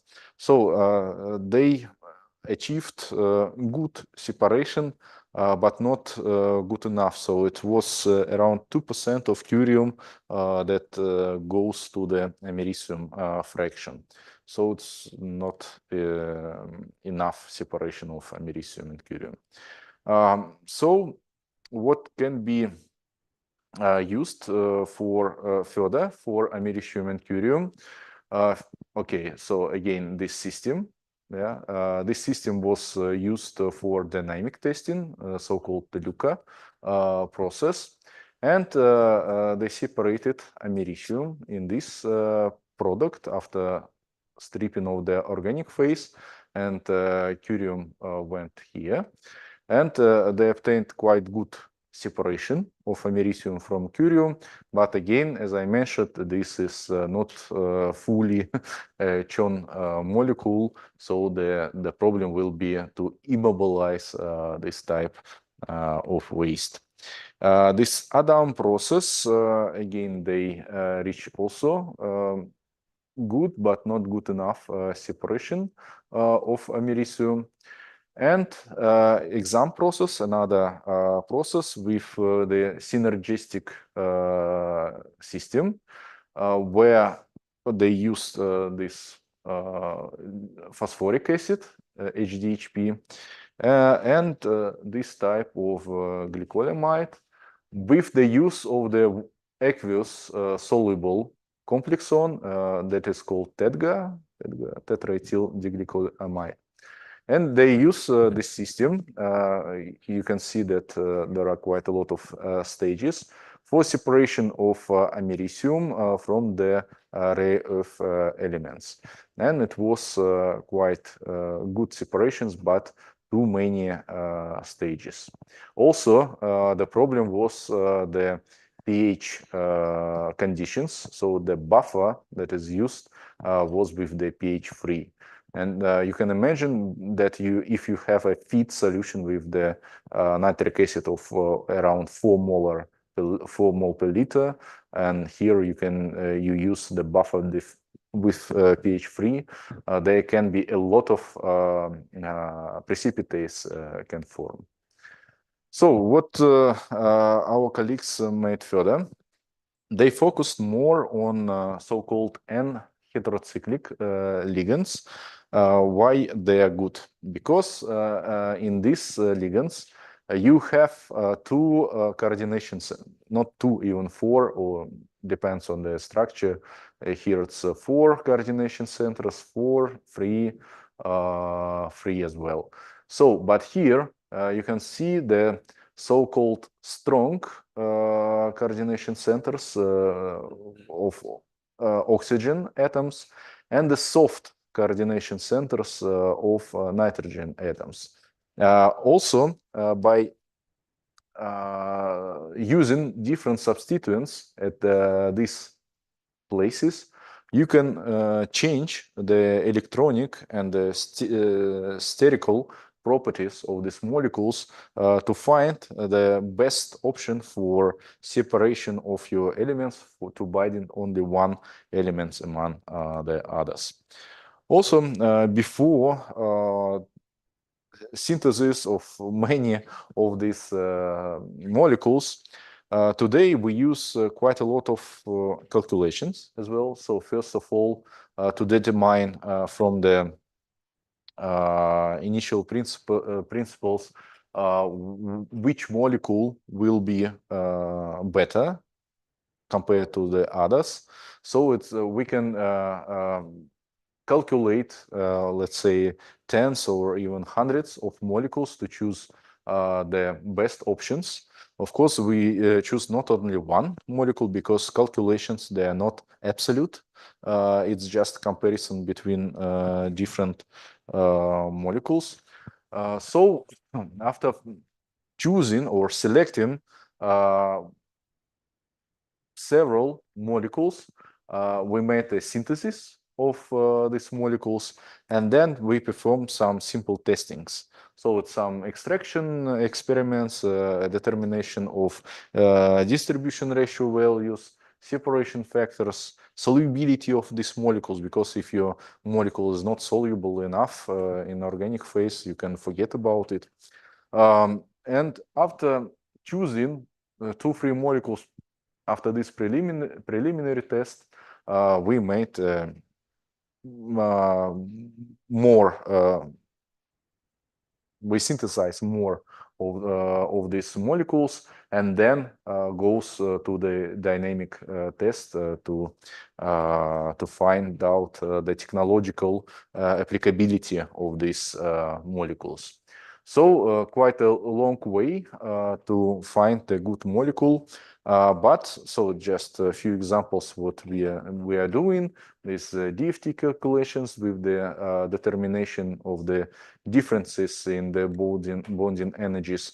It is calculating of the pre-organization energy, so it's quite important. It just a few examples. So when your molecule is binding your metal cation, for example, all the coordination centers should locate in one position. So they should look at your cation all together. But if you will look on this molecule, for example, it is not really convenient for such a molecule to be in this shape in the solution. If there is no coordination of these oxygen atoms. So it's better for such molecules to have a rotated structure, so that these bulky substituents can be placed around the core. So, but again, to make this coordination possible, this oxygen should rotate to the same side of the molecule. So that means that you have spent some energy for rotation of the molecule. But if you fix this structure, if you pre-organize the structure that all the coordination centers are already located on this one side, that there is no rotation possible, then you increase the efficiency very efficiently. So here you can see that at this concentration of the extractant, the distribution ratio is 8. But if you take this extractant at concentrations 100 times lower concentration, the distribution ratio of americium will be 100. So it's the difference around by 4 orders of magnitude just by fixing the structure. Yeah? So the pre-organization energy is very important. There is another example of this pre-organization. Again, this molecule that can rotate and these fixed molecules with the closed cycle as well as here. And you can see that the distribution ratio increase very much, and also the separation factor also increased. So the rigidity of the structure is important, but also we can tune, as I mentioned before, the electronic properties of the molecule by introduction of the different groups, substituents in this phenanthroline core. Due to this P system, through this P system, these atoms, these substituents, can influence on the softness or hardness of these nitrogen atoms, and thus the properties of this molecule can be tuned. Different diluents have different properties, not only about density, viscosity, but also they have different also electronic or magnetic properties, and we can calculate the effect of different diluents by the calculation of the so-called salvation energy, salvation of the ligand, salvation of the complex, and thus together the difference of the energy of the system, free system and the solvated system. Another important approach for what we can do with the calculations is the modeling of the radiation stability. Today it's again not the absolute stability, but it is we can compare different molecules by their stability against the radiation. Actually, it is not direct action of radiation, what we calculated, but if you remember, in all these examples, the concentration of the organic molecule is about 0.1 mole per liter or even lower. So the amount of the extractant molecule in solution is not so high. The main molecules in solution are the molecules of the diluent of the the first attack of the ionizing radiation will be on the diluent molecules. Through different radiolytic reactions, active radicals will be produced, and these active particles, active radicals, will attack our molecule. So we calculate the reactivity of different atoms in these molecules, but also we calculate the accessible surface area of different atoms. For example, if the phosphorus atoms here is the most active atom, but it's surrounded by different groups, substituents, so the radical, it will be difficult for radical to attack this phosphorus atom. That means that the stability of this molecule will be high enough. So by calculating both the reactivity of different atoms and the accessible area for a radical attack, we use some metrics to compare different molecules with each other, and thus we can say that this molecule will be more stable than another. And again, choose before the experiments, we can choose the most stable molecule. Today, again, we use quite a lot of neural networks approaches to calculate, to predict, for example, binding constants of our ligands with the metals. Of course, it works good when you have a lot of data, and we did it for rare elements because there are a lot of data for lanthanum, cerium, and other lanthanides. But we can use these data sets trained data sets to transfer these neural networks on the data sets with lower amount of the points using so-called transfer education of the neural networks and calculate this constant, for example, for americium and curium. And this works quite good even for americium. The R-squared values are quite nice. So with all these approaches, we finished with the certain class of the molecules. First of all, we decided that the phenanthroline based molecules should be the class with the highest separation factor of americium and curium. With different substituents, we found out that the separation factor is not high enough. So we introduced some electron acceptor groups in the phenanthroline core to modify the electronic properties of these soft nitrogen atoms. And you can see that it was quite good because separation factor increases quite high, up to 5. But these molecules with the chlorine atoms was not very stable towards radiation. So it was radiolytically not stable. So we decided to change these electron acceptor groups to another electron acceptor groups, and the best choice was this cyanide groups. And this molecule showed already a very good separation factor, very high radiation resistance, and it was not very difficult to synthesize. So it's more than 1 kilo of this ligand was synthesized in the laboratory.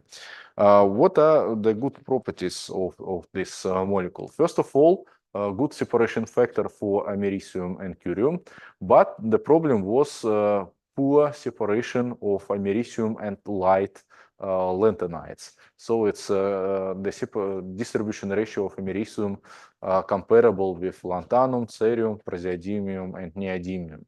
But it was good kinetics of the extraction, and the back extraction was also good. So, but for us, actually, this light lanthanides was not a problem because previously, so I show you later then. Okay, I will show you why it's not a problem for us. So we also tested the radiolytic stability not only against the gamma radiation, but also direct contact with quite a huge amount of americium. So it was alpha radiolysis of our organic molecules, and we can see that up to 120 kilogray, the distribution ratio was more or less the same. We tried to change to wash out the radiolysis products of our organic molecule from the organic solution, and it was efficient enough using not concentrated, just 6 molar nitric acid as a washing out agent. So all the distribution ratio and separation factors become as initial after washing with this solution. Also, it is good for us because when we make the separation of the americium and curium, it is always contact of the nitric acid solution with organic phase. That means that it is constant washing of our organic phase with the nitric acid. So the properties of the system should be very stable. And we tested our system in hot cell in extraction cascade with it was in total 36 stages, and we started with quite diluted solutions with 0.1 milligram per liter of americium, and step by step we increased the concentration. So year by year we increased the concentration and finished with the concentration of around 100 milligram per liter of americium curium, and even used the real solution after processing of the real spent nuclear fuel of the VVR reactor. So there is a results of this several years experiments. You can see that when we started from the laboratory scale, the separation factor was from 5 to 7, and it remains the same even when we went to the very high concentration of americium and curium, and we reached a very good yield of americium, more than 99, with very good purity, more than 99.9, if we compare the content of curium in our americium.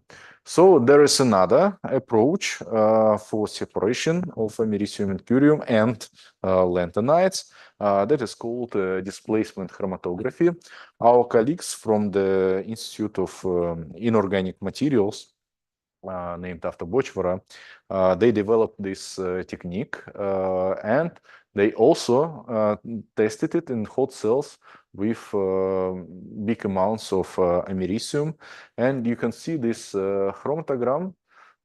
So this pink points, it is for americium. So they collected quite a very pure fraction of americium in their experiments. So purity was more than 99.9 and yield was more than 96%. So because here you can see some losses of americium, but we didn't lost any americium. So it's maybe a bit better separation. So in general, now we have this strategy of separation of americium and curium. I told you before that for us, this light lanthanides are not a problem because before separation of americium and curium, there is additional step before with the use of TODGA extractant.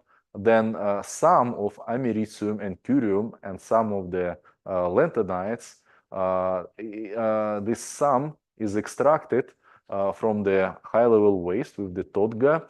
And due to the properties of the TODGA extractant, only americium, curium, and heavy lanthanides are extracted. But heavy lanthanides, I will go back here, they are not a problem for us because americium has a much higher distribution ratio than the heavy lanthanides. So with this, if we start from this solution, then we can easily separate americium with the extraction from the curium and heavy lanthanides, and this material will go further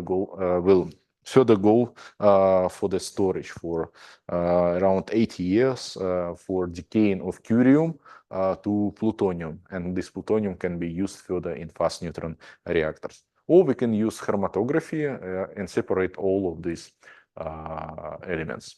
But when we trying to understand deeply what is the reason for selectivity of some certain ligands, we should go in a lot of studies, structural studies, kinetic studies, and I will show you just one example how it works and what information we can gain from these structural studies.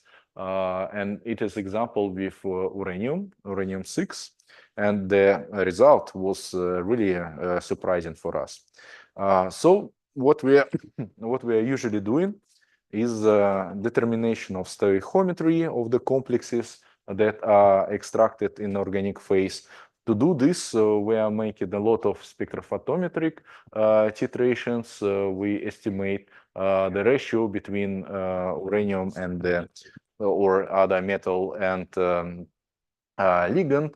So we can say that the stoichiometry in our complex is 1:1 or 1:2 or 2:1. So it depends on the system. Then we can use different spectroscopic methods like infrared spectroscopy to see these oscillations of the chemical bonds. We can use, if we successful enough, then if we are lucky enough, then we can have a single crystal of our complex, and we can use a single crystal X-ray diffraction analysis, and we can see the structural peculiarities of our complex. We can use X-ray based technologies like X-ray absorption near edge spectroscopy, XANES, or even EXAF spectroscopy. With these two methods, we can determine, for example, oxidation state of uranium, and also the local environment of the uranium or other cation. Yeah, it can be not only uranium. And we can determine the number of the coordinating atoms, the distance between uranium and these coordinating atoms. And what is very good for EXAFs, we can do it in any aggregation state. It can be solid, liquid, in some cases even gaseous phase. So we are not really limited to the solid phase for this technique. That is very good. So we can see the structure of the complex in the solution, in aqueous solution, in organic solution, doesn't even matter. And with these techniques, it was really surprising that even for this very known element like uranium, which chemistry as extraction chemistry is investigated since has been investigated since, I don't know, 1950s. Even in this system, we can find something new.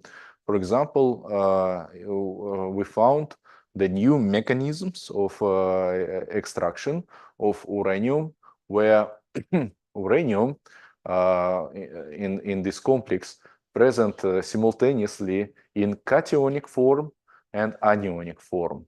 So here uranium is just as uranyl cation with one nitrate group coordinated. So in total it is uranium +1, and the counter ion is the uranium in the form of the anionic complex with the nitrates. So it was for the first time that we saw this situation for uranium, and it was quite surprising.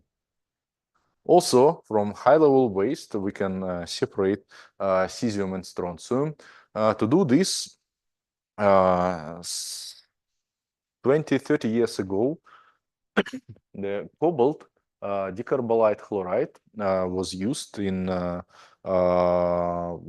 production plant, in reprocessing plant, and it was quite successful technique. So a lot of cesium and strontium was extracted with this molecule. The problem today that there is no production of such complex molecule, because the initial components for this decarbolide, so it's boranes, and they are very flammable. So nobody wants to work with these materials anymore. And thus today we are looking on another organic molecules, something like crown ethers or even kryptons. So such a complex molecules that are working as all crown ethers. Yeah, you have a cavity inside in the structure of your molecule, and the size of this cavity is very close to the size of the cation of your metal. So this modification of such molecules nowadays under investigation for the separation of cesium and strontium. And why cesium and strontium is important? Here I put this schematic from the Tenex company of Rosatom. So it's not maybe very big picture. You will have a presentation, but I will try to explain what is happening here. So it is the so-called sustainable nuclear fuel cycle. It is like a trademark from Rosatom. What they are trying to do? Just a moment.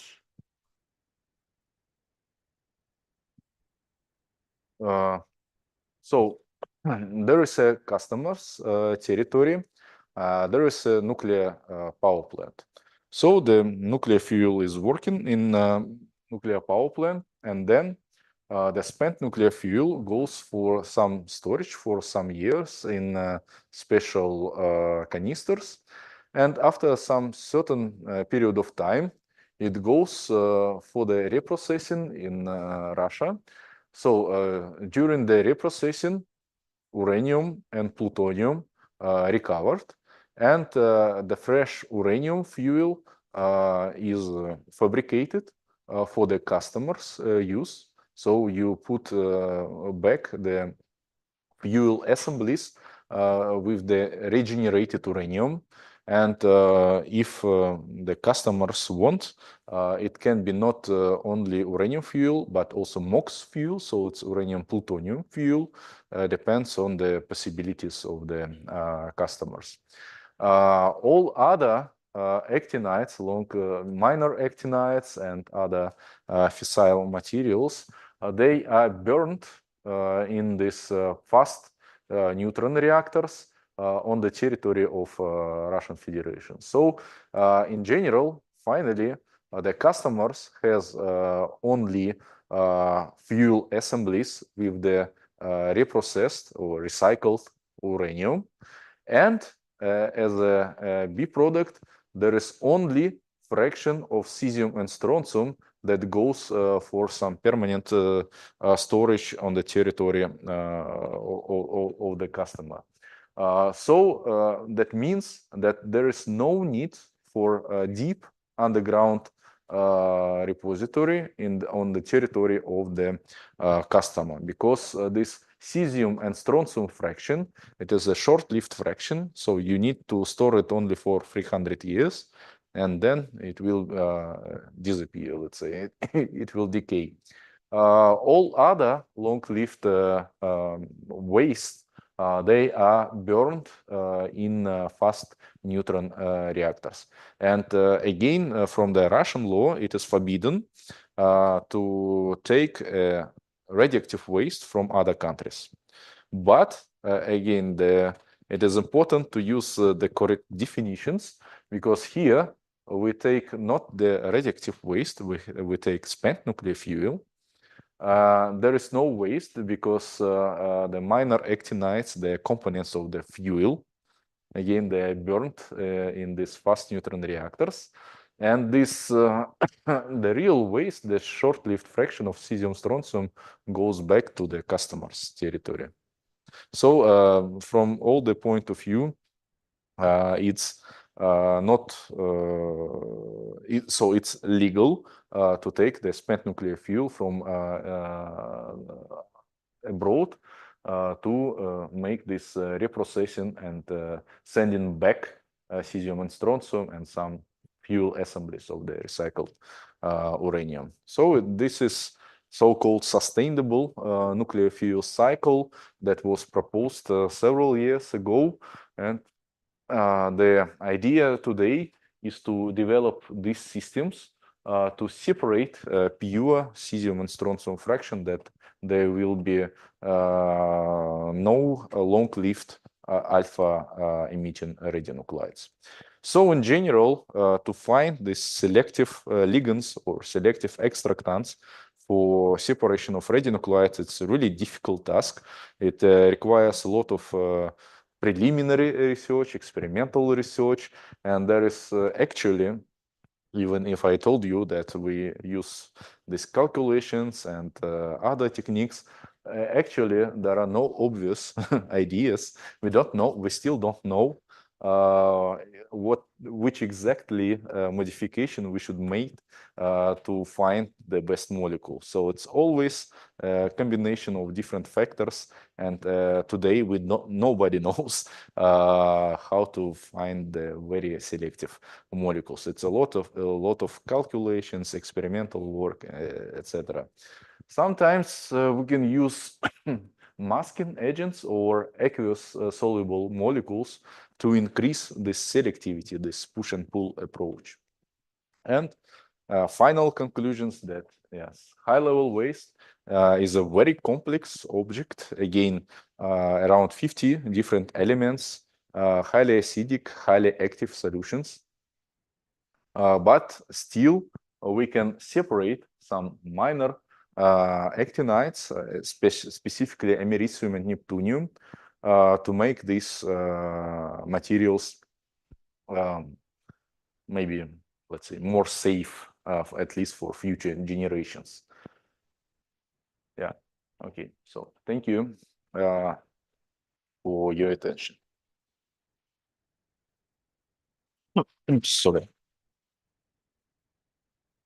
If you have any questions, yeah.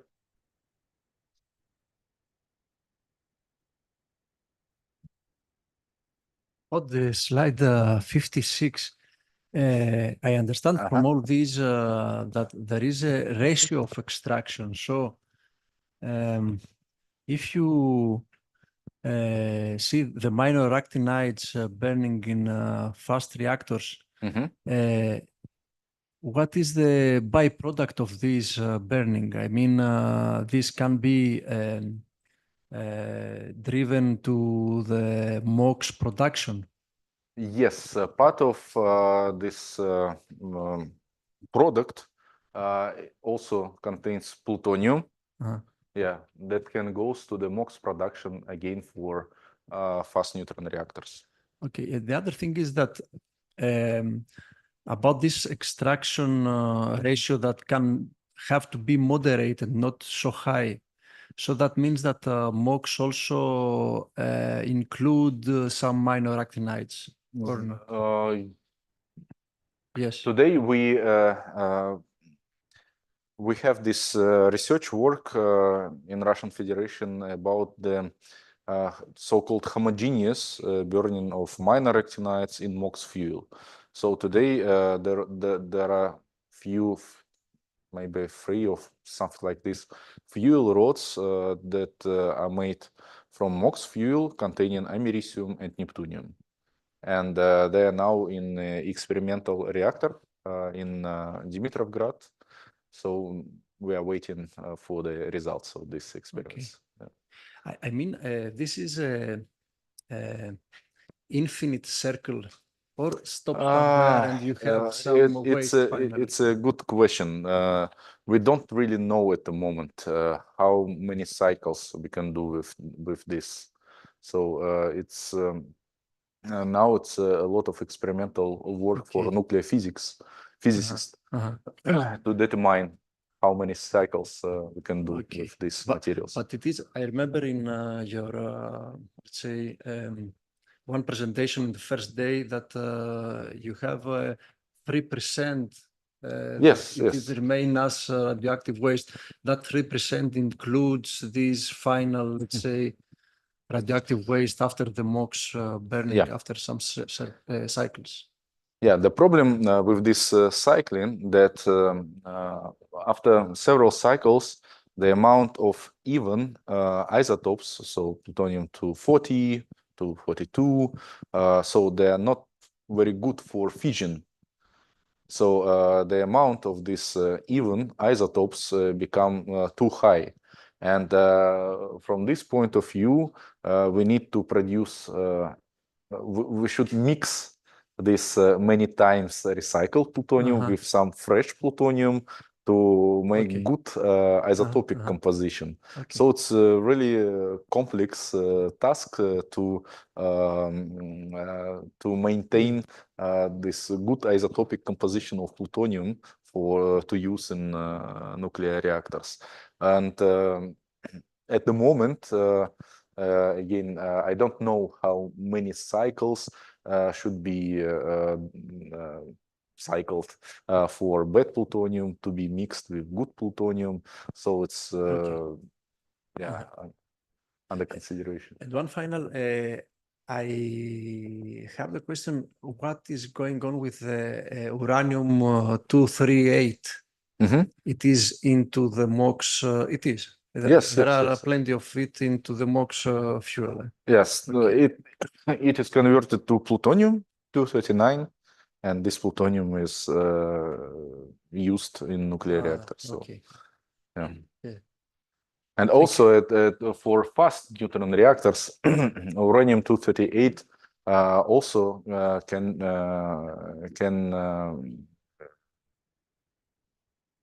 can have these fission reactions.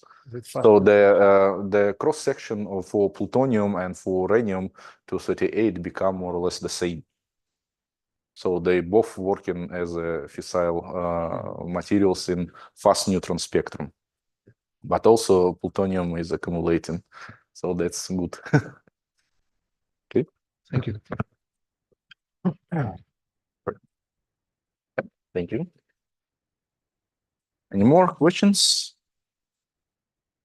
If not, then we have a short break before the last presentation for today.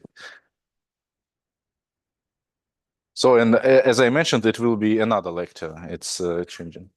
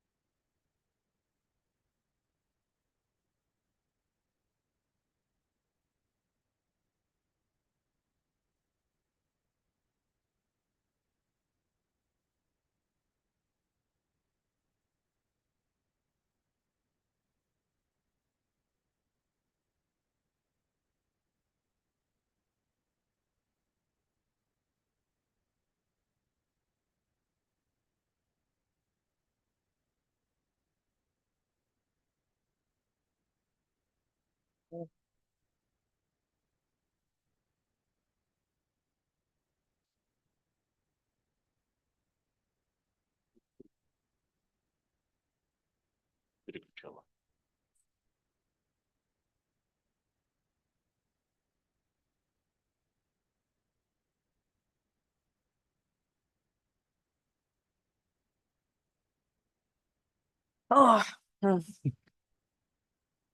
So let's continue with the next topic on environmental monitoring near the nuclear facilities and in general. Dr. Natalia Kuzmenkova is a really specialist in environmental radiochemistry, in probing, in monitoring. So I think it will be a very useful lecture. So please. okay, thank you very much, Vladimir, for introduction. Really nice to meet you all. Some of you I already know. Maybe you also heard this lecture last year, but for most of you, it will be something new and interesting, I hope. I will tell you about environmental monitoring near nuclear facilities and radioactive waste storages and experience in Russia exactly. Maybe some theses will be for the whole world working, but maybe in some details we have differences. As Vladimir said, my name is Natalia Kuzmenkova, and here in Radiochemistry division, I working with environmental samples and environmental radioactivity, and that means that we are working with low and ultra low concentrations of radionuclides in the environmental samples.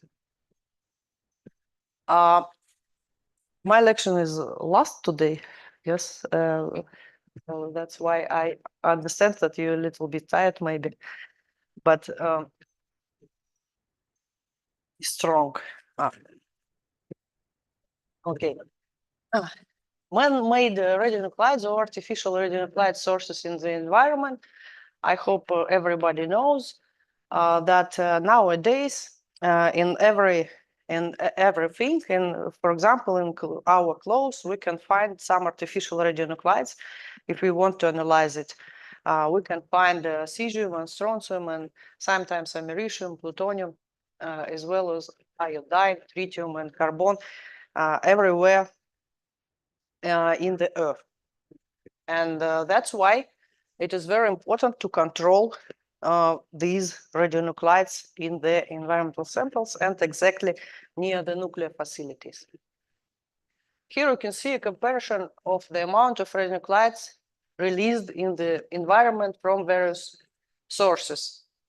And you can see how many terabecquerels have been released in the environment, include previous nuclear tests, explosions in the atmosphere, and activities of radiochemical plants. And nowadays, this process is continue. Everybody knows, I think, that, for example, after Fukushima accident, now they are flowing radioactive waste, liquid radioactive waste to the ocean. And artificial radionuclides continue released to the environment. What means monitoring? Of course, it involves the measurement of radiation dose or radionuclide contamination for reasons related of the assessment of control of exposure. And it consists of a lot of steps. Really, we should control every environment to be sure and to calculate radionuclides. Uncle. Okay. It's okay. Okay. Sorry about that. And maybe some of you are working in some enterprise and exactly in the monitoring system, and you should understand how important it to control all environment. The problem is that the content of radionuclides are usually very, very low, and usually it is lowest than equipment can catch. And environmental monitoring around nuclear facilities is usually looks like that it's below the limits, below, and that's it. And but you, as professionals, you should understand that it is not true. It only depends on equipment that you use to understand and to catch radionuclides that are going through the working of enterprise. Of course, radioecological monitoring is complex informational and technical system that should works. Really, it should works normal and for example, in Fukushima and in a lot of high development countries, environmental monitoring and exactly radioecological monitoring can catch very, very small amount of radionuclides to understand the source and the amount of contamination. But, for example, in nuclear power plant, security measures looks like in this scheme, and all information collected in one center where it is safe and analyzing. Of course, we can separate routine monitoring, emergency monitoring for different purposes. Routine monitoring includes measurements of air, soil, water, foodstuff, and others. And emergency monitoring should include the dose rate and mapping the territory around the accident. But from my point of view is to say to you that everything here depends on the equipment that you use.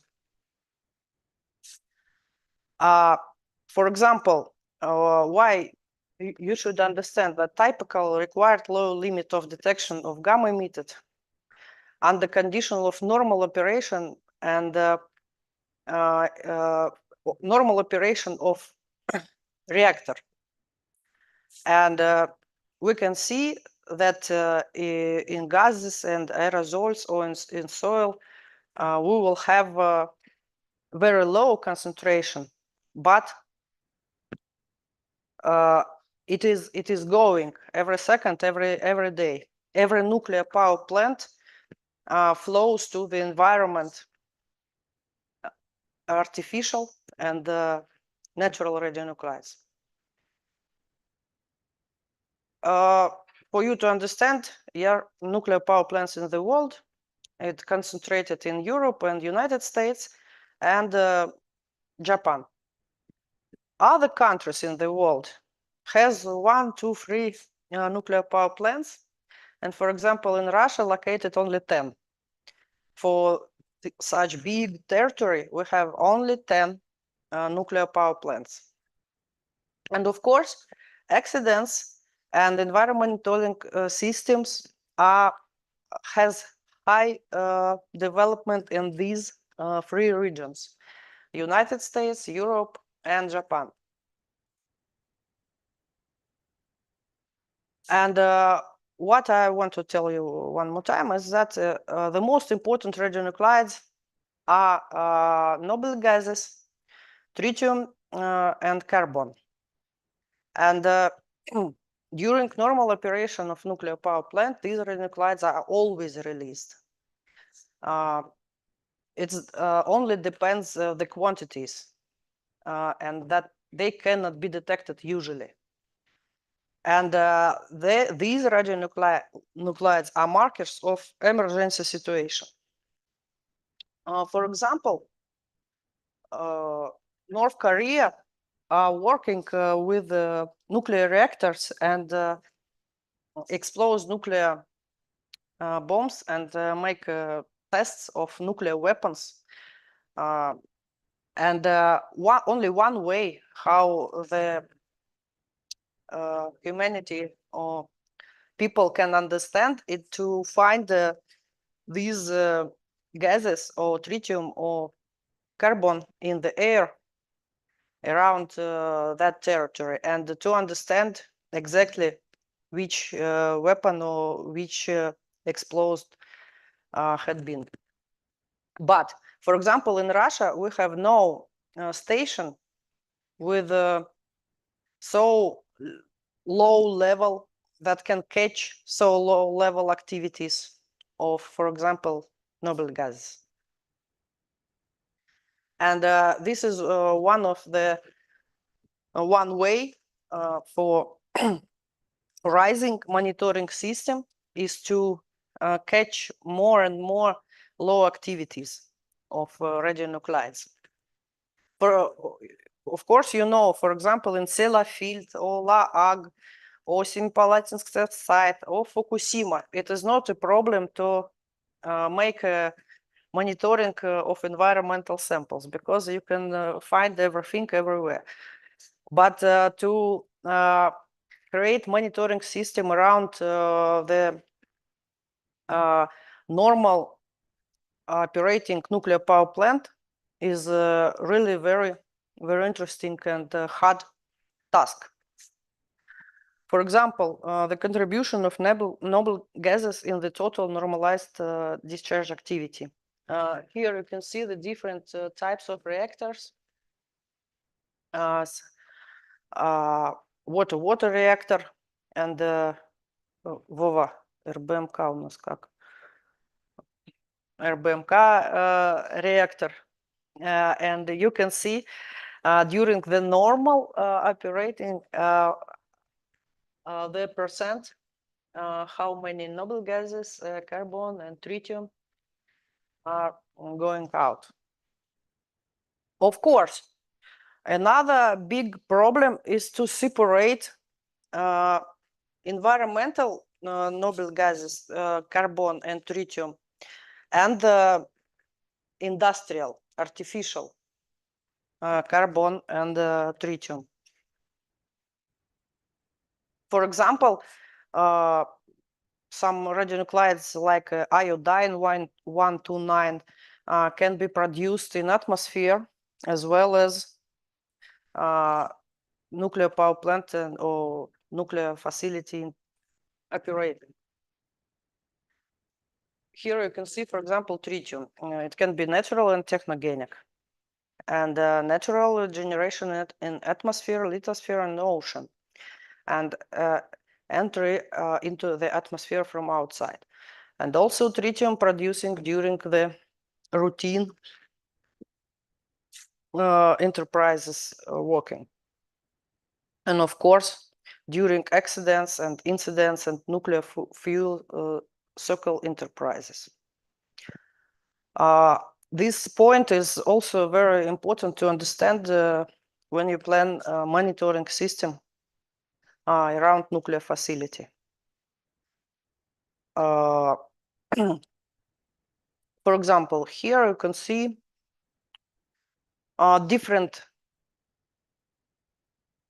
sources. For example, Beloyarsk nuclear power plant, Plant Mayak, and the Russian Federation Nuclear Center in Moscow. And you can see in different years how many tritium have been released during the normal operation of these facilities. For example, green line is permitted level. The blue line is also permitted level. Red line is actual level.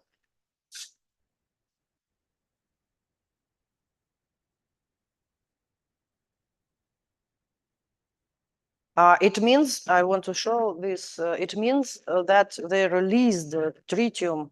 Of course, it is low, the permitted level. But we should understand how many tritium is going out out during the operating. And of course, this is maybe one of the most interesting questions, for example, for me, how that permitted level set it, because I don't know exactly. It's a magic. Permitted levels for tritium, for carbon, for noble gases in the law of different countries, they have never I will tell you why exactly that number is set. But maybe it is because we already know that during the normal operation of enterprise, the releases of tritium shouldn't be higher than permitted level. That's why permitted level is always very high. Here you can see the medium specific indicator of tritium discharges from European nuclear power plants. Different years, different types of reactors, and gigabecquerel per gigawatt.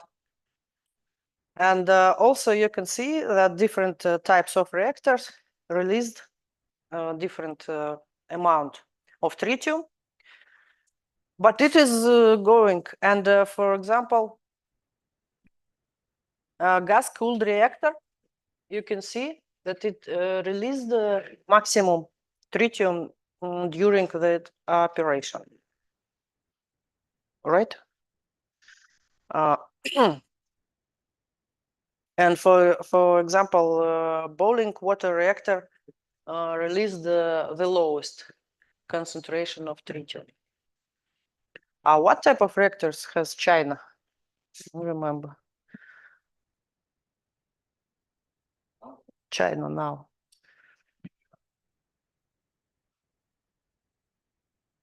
Okay, this one. Okay. Because China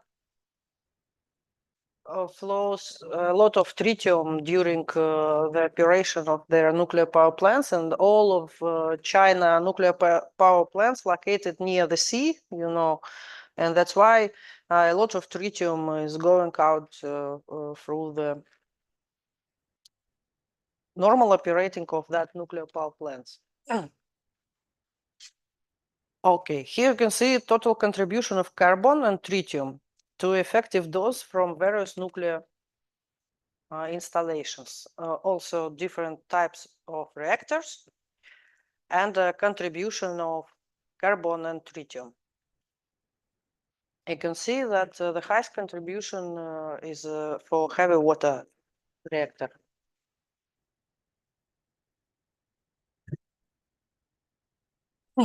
Medium specific indicators of carbon-14 discharged from European nuclear power plants.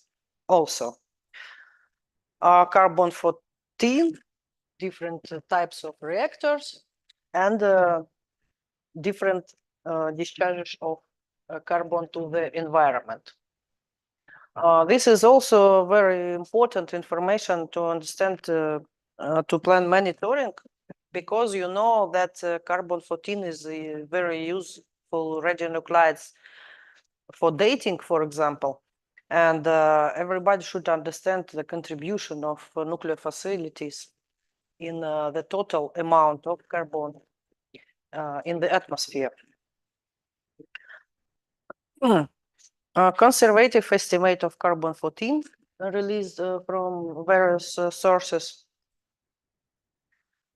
And you can see that it increased during the last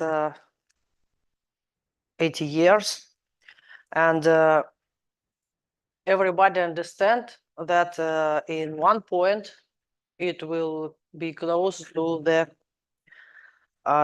natural activity level.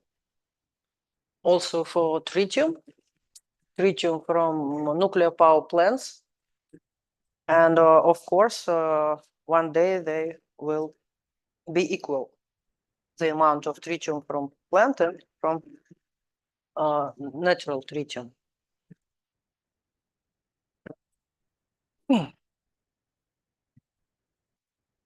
Value of radionuclide concentration in Russian nuclear power plants. Also, you can see radionuclides and different nuclear power plants in Russia, and how many of that they discharge.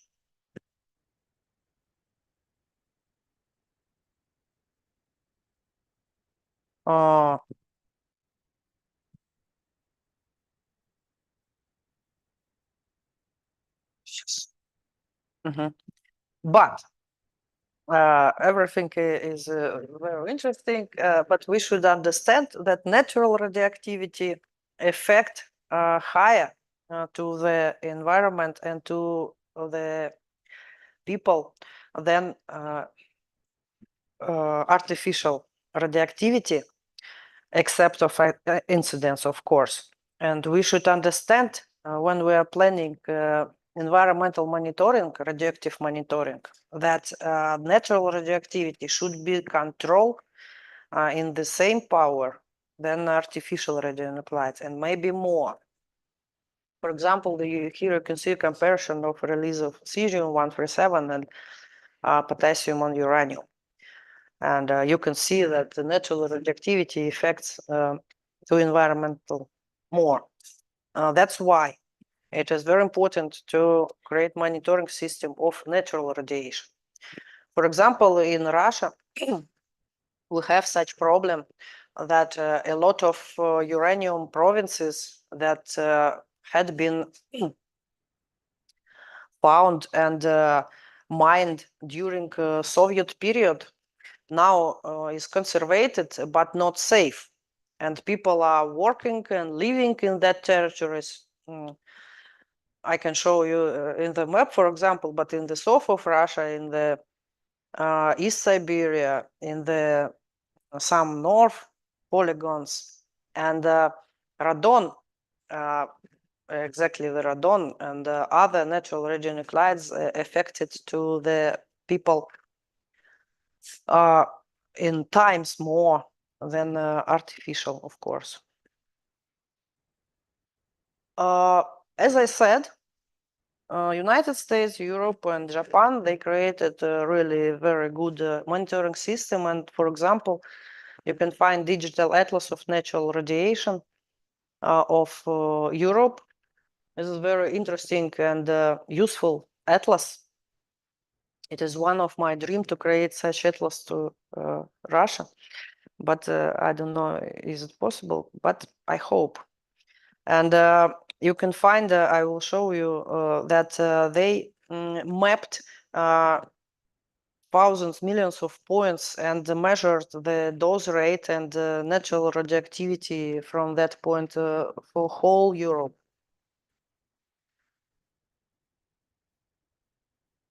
Everybody knows about risk of radon.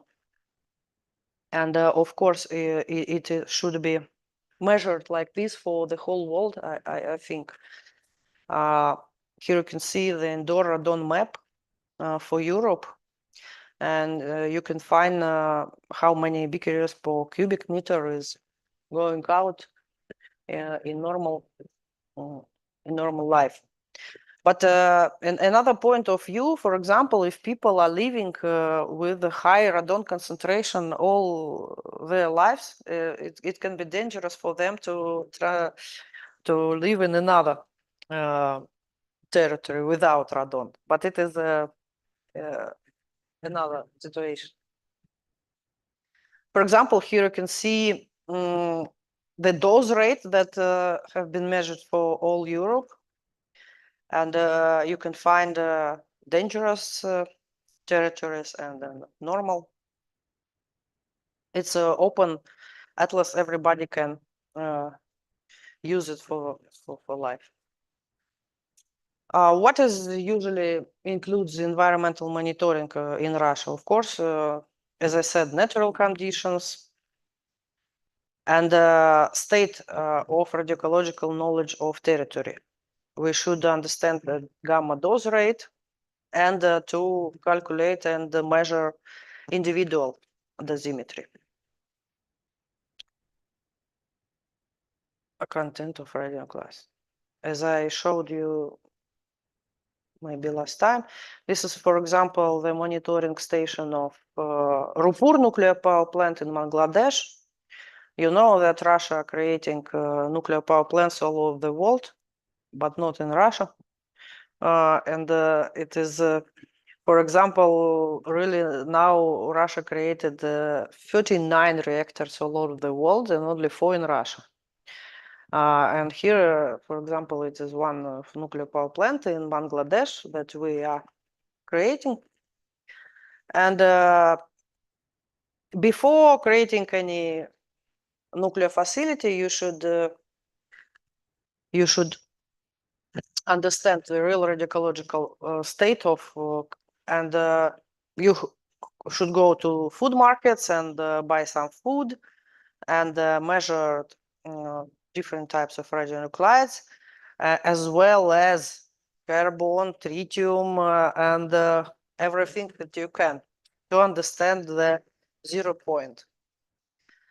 After that, we usually use thermoluminescent individual dosimetry for some stuff that they got that dosimetry, and they are working and living with that, for example, 1 year, to understand also the state of radiological state of situation.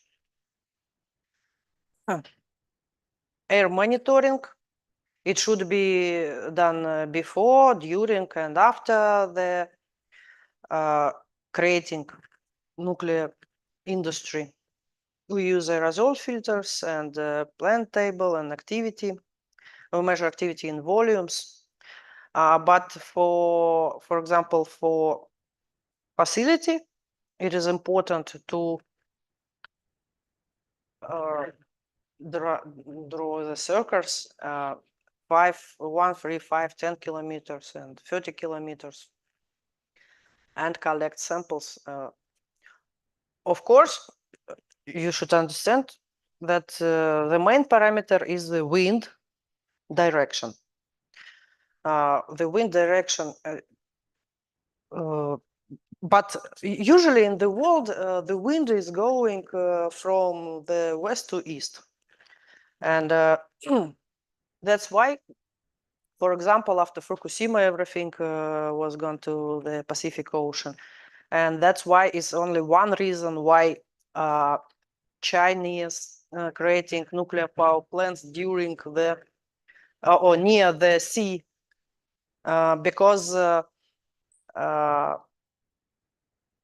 wind is directly going from the west to east. Soil monitoring, of course, have been done.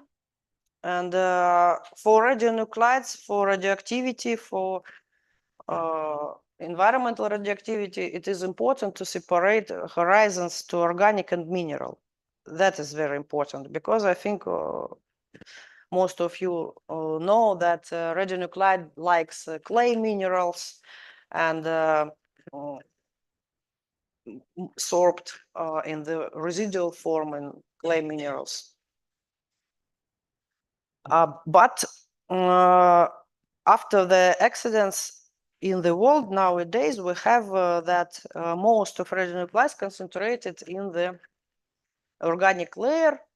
And to understand the situation, it is better to sample all horizons, but most of content will be in the higher surface horizon. And not depends that it names organic. Radionuclides will be sorbed on the small clay minerals that consist that organic horizon. Vegetation monitoring, of course, also very important. But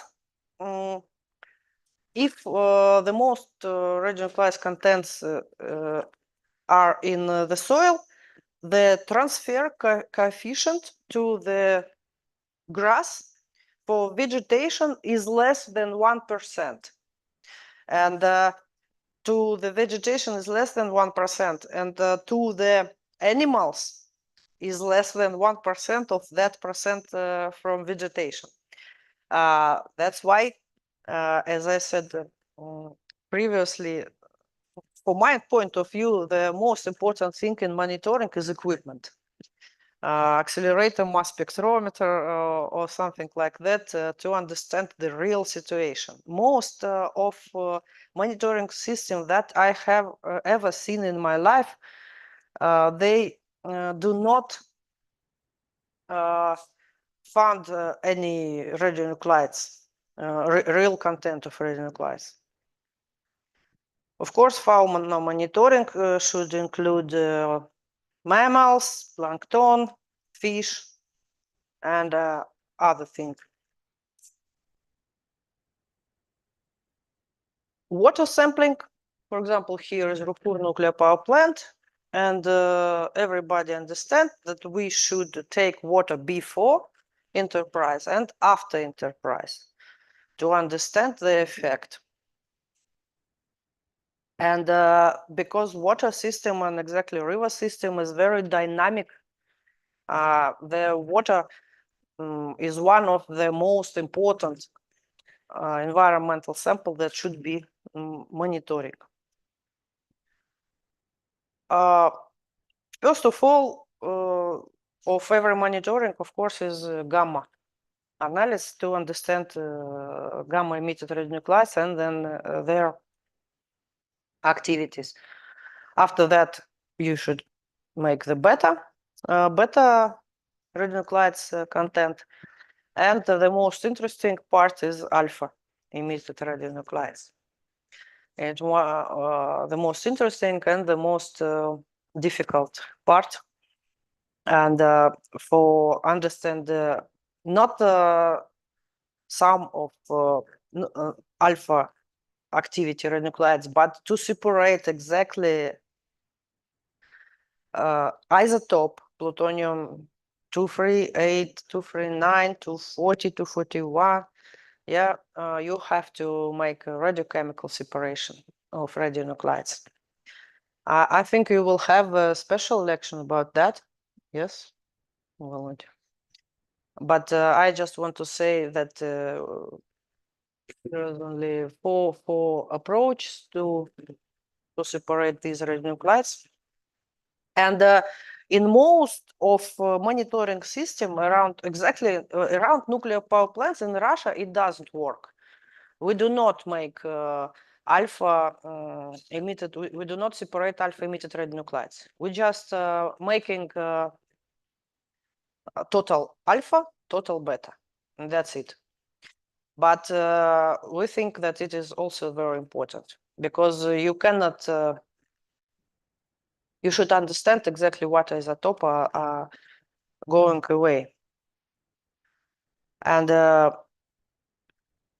lot of sample preparation for alpha can be made on the field conditions. For example, co-precipitation. Very, very easy way is to pre-concentrate with iron hydroxide. All actinides will co-precipitate with iron hydroxide, and you can make a very, very quick analysis.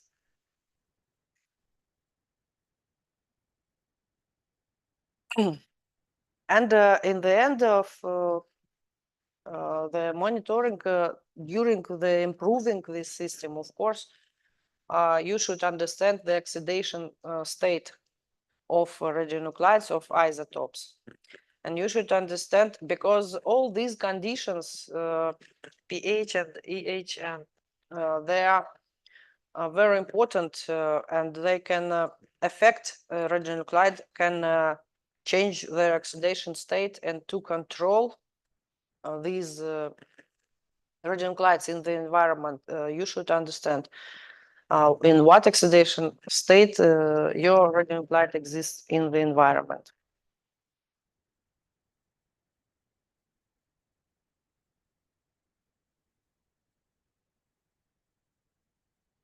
Mhm.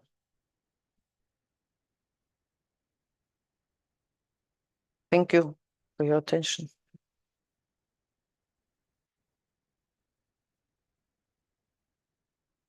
If you have any questions. Questions?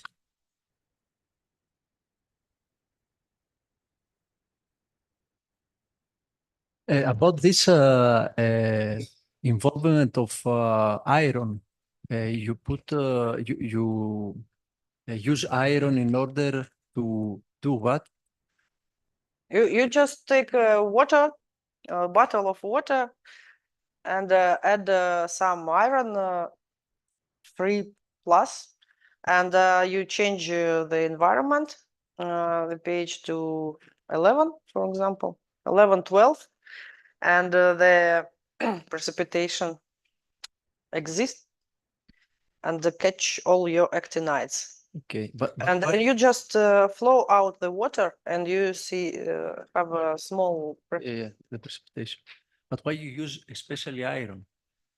Oh, it's very cheap and very convenient. Okay. Yes, and you can see the process because it's red. Okay. No need to control how the environment change. And another thing about the noble gases, if I know it, I don't have my knowledge updated about the nuclear weapons, but I think that when a nuclear weapon exploded, there is you can find out if it is from a nuclear weapon or if it is from, let's say, a nuclear power plant because of the ratio between the cesium-137 and 134. So why you don't make a comparison also with cesium? Cesium works only in during the accident or incident because it's the decay product. Yeah. If you have any accident, you can, but it's nuclear forensics, yes, question.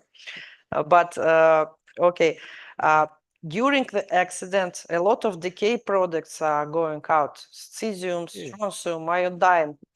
But during the normal operation, during the normal production, for example, of weapons or nuclear power plant fuel, it's noble gases released. Yeah. No, of course, cesium as well, but in so small concentrations, atoms per cubic meters. It's but it is also the way for development monitoring system to catch low concentrations of radionuclides. Okay. But of course, cesium, for example, 134 is unique. Is only during the big accident. From NPP, yeah. Yeah, very big accident. Not from nuclear weapons. Of course, it can be from nuclear weapons, but after. For example, in the accident on the submarine, nuclear submarine, I think it can be released. Okay. Depends on fuel. Okay. Thank you very much.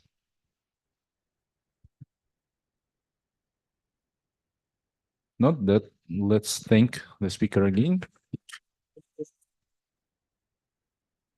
And we're closing our day for today. See you tomorrow.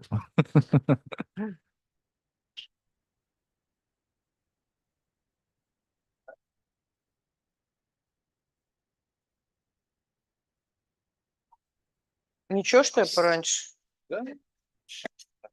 Я ее давно не делала и что-то. Высечем тебя теперь прилюдно. Сейчас постелим. Забыла, что я, где я растекалась.